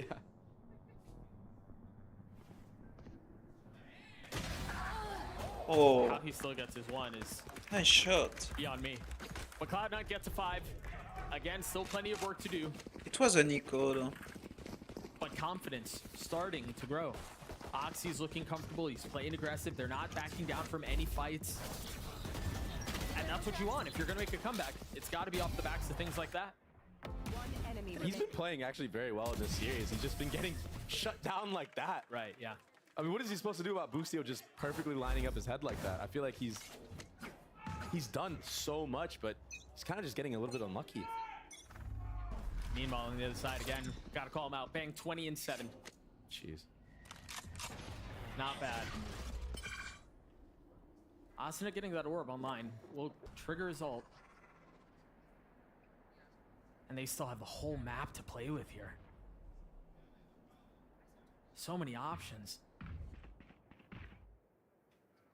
I think they actually read into the fact that they think that C9 has the Cypher set up on A. And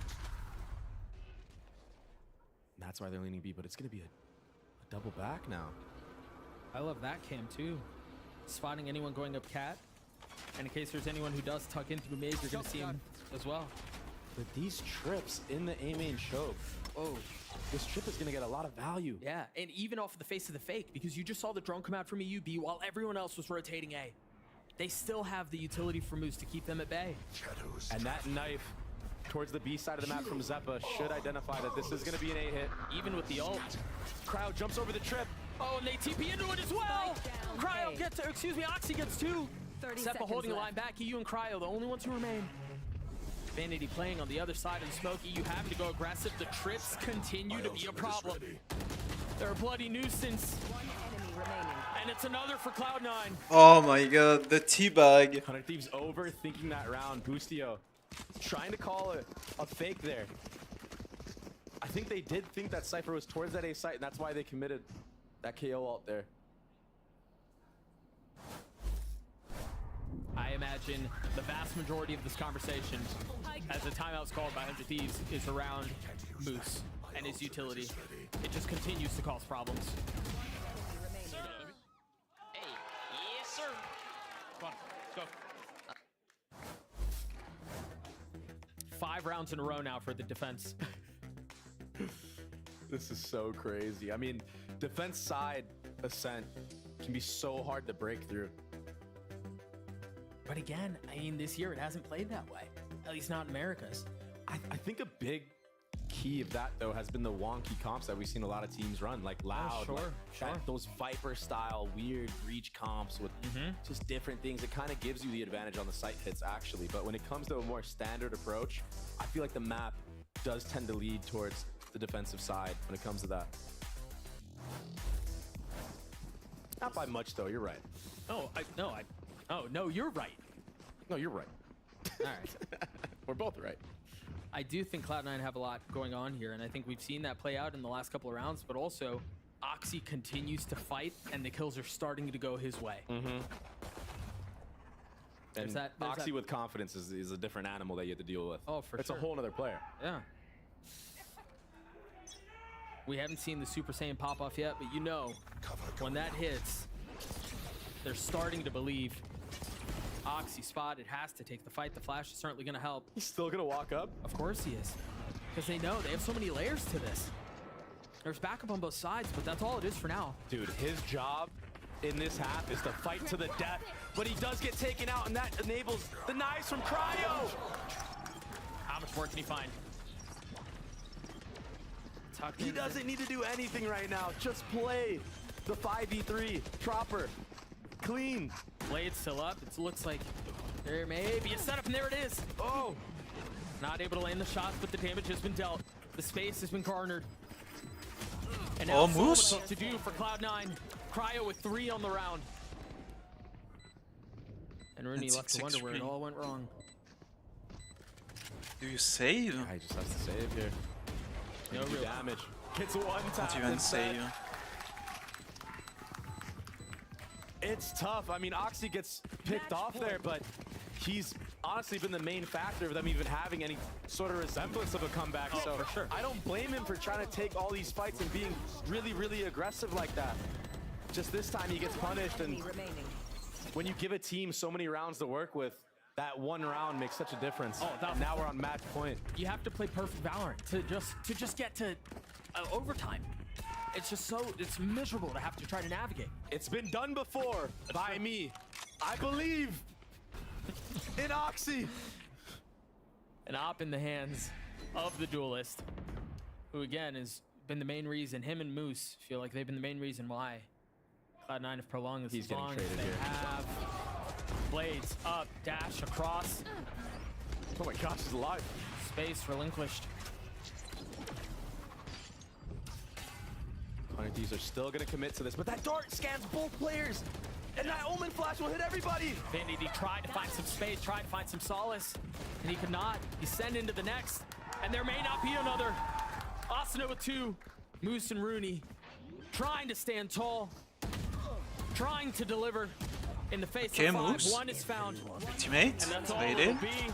And it's over. Rooney cannot GG. Damn. obliterate Cloud9. And 3-1 for Cloud9, I guess. It's just blowouts. I mean, yeah. Let's just say, I mean, I predicted C9 to actually win this series. Nothing against 100 Thieves. I think they've been great. I just thought that Cloud9 have looked C9 better. have looked crazy in the form that 1000%. they've been enabling Oxy, but I would agree. I'm really happy for 100 Thieves, and if you're a fan right now of 100 Thieves, you might have to look at this and be like, this could be a team that can make an actual run and make it to Shanghai. Oh yeah, you can hear them all right now. We're back. Yeah. Cryo is back. 600 and however many days. They were able to win on a set. Now Cryo popped off 22 and 10, 6 first bloods. The guy had a game. And this is the Cryo that people have been waiting to see. This is the 100 Thieves that people have been excited about with Boostio and Zix at the helm. There's a lot to be excited about. Yeah, and Asuna, 23 assists on the KO. 23. That is crazy. EU had massive moments too, and again, Bang he just destroyed them. He banged all over him. Oh god. so many things that can be said about Bang and things that he does to teams. But this is really, really nice to see that this young team is coming all together, banding together as brothers, and I mean, they look like they're having fun out there. The leadership from Boostio bringing good vibes to the team. Maybe cutting the leash that Cryo once had before. And if he didn't have a leash, maybe just enabling him to be more aggressive, be a star player that we know that he can be. Well, and I want to go back to what Zix mentioned earlier. He feels like, and with what we saw today, I might have to agree, they have some of the best shooters in the league on that team. Yeah, and when we they're on saw point. it today. Yeah, when they're on point, it's scary. I mean, EU, again, we've got to call them out. Bang just destroyed them. Cryo popped off. Everything from top to Everyone bottom. played well. Yeah, everybody really played well. Asuna on the first map on Raze, he started off, what, 7-0 it's or 10-0? 10-2. 10-2. Not bad. And he's back to his shaky, cracked aim. He's getting headshots left and right. I don't know how he makes it work. I don't know how he does that. But he does. It still trips me out every time I watch him play. Oh, and I think on the other side for Cloud9, you can almost just kind of like let this one go. right? Yeah. This feels like such an anomaly compared to what we've seen of Cloud9 recently that I wonder where you even start. It's very similar to the conversation we had with NRG yesterday. Where do you even start when you're looking at this back, when you're watching the film, because it wasn't close? Yeah, I think this is one of those things where it's just a humbling moment for you. You know what I mean? Yeah. Not that the players needed to be humbled, but just as a team, you've won a couple matches, you've been dominating. Yeah. You need something that can bring you back and ground you and make you just work even harder for the next time. So this is not the last thing we're gonna see from C9. They're gonna be back. I have immense faith in C9. I think that they're a very, very good team, and they have a good chance of making a run for Shanghai as well. It's kind of crazy at the top. I truly feel like there's a bunch of teams that can beat everybody, and we're seeing that with how these matches are being played out. The crowd wants Boostio. Elizabeth wants Boostio for the interview, the Verizon post-match interview. Take it away. Well, Doug, I always give the people what they want, and it's the man that can win a round without a mouse. It's Boostio, everyone. The crowd is so loud for you. Congratulations, Boostio. Now, I have to ask you, the round where you won without your mouse, we kind of saw you trying to work it out, and then you kind of wazdying over. Talk to me about that. I don't know. We charged it backstage, but apparently it didn't charge for some reason, and then it died, and then I realized, we have to play the round still. So I was like, I'm gonna run to the bomb site, and then I was like, everyone just bait me. I'm just gonna jump through the bomb site, and then everyone waited, and then I jumped through, and then we won the round. What was the emotion out Oh, there? it was funny. They were bad. C9 was bad, like really bad. You think they're gonna go back there and find out that you did not have a mouse? No, they know. They know. Oh, they knew when they lost. All right, Yeah. fair enough. Well, I also have to ask you, I talked to you during the Arrival interviews, and he said that you said that winning that game a bit ago for the first time felt better than winning Champions. To be clear, for those of you who don't know, Champions is the World Championship of Valorant, which you won last year. You're the reigning world champion, but last week you're like, much better. Why? I mean, playing for like an org like 100T, I think it's like more important to win than like EG, to be honest. Like winning a world championship is awesome, but like representing 100T is a lot different than EG. Yes. So I just want to win on this org more than anything, to be honest. That's completely fair. And I mean, the fans want you here too. The fans are out in force for Boostio today. I was stalking your social media, and I saw you did an interview, I believe his name is Camus, about winning. And you talk about that snowball effect. Is a snowball snowballing? Where do we go from here? Where do we go from here? I mean, we're 2-0 now. I mean, we all have unreal confidence now. We already knew that we were the best aimers in the world, or one of them. And I just, can't wait to keep playing more matches. It's going to be so fun. I love my team, and, I think we really could do some damage this year. Where do you think you are in the rankings of all the teams? I mean, after that performance by NRG, which was horrendous, I think they are way low. But let's say maybe top 3. We're only 1-2 games, so we'll see. Number one, they say. And I love Boostio's just true candor. Thank you so much, Boostio. Crowd, keep on being loud for Boostio. But on the analyst desk, we have Boostio's coach, Zix. So friends, please take it away. Okay, are we good? Rip headphone users, am I right, everyone? Yeah. Okay, so we're joined by Coach Zix of 100 Thieves. Congratulations on the win, 2-0. I gotta say, man, we're like, pretty much almost done with that first half on Ascent. I look up for a second, I see the score, and I'm like, what in the heavens is going on? You guys are just shellacking them out there. Was that something that you had felt like could be a reality given what you know about this team? You feel like, okay, we could definitely make those like undefeated rounds or undefeated halves happen, or was that even a shock to you? I was pretty confident coming into our match against C9. A lot of the comps that they play are really like low util for the actual like hits, and we noticed that their util wasn't like super good when they were like hitting bomb sites or when they were just like taking fights. So we expected it would be an easier match than I guess like the public thought. But not necessarily that it was, going to start 10-0. I mean, our Ascent's been really solid. Yeah. And obviously we haven't gotten the chance to show it. And I'm sure in the back of all of my players' minds, they're thinking about this like, I don't know, it's like 17 months or something they haven't won an Ascent. Yeah. But I was glad we were able to finally play it today and break the curse. How tight, though, were the butt cheeks as the rounds continued forward? Yeah. No, he's in a room back there. He can't tell what's going on. When I saw we got mid fought on our mid default and then we got completely cleaned, I was like, might be a tough half. Yeah, might be a tough half. But then I was thinking, I'm like, we only got to get 2 rounds. I have 2 pauses. Like, worst case scenario, I can, figure something out. Yeah. And then we ended up pausing. We called one of our set strats that we prepared for the match and worked twice. It was. You love to see it. You love to see it. Coming into this match this week, what do you think was different with the preparation? And do you think C9 playing earlier in the week helped? I know you mentioned a little bit about their comps being low util. Do you think that really helped, or do you think there was also like another layer that you guys added in order to make this performance the way it was today? I'd say we prepped pretty well around the enemy team that we're playing. I would say, without a doubt, though, the Loud series helped us so much in prep for Bind. We didn't really know what to expect out of their Bind, but then they ended up, fortunately for us, having to show it, and it was their map pick. So we were able to see kind of, well, one, that they're playing Cypher, two, quickly create some ideas of what we wanted to do against Cypher, like little details we wanted to change. Yeah. And we just ran that game plan, and we just, played it flawlessly. So it felt very good in terms of preparation. Yeah, it looked good too. And I think one of the things that I've noticed, and a lot of people have noticed about 100 Thieves, the perception is you look really strong when doing like set piece, like execs primarily, especially on Bind. Like the execs look really good. Also retakes, any sort of like plant denial, like those very clear ideas. I'm curious how that matches up with your view of the team, and if you think you have any strengths that maybe aren't being touched on so much. No, I think that's definitely a fair take. I would say one of the things we're working on a lot as a team is being able to default. I think like in the long run, like set strats will always be good to get you some rounds. And if you spot like a vulnerability, like the set strat will be, very nice to thwart it. But when it comes down to it, if you want to be the best, you have to be able to default, and you have to be able to play these rounds a bit longer. Something we've been working on, and on certain maps, it looks really, really good. Like on Bind, we're very, very good at mid-rounding, but on other maps, we still need some work. But it's a process that with time, we think we'll be able to, build into. Yeah, for sure. Well, I do see that we got a Twitch chat question from Ions. I think. I don't know. We'll see.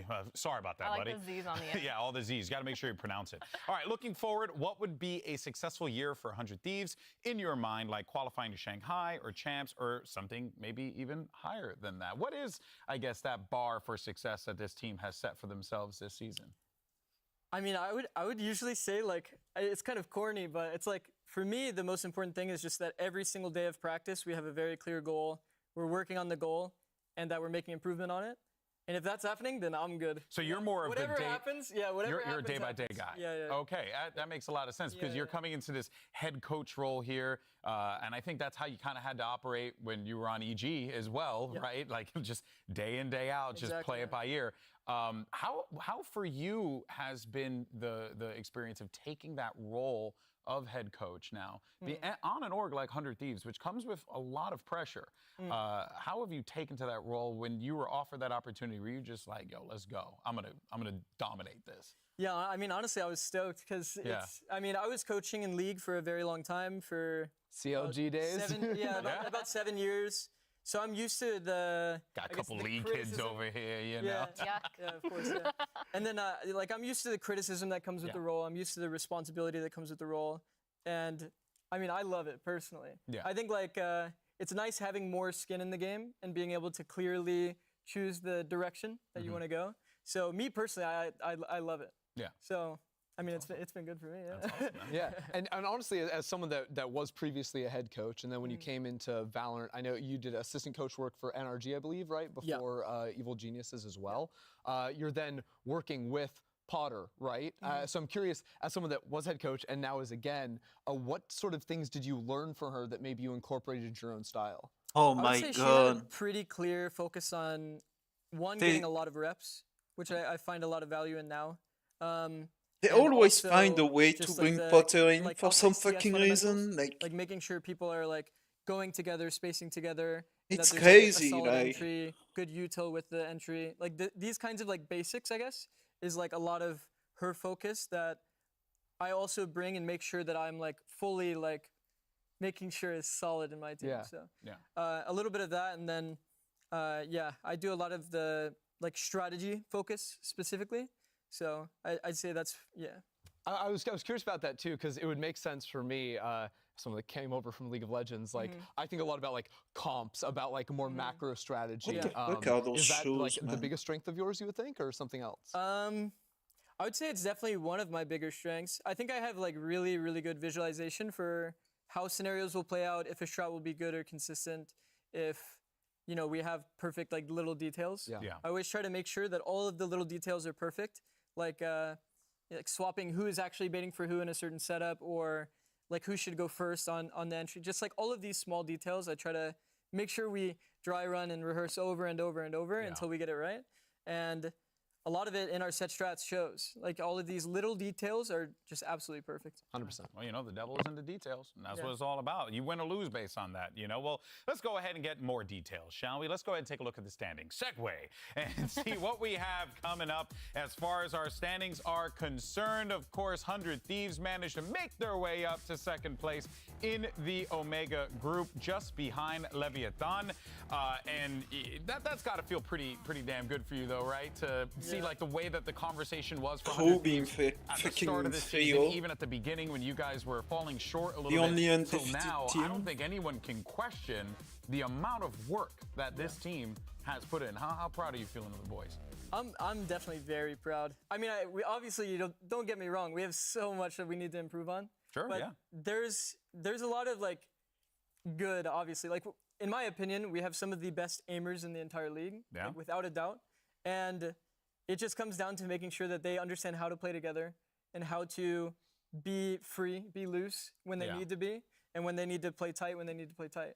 And right now we're like getting into that balance of things. I'd say these last 2 weeks we definitely like freed up more. And we just fully embraced like taking our own timings, taking individual fights, and like you see that a lot now. We don't always have perfect fundamentals. We're a team that's going to look for the X factor and then look to punish when we have an advantage. Do you feel like in the next coming matches, you guys are going to be as confident as you were today? And which team are you looking forward to playing to the most? Oh, that's a good one. We're definitely going to be confident. I can tell you that. I mean, just you got Busio on your My team. bad. I think you'll be all right. Yo, my bad. We're going to be confident no matter what. But I'm looking forward to fighting both Crew and NRG. Those are our last 2 matches. Energy is exciting because, I've been teaming with Ethan for, the last like 2 years. So that'll be a fun match. Obviously, Max is on the team as well. Obviously, they didn't have like a great showing. So hopefully they maintain that form, you know what I mean, going into our match. Yo, you got to chill on that smile. That's the realest thing I've ever heard on an interview, dog. Keep doing that, but I mean, we'll see. But I am looking forward to playing against him. Yeah, well, I mean, we're definitely looking forward to those matches as well, man. Well, let's go ahead and take a dive and see what we're looking at tomorrow, though, for our schedule, because we're starting the day off with the Sentinels versus Evil Geniuses, and then it's going to be NRG versus MIBR. Zix, you want to give me any predictions on this one from Game 1 and Game 2? Sentinel Energy. Game 1, maybe, Yeah, I'm liking Sentinels here. Okay, all right. And shocker. I'm going to go with the bold day kid. What a risky man. Let me guess. NRG for Game 2. Okay. The safe bet. Okay, he's just playing it safe. You love to see it, man. Hey, well, congratulations on the victory, my friend. Hard fought for y'all because you just continue to grind this season, and seems like it's only going to get better from here. So looking forward to seeing what is to come. But for folks at home, that is going to do it for us here today. We thank you all so much for tuning in. And don't worry, we're going to be right here, same time, same place, because it's Super Week. I'm going to get a horn tomorrow. In any case, we're not giving you a horn. Here. Give me a horn. All right, folks, we'll see you tomorrow. Take care, everybody. Appreciate you again, pal. Thanks so much. Okay. All right, we're done.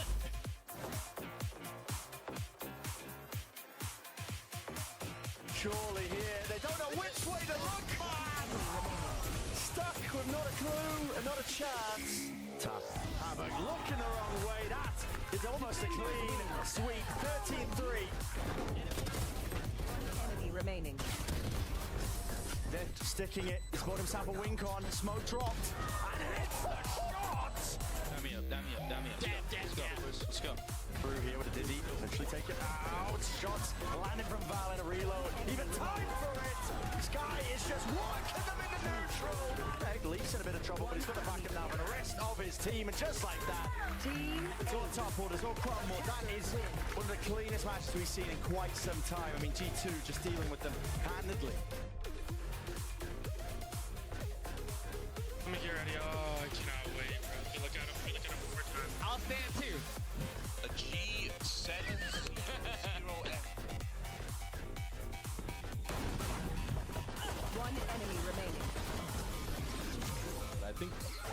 steals. Mouse just died? Nope. It's an IGL masterclass right now. Go, swing with me! We need to leave it on POV, unfortunately. Nice, they might win the round anyway! It's the craziest round! They won 4v5! Oh, he's gonna run into the trip. No way! Oxy's getting wrapped. He's the last one alive. Asuna cleans him up 13-7 in favor of 100 Thieves. And he considers going in. A shorty, he dashes into his lap.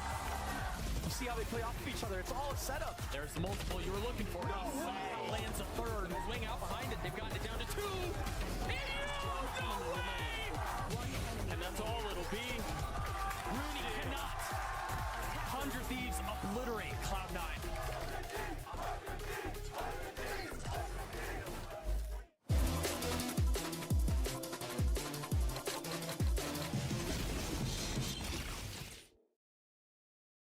Okay.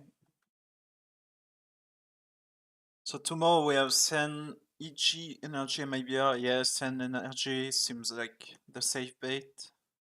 Safe bet. And that's gonna be it for today. At least for VCT. I'm gonna play a bit of PUBG. Chill. Some chill PUBG.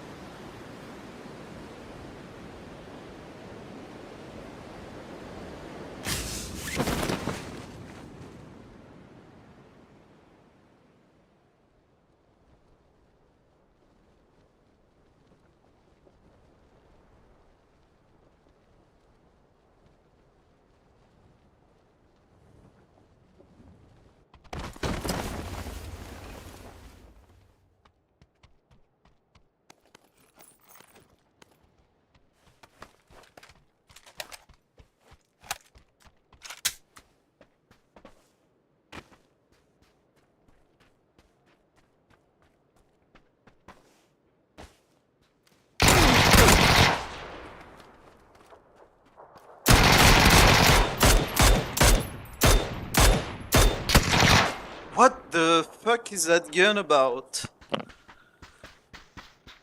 Holy shit, man.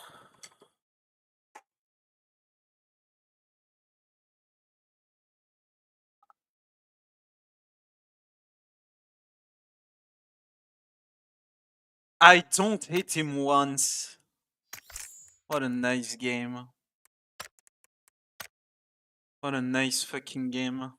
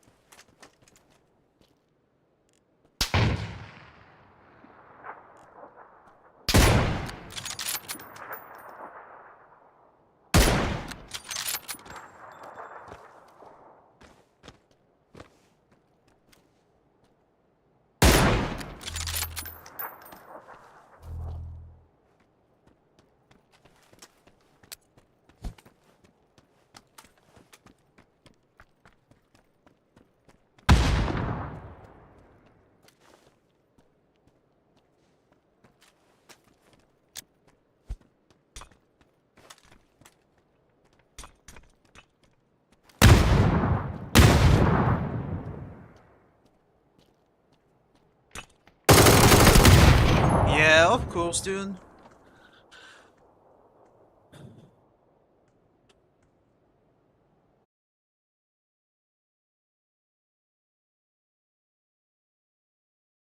Like, he can throw a nade, move, aim, shoot me.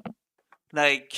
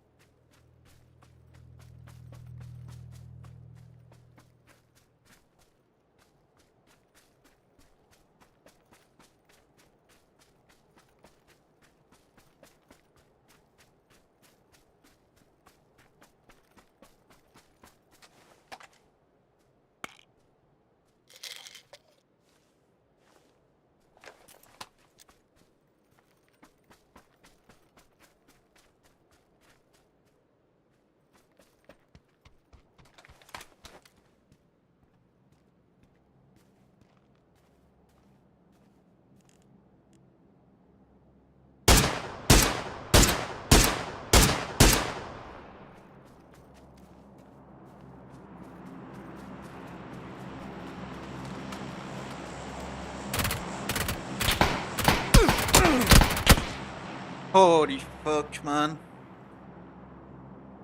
I hate the fucking Rosa.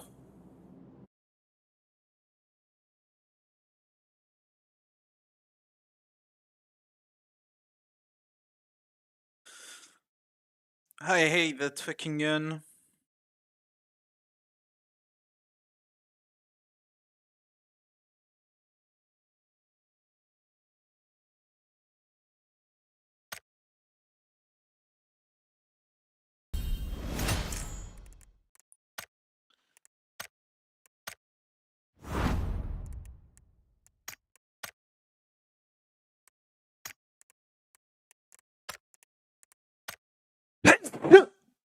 Wow.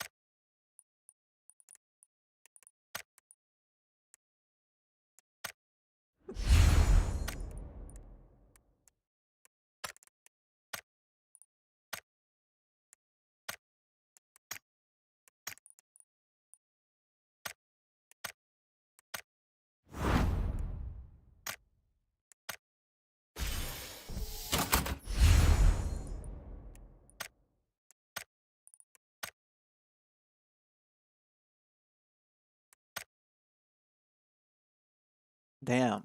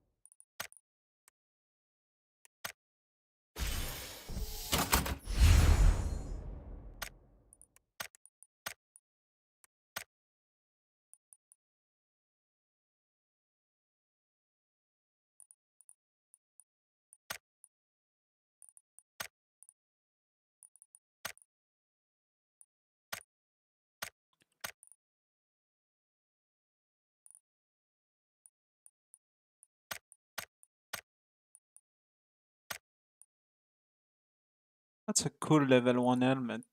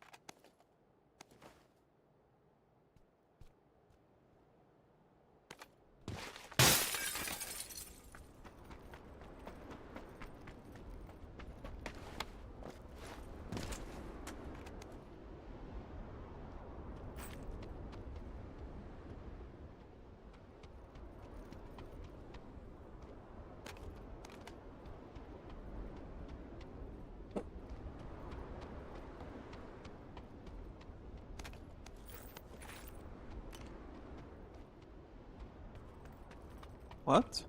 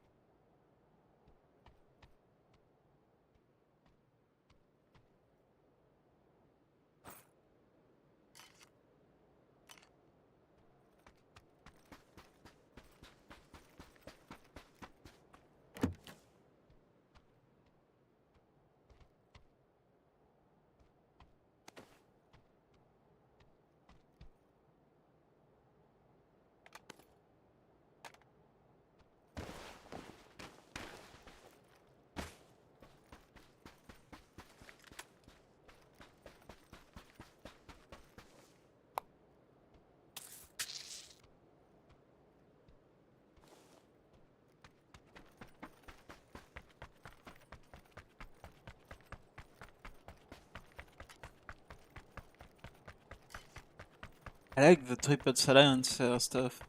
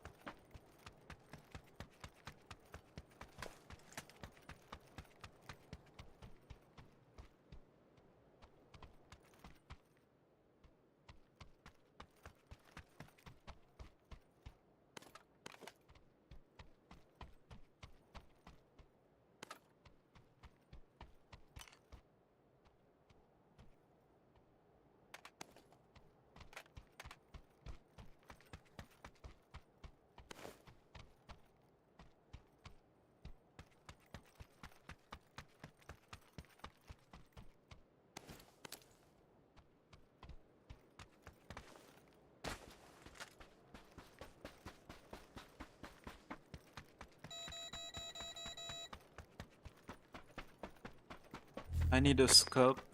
Time 4 is like way too small for this map. I need at least a time 6.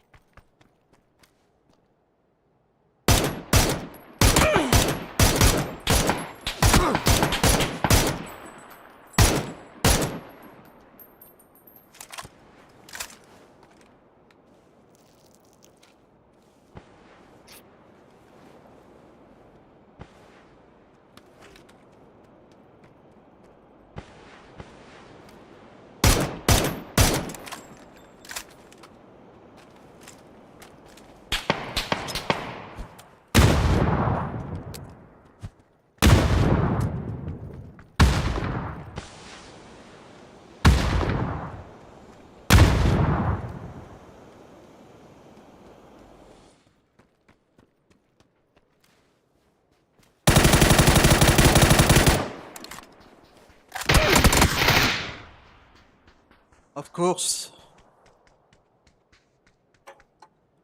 Can dodge everything.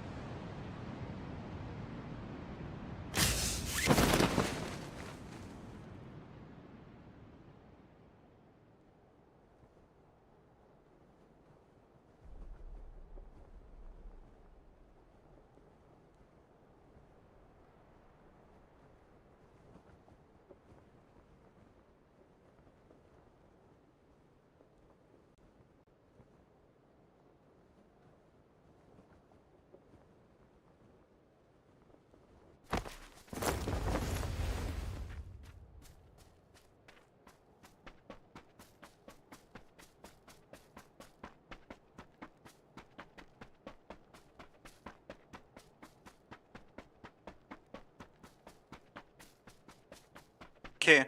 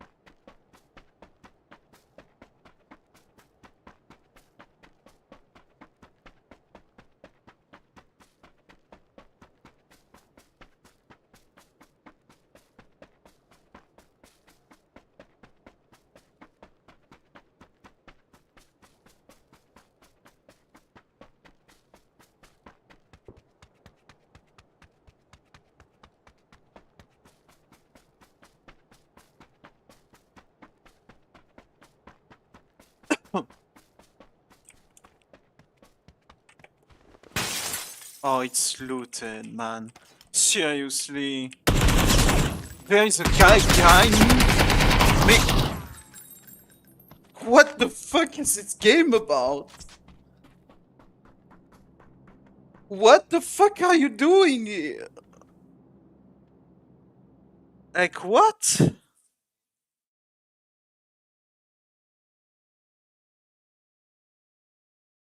I AFK'd and I saw 4 people. Like, I AFK dropped and saw 4 fucking people. Like, the fuck is that, man?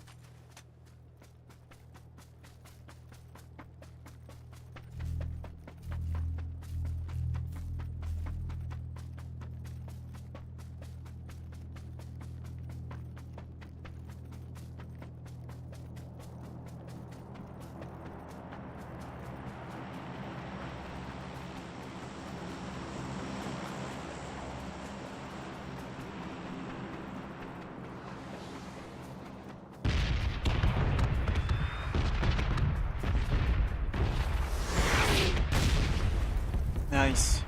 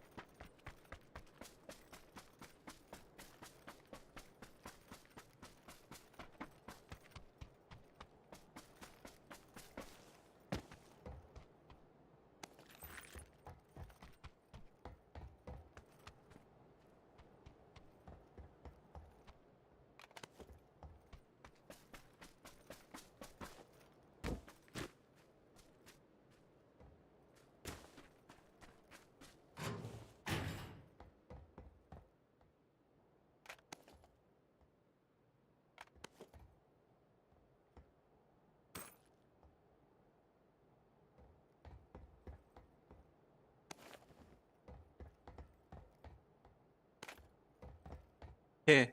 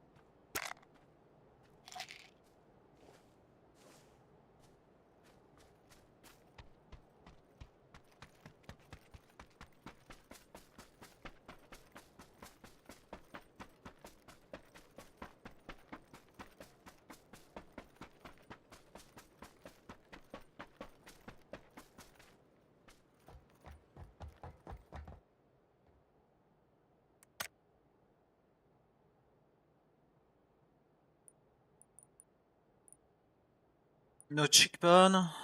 Fuck me.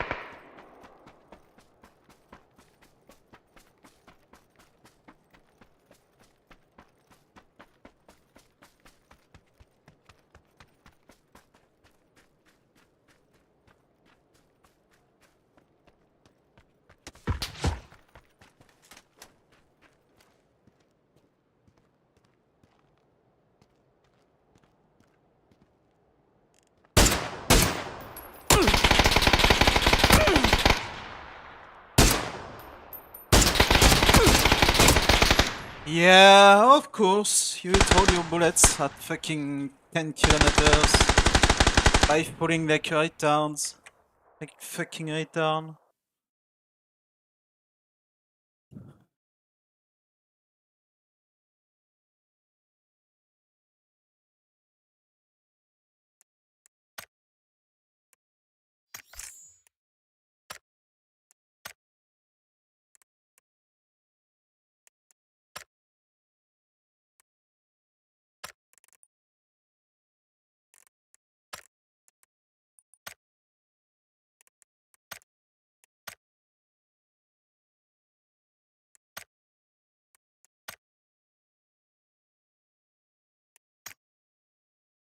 Okay, I think that's gonna be it for me.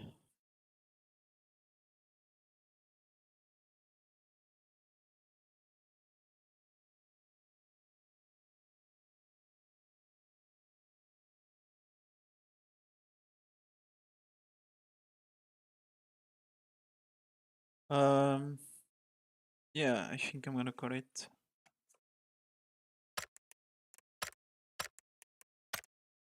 I had some good games though. Had some really bad ones. Yeah, I had fucking rank 1. This one was like questionable. The top 4, top 3, and then the 2 AFK drops, and then top 2.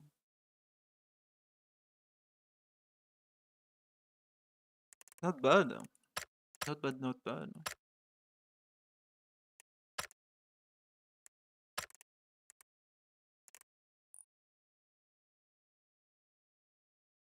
Anyway, that's it for me.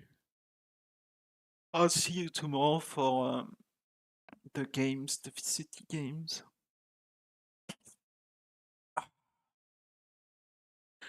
Tomorrow we have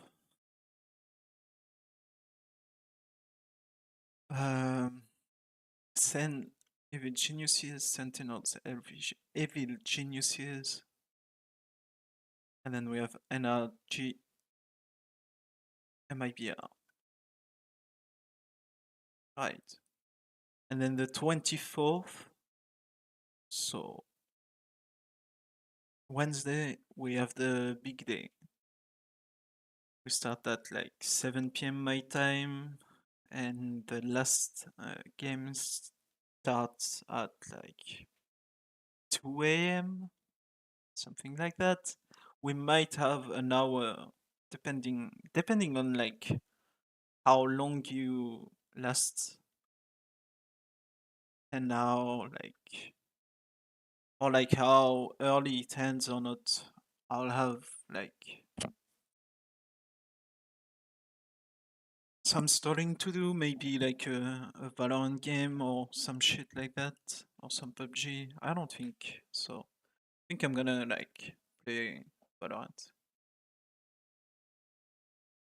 Kinda have to. I haven't played this this season, like this episode, this act.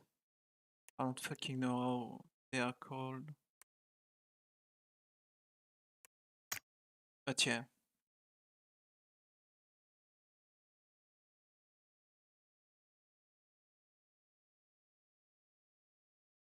Anyways, see you tomorrow. Stay safe. And yeah, bye bye.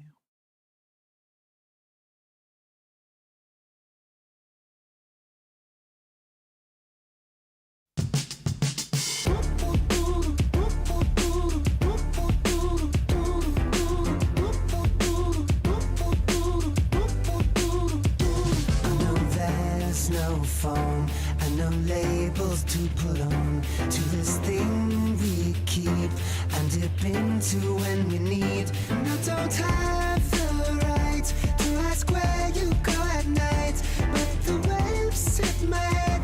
Do you think someone's in your bed? I get a little bit Genghis Khan. I don't want you to get it on with nobody else but me. With nobody else but me. To get it on with nobody else but me.